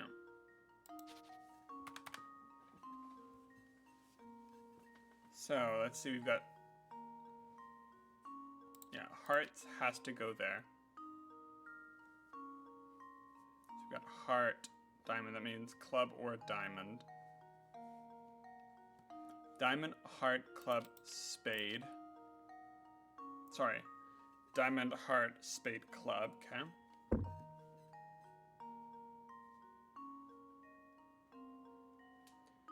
Diamond, heart, spade, club, okay. Heart, spade, club, diamond. Means heart goes there.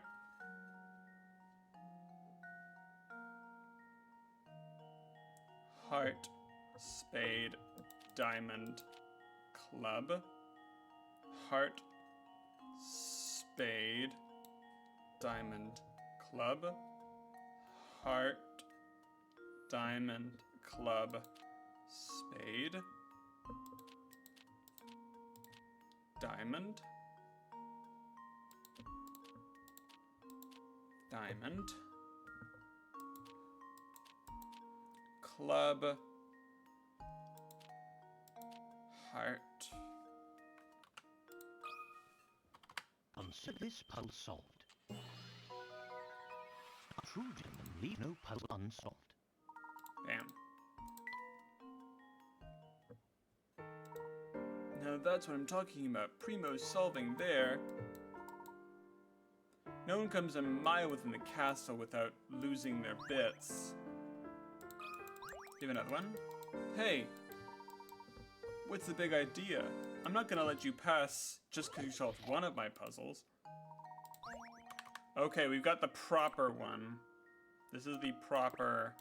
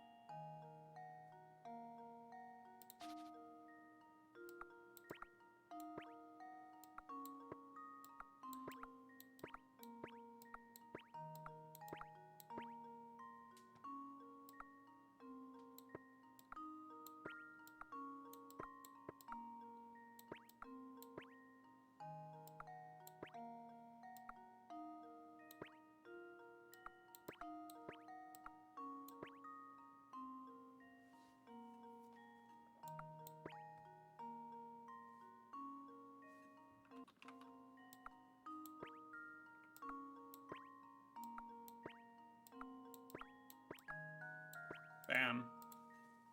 And I solved it properly too. It ended up in the middle. There are ways to solve that riddle without it ending in the middle, Puzzle unsolved. but you should still end it in the middle. You thought it through like it was nothing. Do you have another one? Nope, just vampires. Nonsense.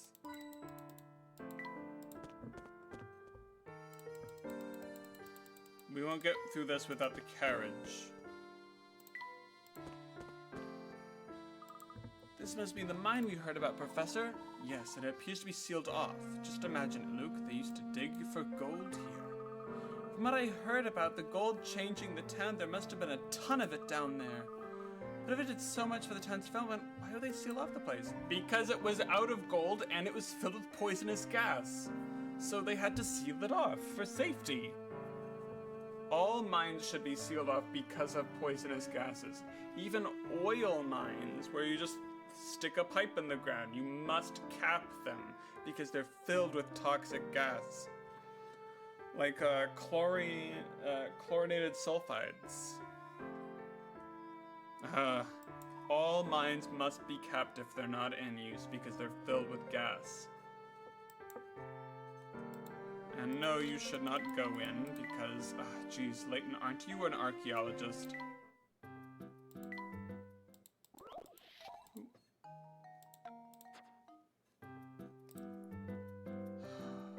I'm just embarrassed.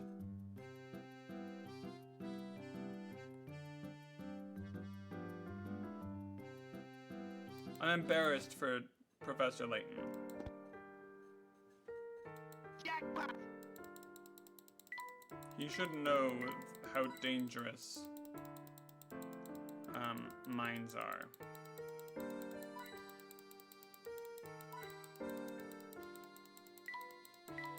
Especially dead ones. Active mines are much less dangerous because they have adequate airflow.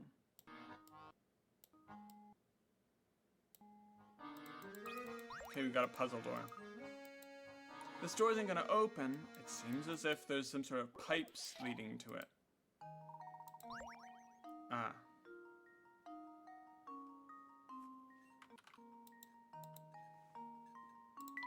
Alright, take it this way.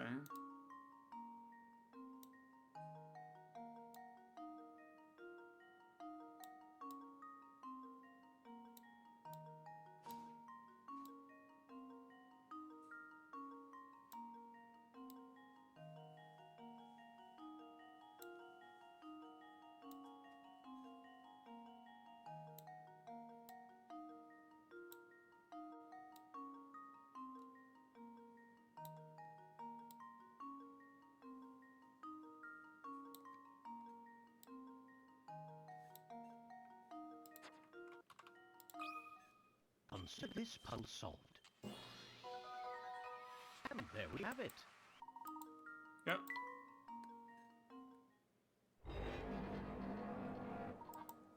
The door is now open. Let us proceed.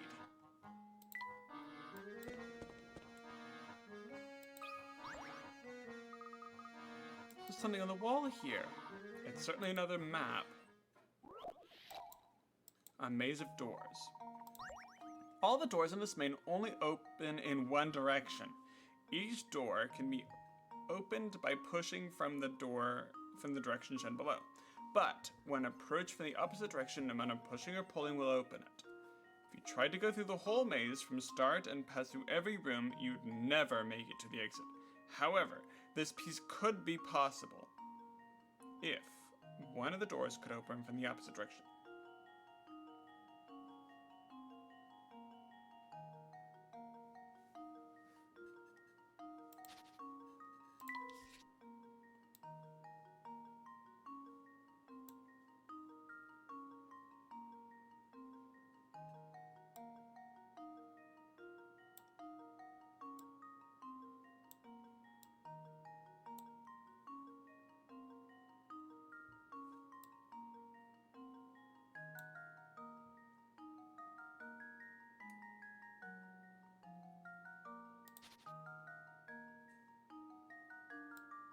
So these are going to be like this no matter what, for the riddle.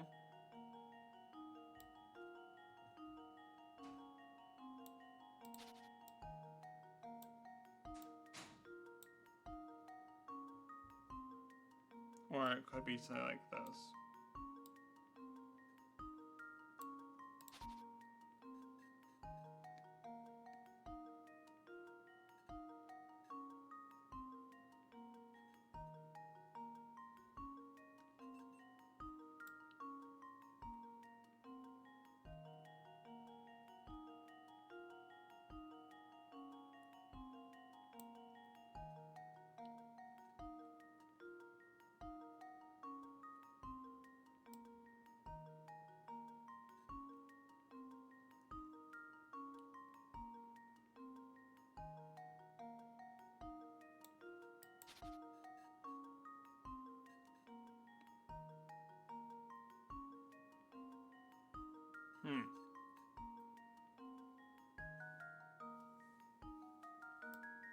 So we're trying to make a circuit.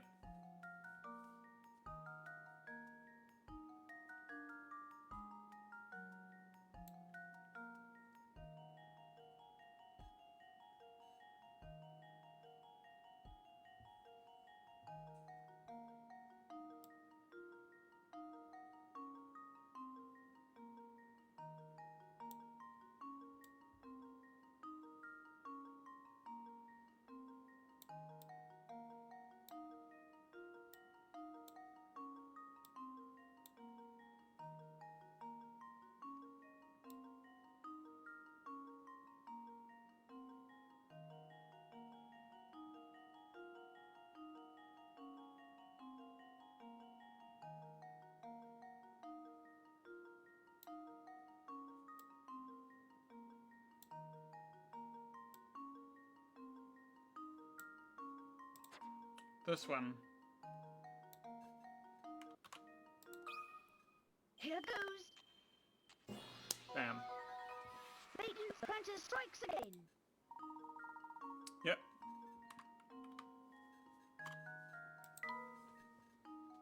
Provided you, like, it doesn't say you can't pass through the same room twice. Perhaps mine is made original to pass the time.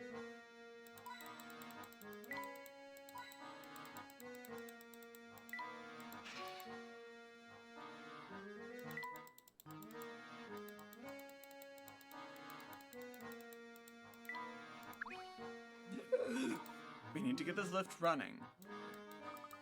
Ah, I see. Some severed wires over here. That's the reason that the lift isn't moving. I'll try to fix them. Ah, sliding puzzle. Classic.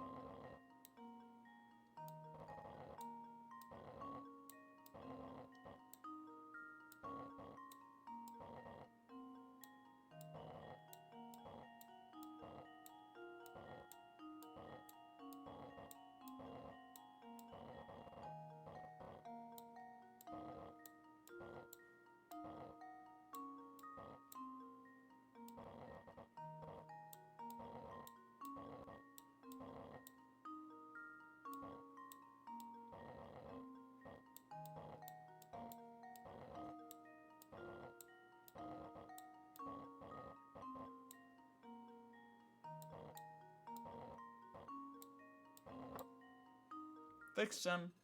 Just leave it to me. That was almost too easy.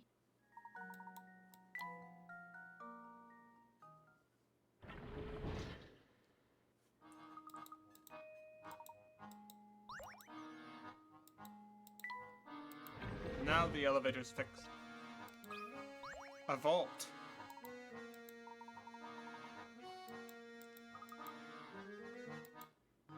Do we want to open it? Perhaps there's some sort of code. Ah, it's, what is this called? This is called Mastermind. It is a really fun game. Whereas I think white is correct number in correct place, whereas orange is correct number, not correct place.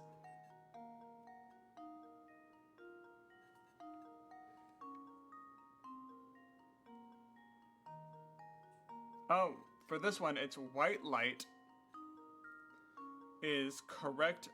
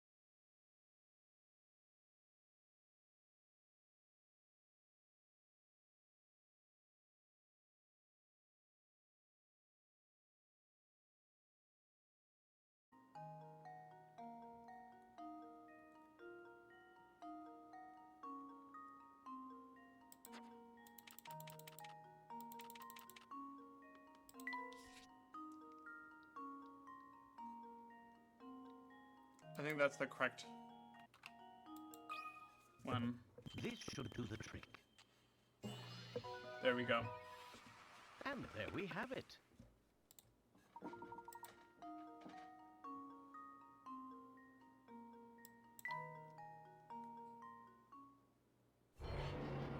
Mastermind is a great game.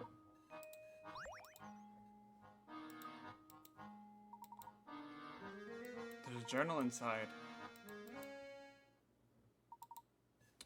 We dug up some funny mineral that I've never seen before in the Duke's gold deposit.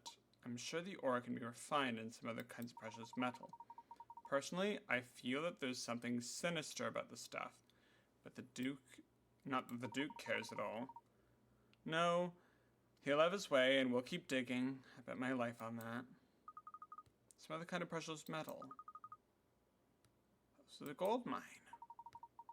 Ever since we unearthed that awful ore, folks have been dropping like flies from some unknown illness. Oh no, it must be like a lead or something. Some kind of heavy metal that can get into that can absorb into your skin or through your lungs. So many people at the town are sick that half our workforce here has stopped coming in. What's going on? Gosh, this is terrible. So many people are getting sick. Full since this run as a gleaming beacon of prosperity is at an end. This town is cursed and ruined. I suspect we're just days away from shutting down this awful mine for good. I leave this diary behind so that anyone who tries to reopen this mine thinks twice.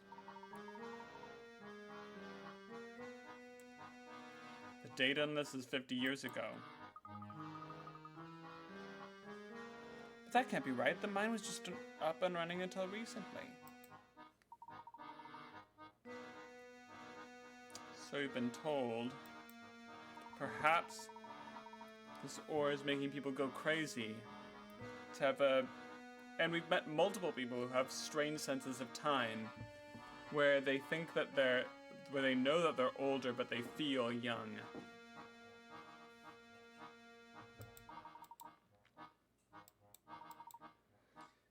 Even if the Duke is long gone, his castle may contain answers to our questions. We must go to the castle. Are you scared?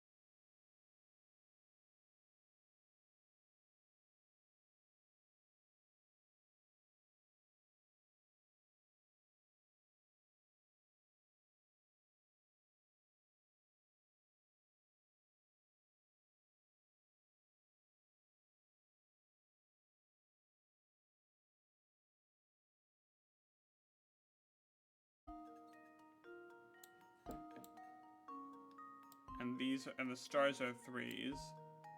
Then be 1, 2, 3. 1, 2, 3. 4, 5.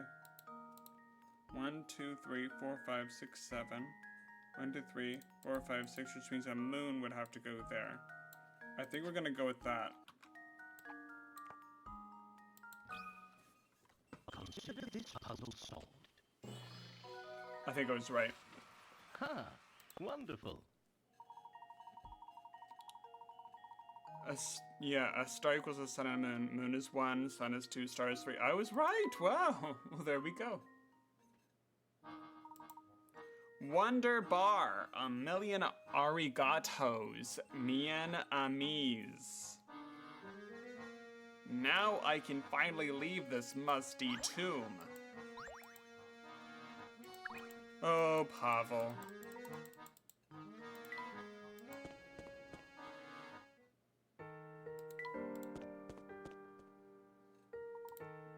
Mr. Layton. Oh, hello, mister. What brings you to these parts? Well, to be blunt, sir, I've been doing a bit of, spying on you for some time. You've led quite the investigation, and it won't be long before it snaps to focus for you. It's for that reason I feel I can no longer hide the truth of this place from you. What are you getting at, sir? You've seen my studio. All those pictures of the town there, those are pictures I took. The ones in the station are my work as well. Those photographs have held my interest for some time now. As they should, Mr. Layton. Do you remember our last meeting in my shop? You pointed out certain strange phenomena occurring in photos taken in Folson's. Yes, just one curiosity among the many we've seen in this town. It feels as though the whole Folson's conspires to keep a secret from us. Your feeling is quite right. You see, Folson's is cursed. Cursed? To call it such may seem base, but I assure you the town's past is the very definition of the word. Perhaps the curse is a punishment we are meant to endure for the great mistakes of our past. But all nightmares eventually end, and I feel it won't be long before we awaken. Huh. I encourage you, head to the castle. Meet with Duke Anton. Is this Anton the eldest son of the previous Duke? He is. Duke Anton presides over Hirchen Castle since his father came passing some time ago. I served the Hirchen family until that day, 50 years ago, when I left it all behind and fled. I don't think Anton will ever forgive me, you see. He is a man who abhors betrayal above all else. What transpired 50 years ago? The answers to your questions can be found in the castle. I urge you head there. Perhaps a voice of reason like yours will persuade Duke Anton to listen. If you believe it will settle this matter, I will visit. Yes, see with your own eyes that what's become of this town. Perhaps then we'll finally reach the end of this dark tunnel we've been traveling through.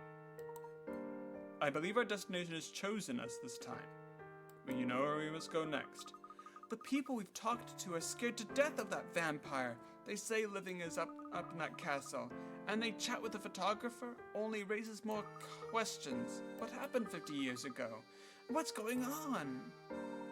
Almost overnight, the Hirchen family became incredibly wealthy when they discovered that golden claim. If we can understand the story behind that, our questions about the box will be answered. But how are we going to get into the castle, Professor? I don't think it's the kind of place we could just waltz into. I thought by now you'd know exactly how to get in, Luke. What do you mean? The carriage tracks we saw down the road are still very fresh. It would seem that the carriage is bringing something to the castle every day. You can follow the carriage and find a way into the castle. Now you've got the picture. Let's go.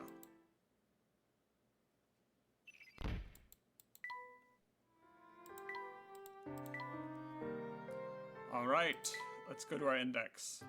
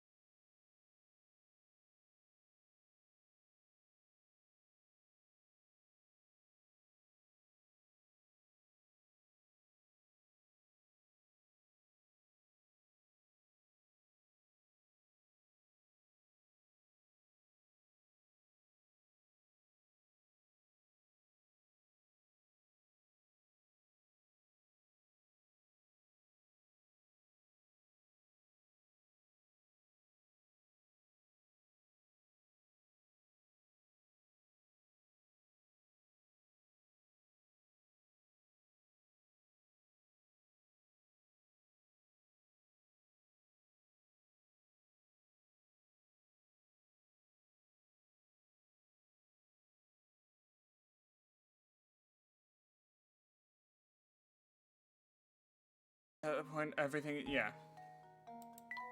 That's basically what it says. There's no way that A could equal 3 cans unless it was heavier.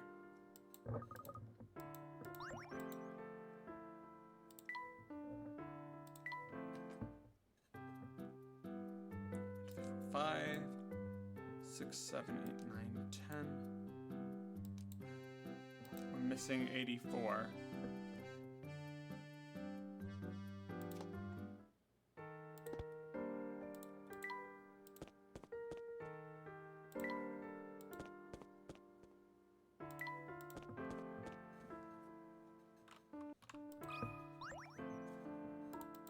More pancakes.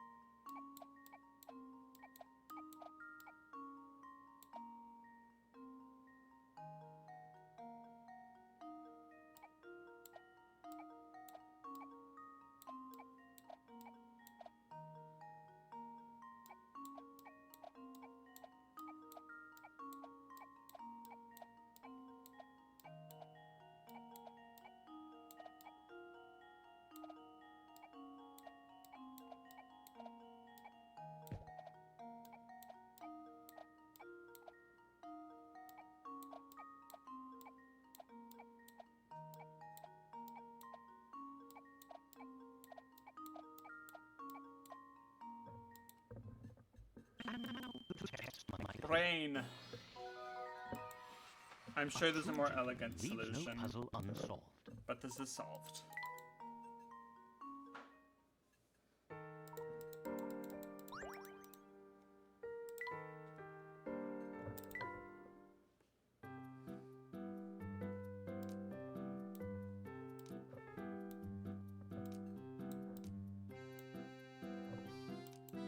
$66.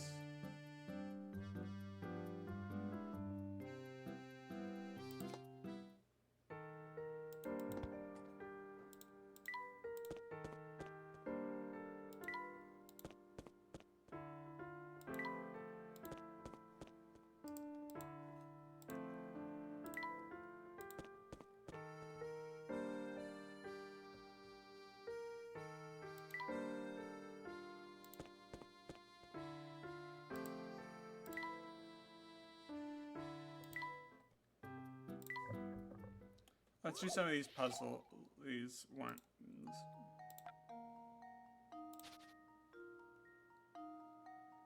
They're missing things.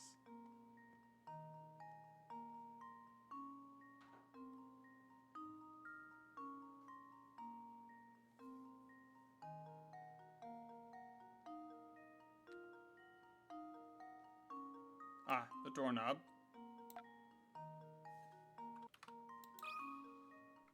Here goes. Layton's apprentice strikes again.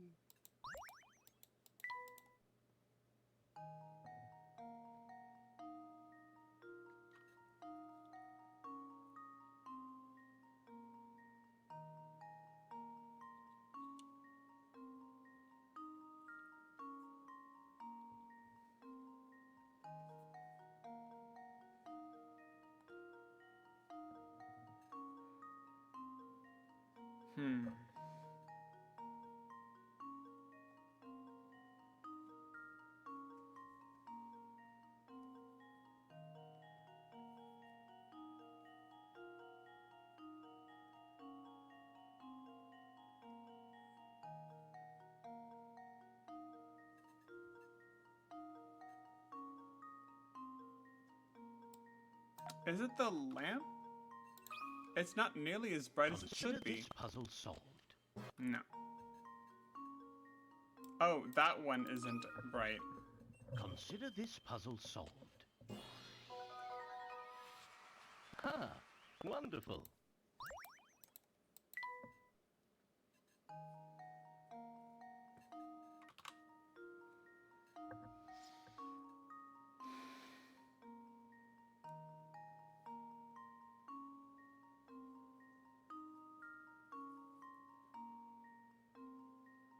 Not the teapot. Oh! It's missing a salt This should shaker. do the trick. A true gentleman leaves no puzzle unsolved.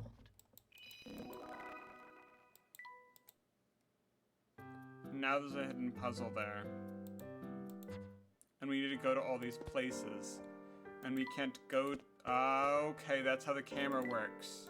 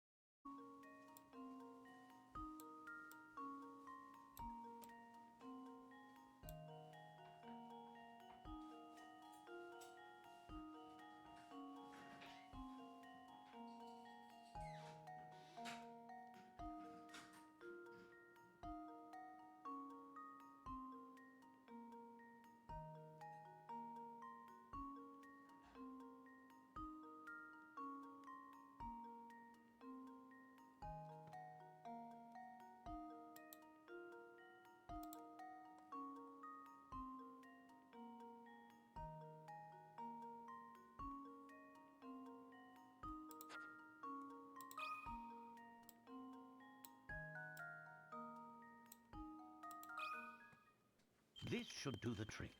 So we have to subtract that. And there we have it.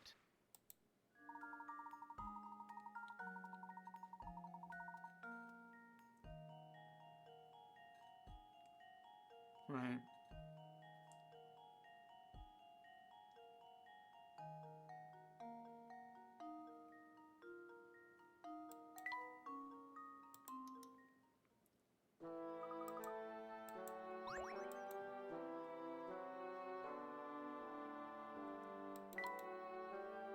What's the other camera? The trash heap. And the thin alley. So we'll go there.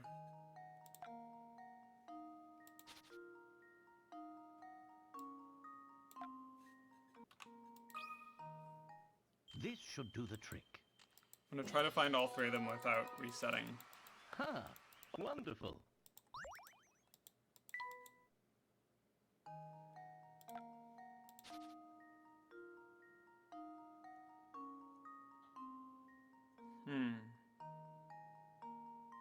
Window.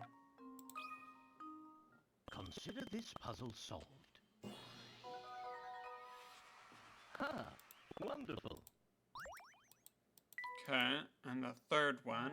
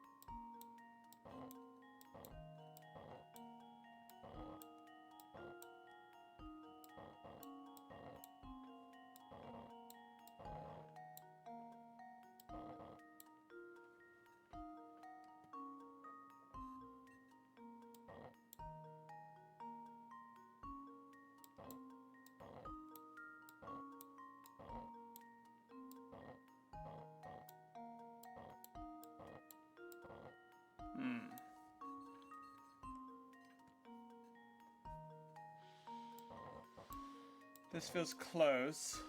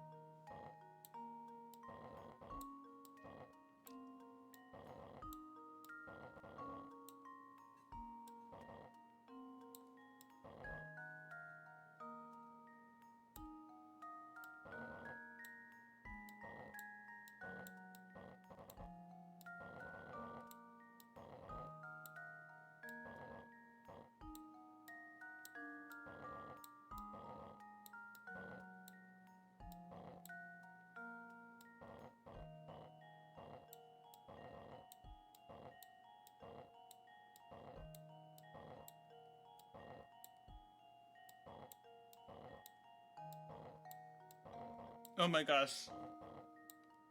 I think we're so close.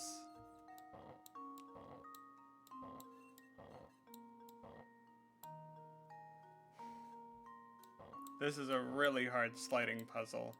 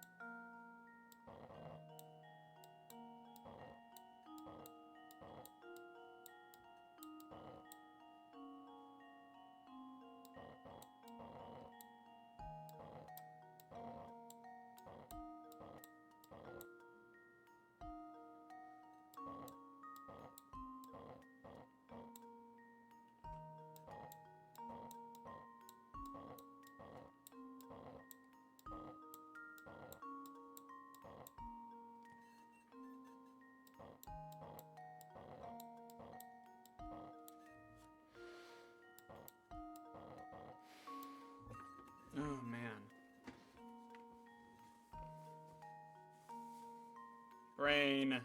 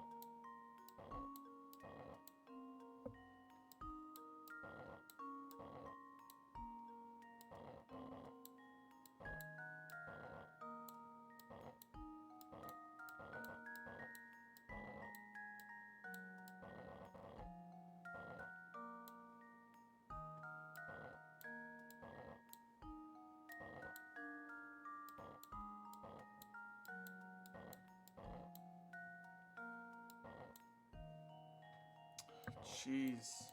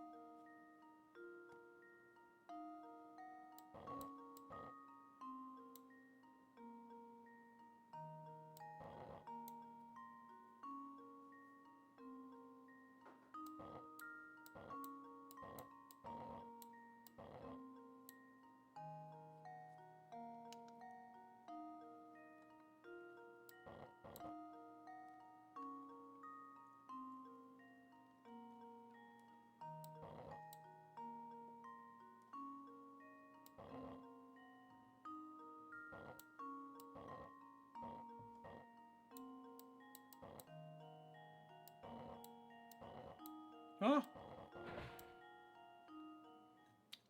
Oh, This jeez. should do the trick.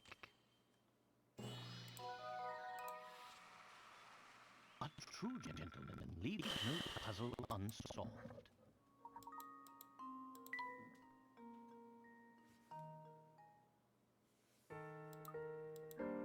Yeah, you and me, Luke.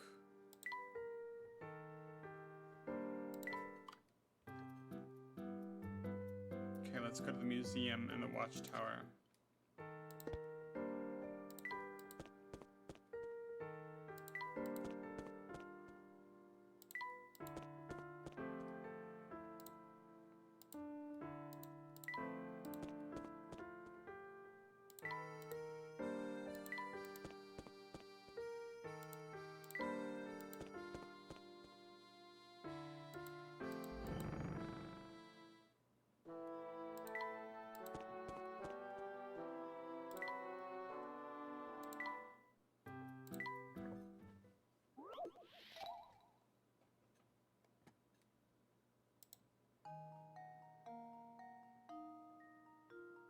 It's a missing island.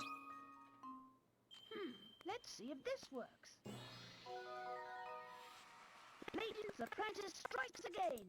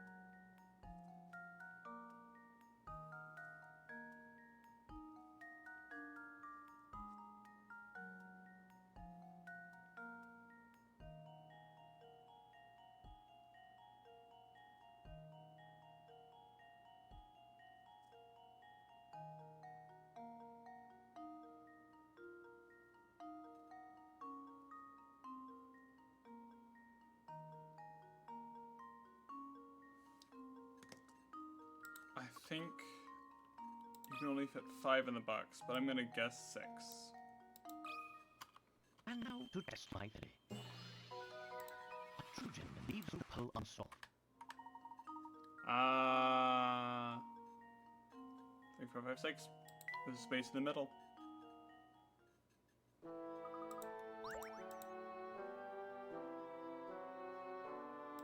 Okay, let's go to the mine. Oh no, to the watchtower.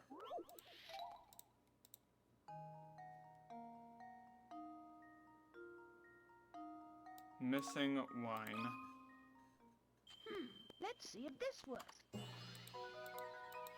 That was almost too easy.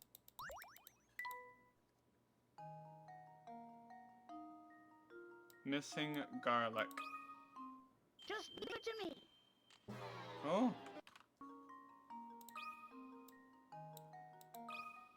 And now to test my theory. A Trojan leaves a pearl unsolved.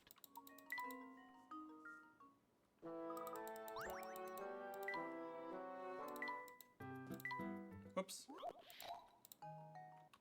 Oh, we might as well do this one.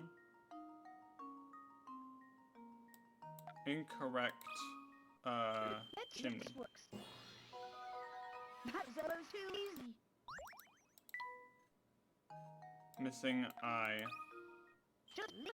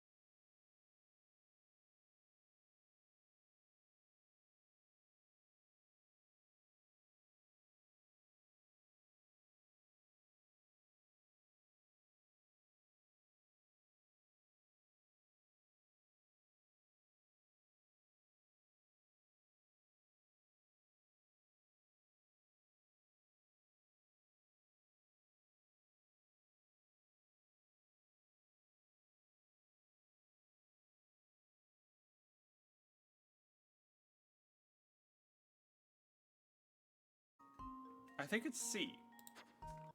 C or D. And now to test my theory. Yep. A Trojan leaves no puzzle unsolved. Done.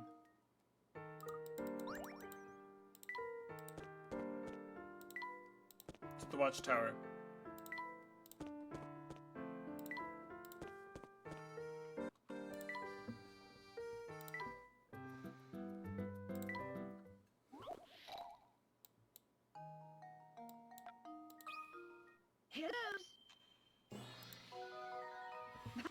too easy.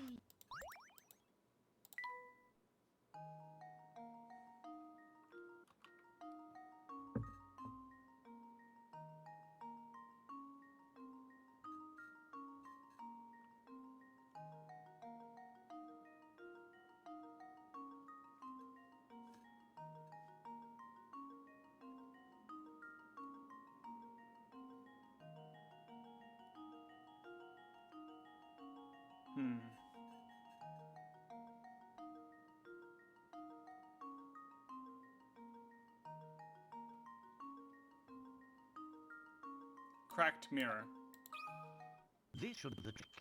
And there we have it.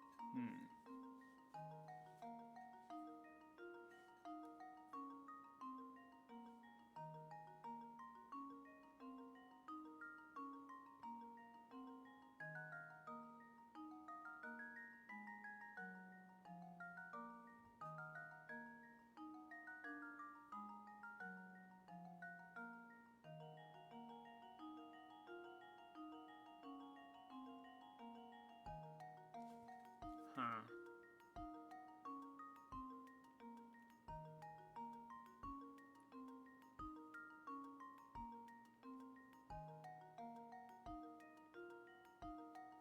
This is hard.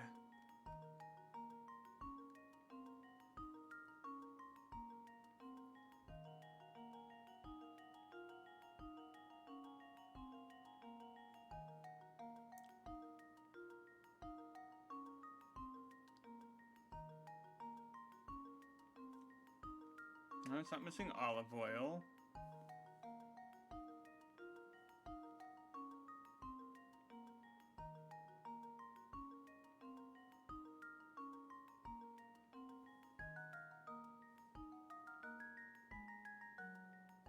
Why do I feel it's got something to do with the garlic?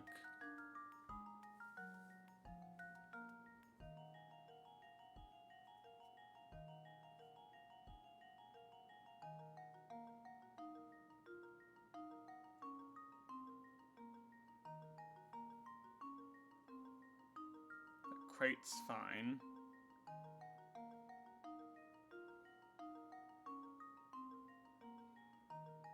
Back area's fine.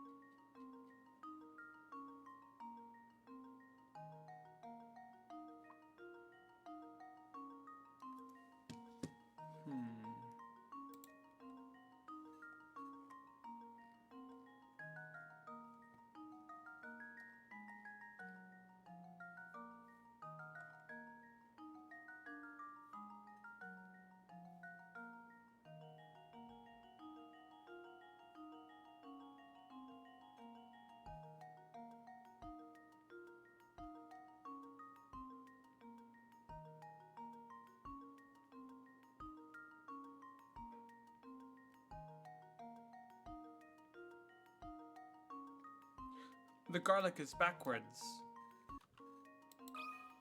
Here goes. That was almost too easy. Oh, that one was hard.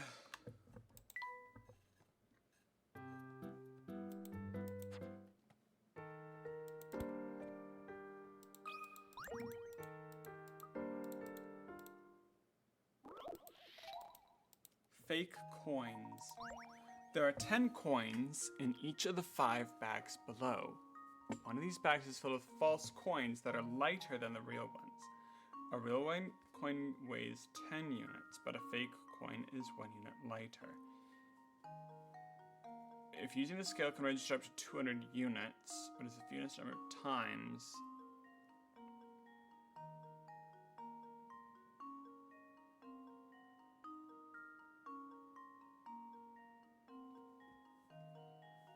Oh, wouldn't it be 3? You do 2 and 2 with 1 missing. And then, yeah.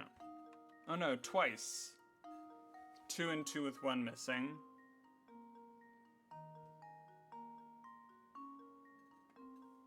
And that'll tell us if they're the same, then that one's out. And we're down to the 4. Say one of them goes up and the other one goes down.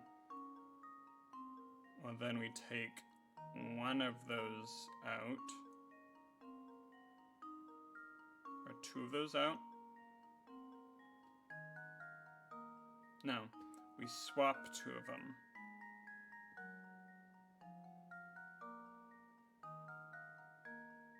I think it's 2.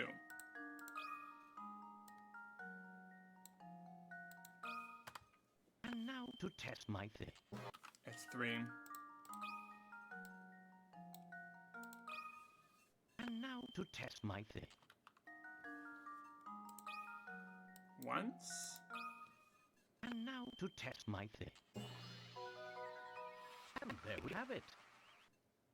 How is it once?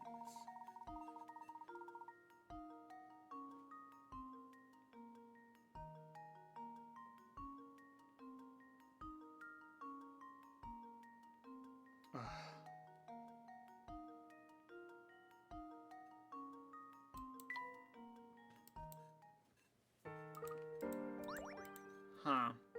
I don't feel like I really solved that one.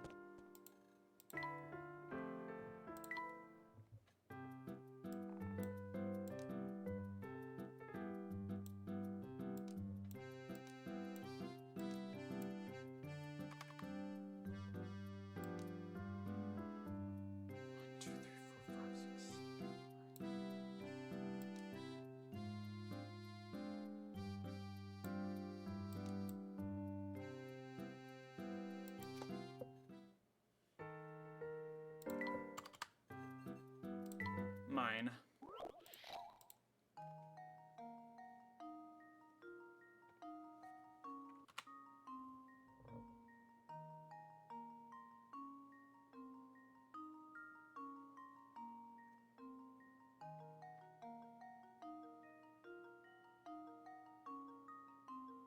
Missing bush. So this puzzle solved. Ha! Bundle.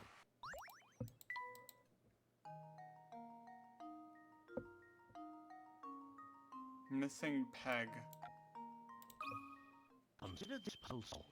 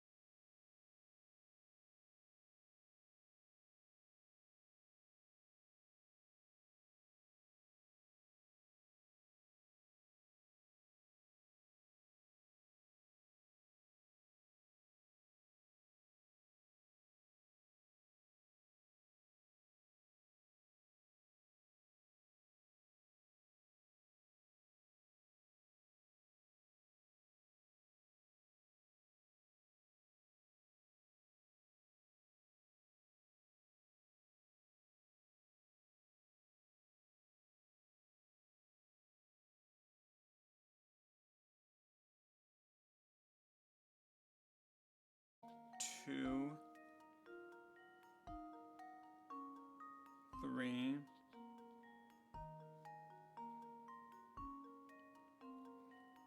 3, 2, 4, 1, 5, 0, 6, 7, 7, 6. Okay. If you need 3, 6 for 1, you need to do 2, 7,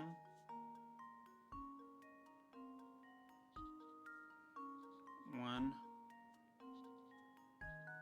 4.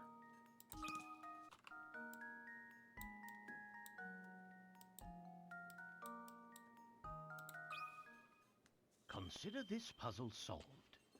Bam. A true gentleman leaves no puzzle unsolved.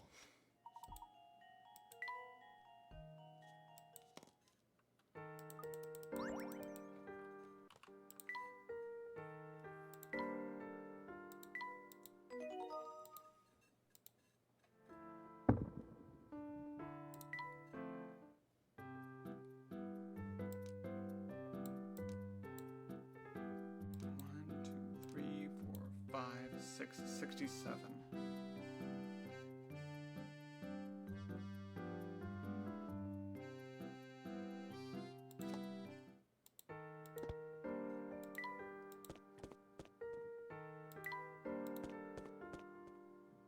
I think we're actually going to be wrapping up here.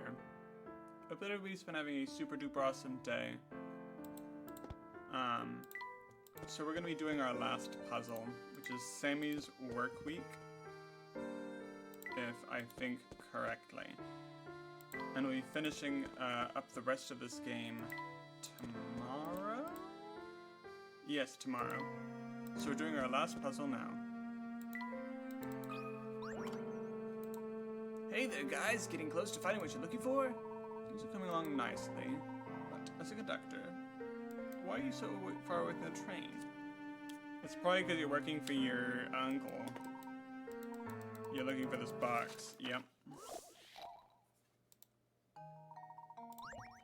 So let's say today's my day off.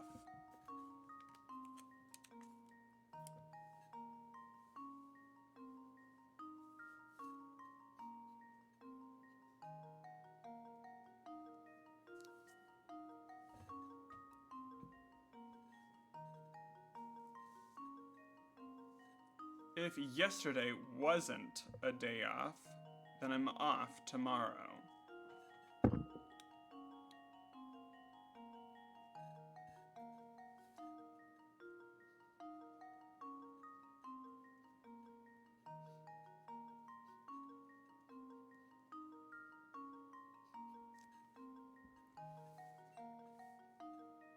If yesterday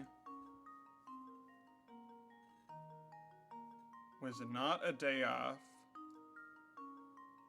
then I'm off again tomorrow.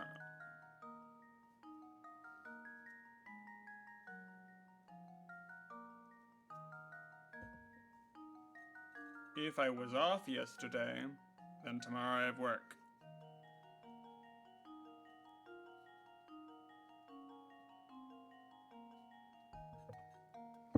Say I worked today, bummer.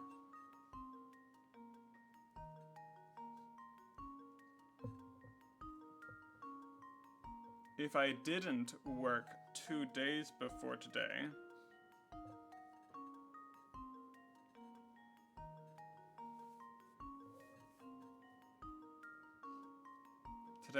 let's say today I work. If I didn't work 2 days ago, then I have to work tomorrow.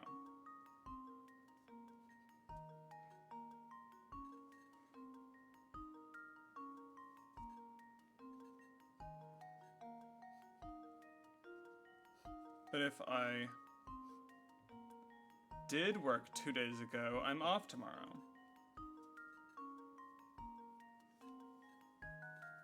What is his... How many days does he work in a year? Okay.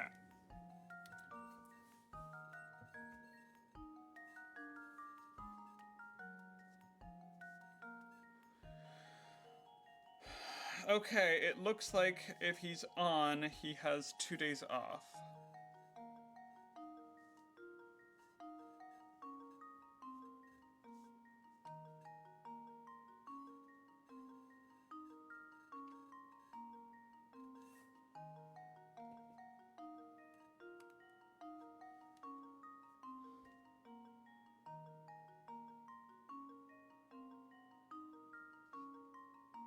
I think he works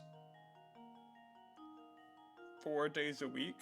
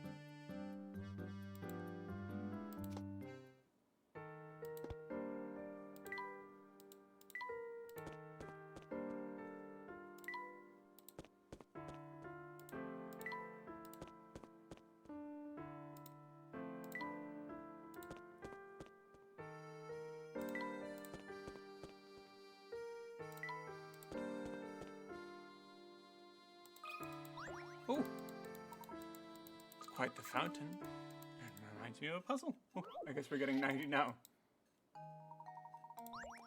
Found down below is an unusual ability to detect the age of those you draw near. Oh my. A 5-year-old child would approach the fountain. It would fire off from spouts A, B, C, and D.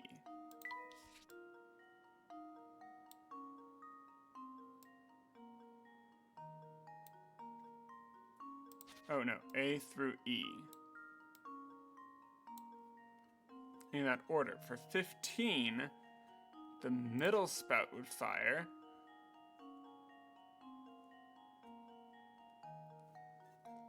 Followed by A, B, C, D, E.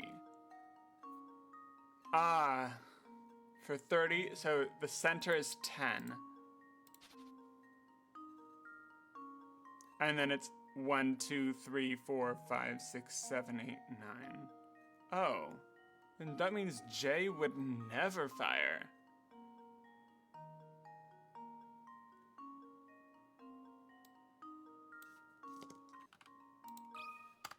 And now to test my theory.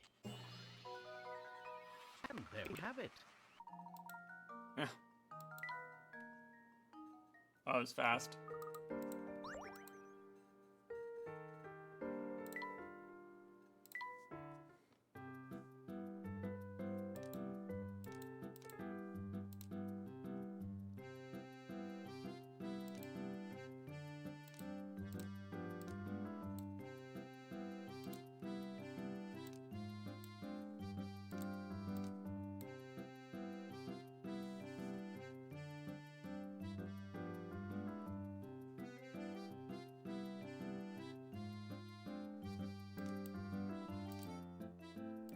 $90, $95,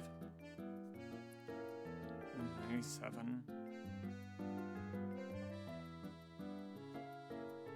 Okay. $98. We can do 98.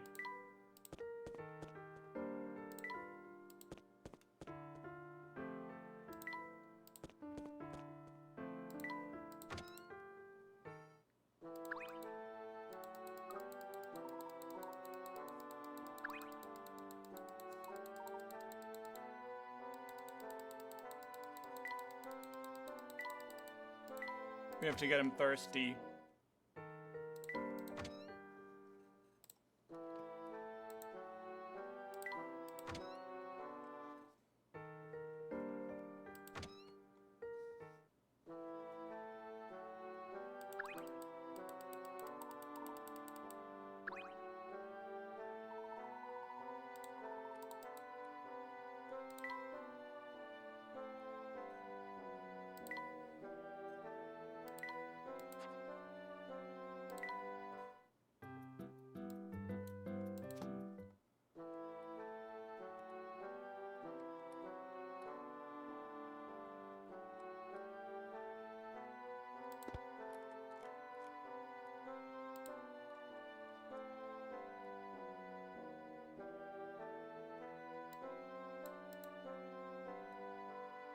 Oh, we cannot do this riddle.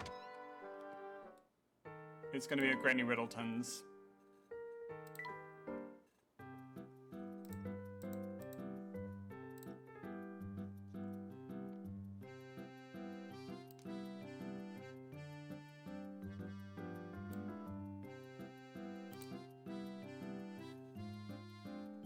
Okay. 5. 10, 11, 12, 1, 1, 3.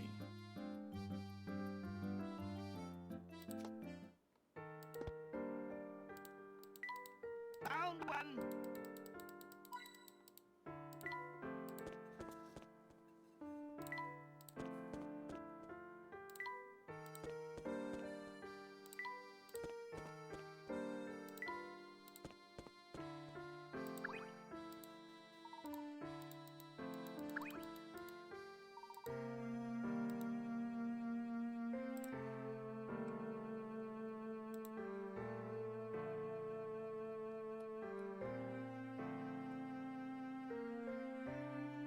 That's also impossible for us to find. Okay.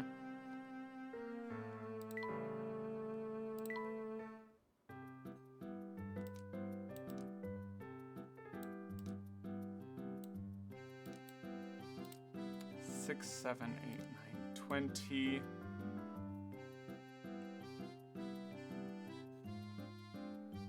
One, two, three, four.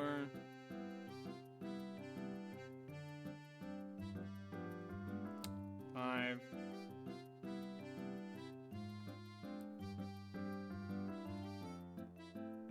Hmm.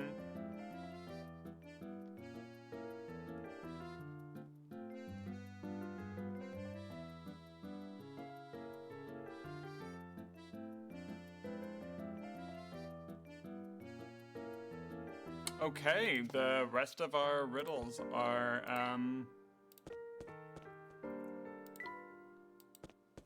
in the castle in Granny Riddleton's.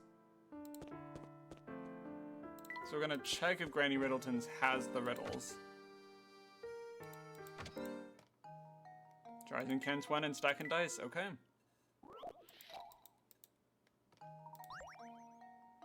It's the same as the last time.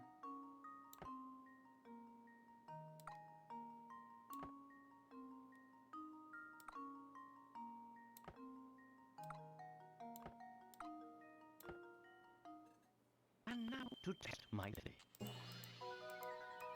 A true gentleman leaves no puzzle unsolved. Okay. And then it's just Dark Forest. You stack dice in a column. At the points where the two digits touch, the faces add up to 5. Ah. The ones that add up to 5 are 2 and 3, 1 and 4.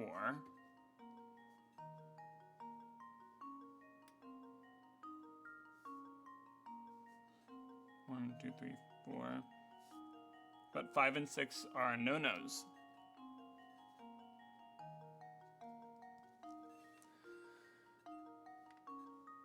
Let's see. On dice, the 1 and a 6. The other side is a 6.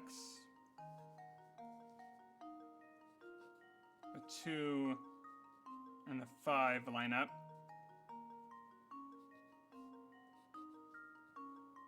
And the 3 and the 4 line up.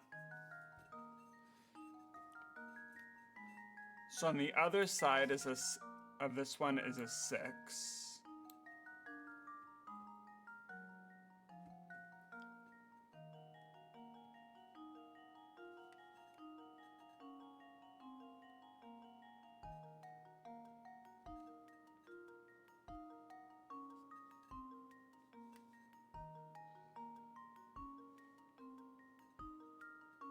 Then, let's see, let's say the 5 is on the bottom. The opposite of the 5 is the 2, which means a 3 has to be there.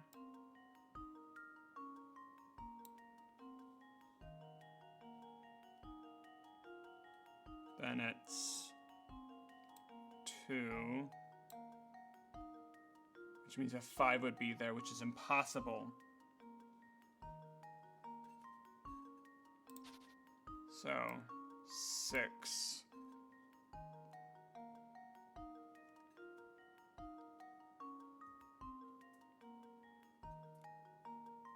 Four. 1. Oh, but then 6 would there. Ah.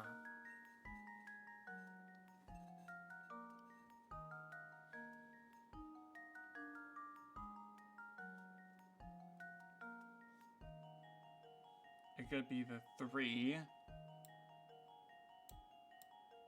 2, 5, no. Then it has to be a 2. 2.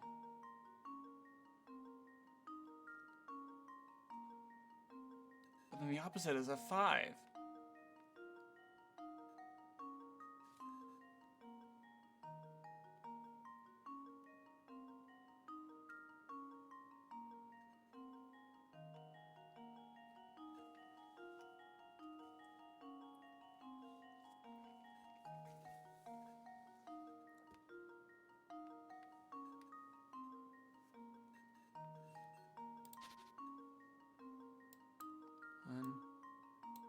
6. Okay, the options are, for the top, is the 2,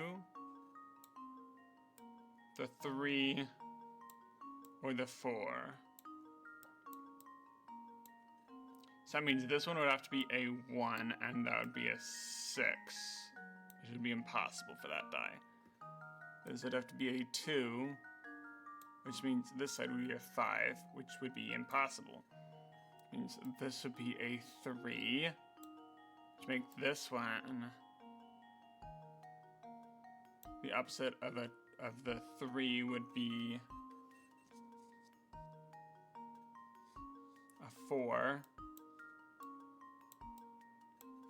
and the opposite of the 4 is the 3.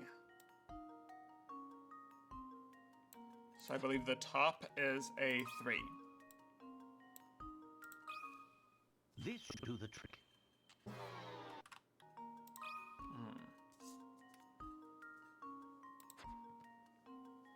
1, 6. 2, which means a 3. The opposite of the 3 is the 4. Which means a 1 is... Oh, 6 has to be on top, sorry. I needed to write it down. This should do the trick. And there we have it.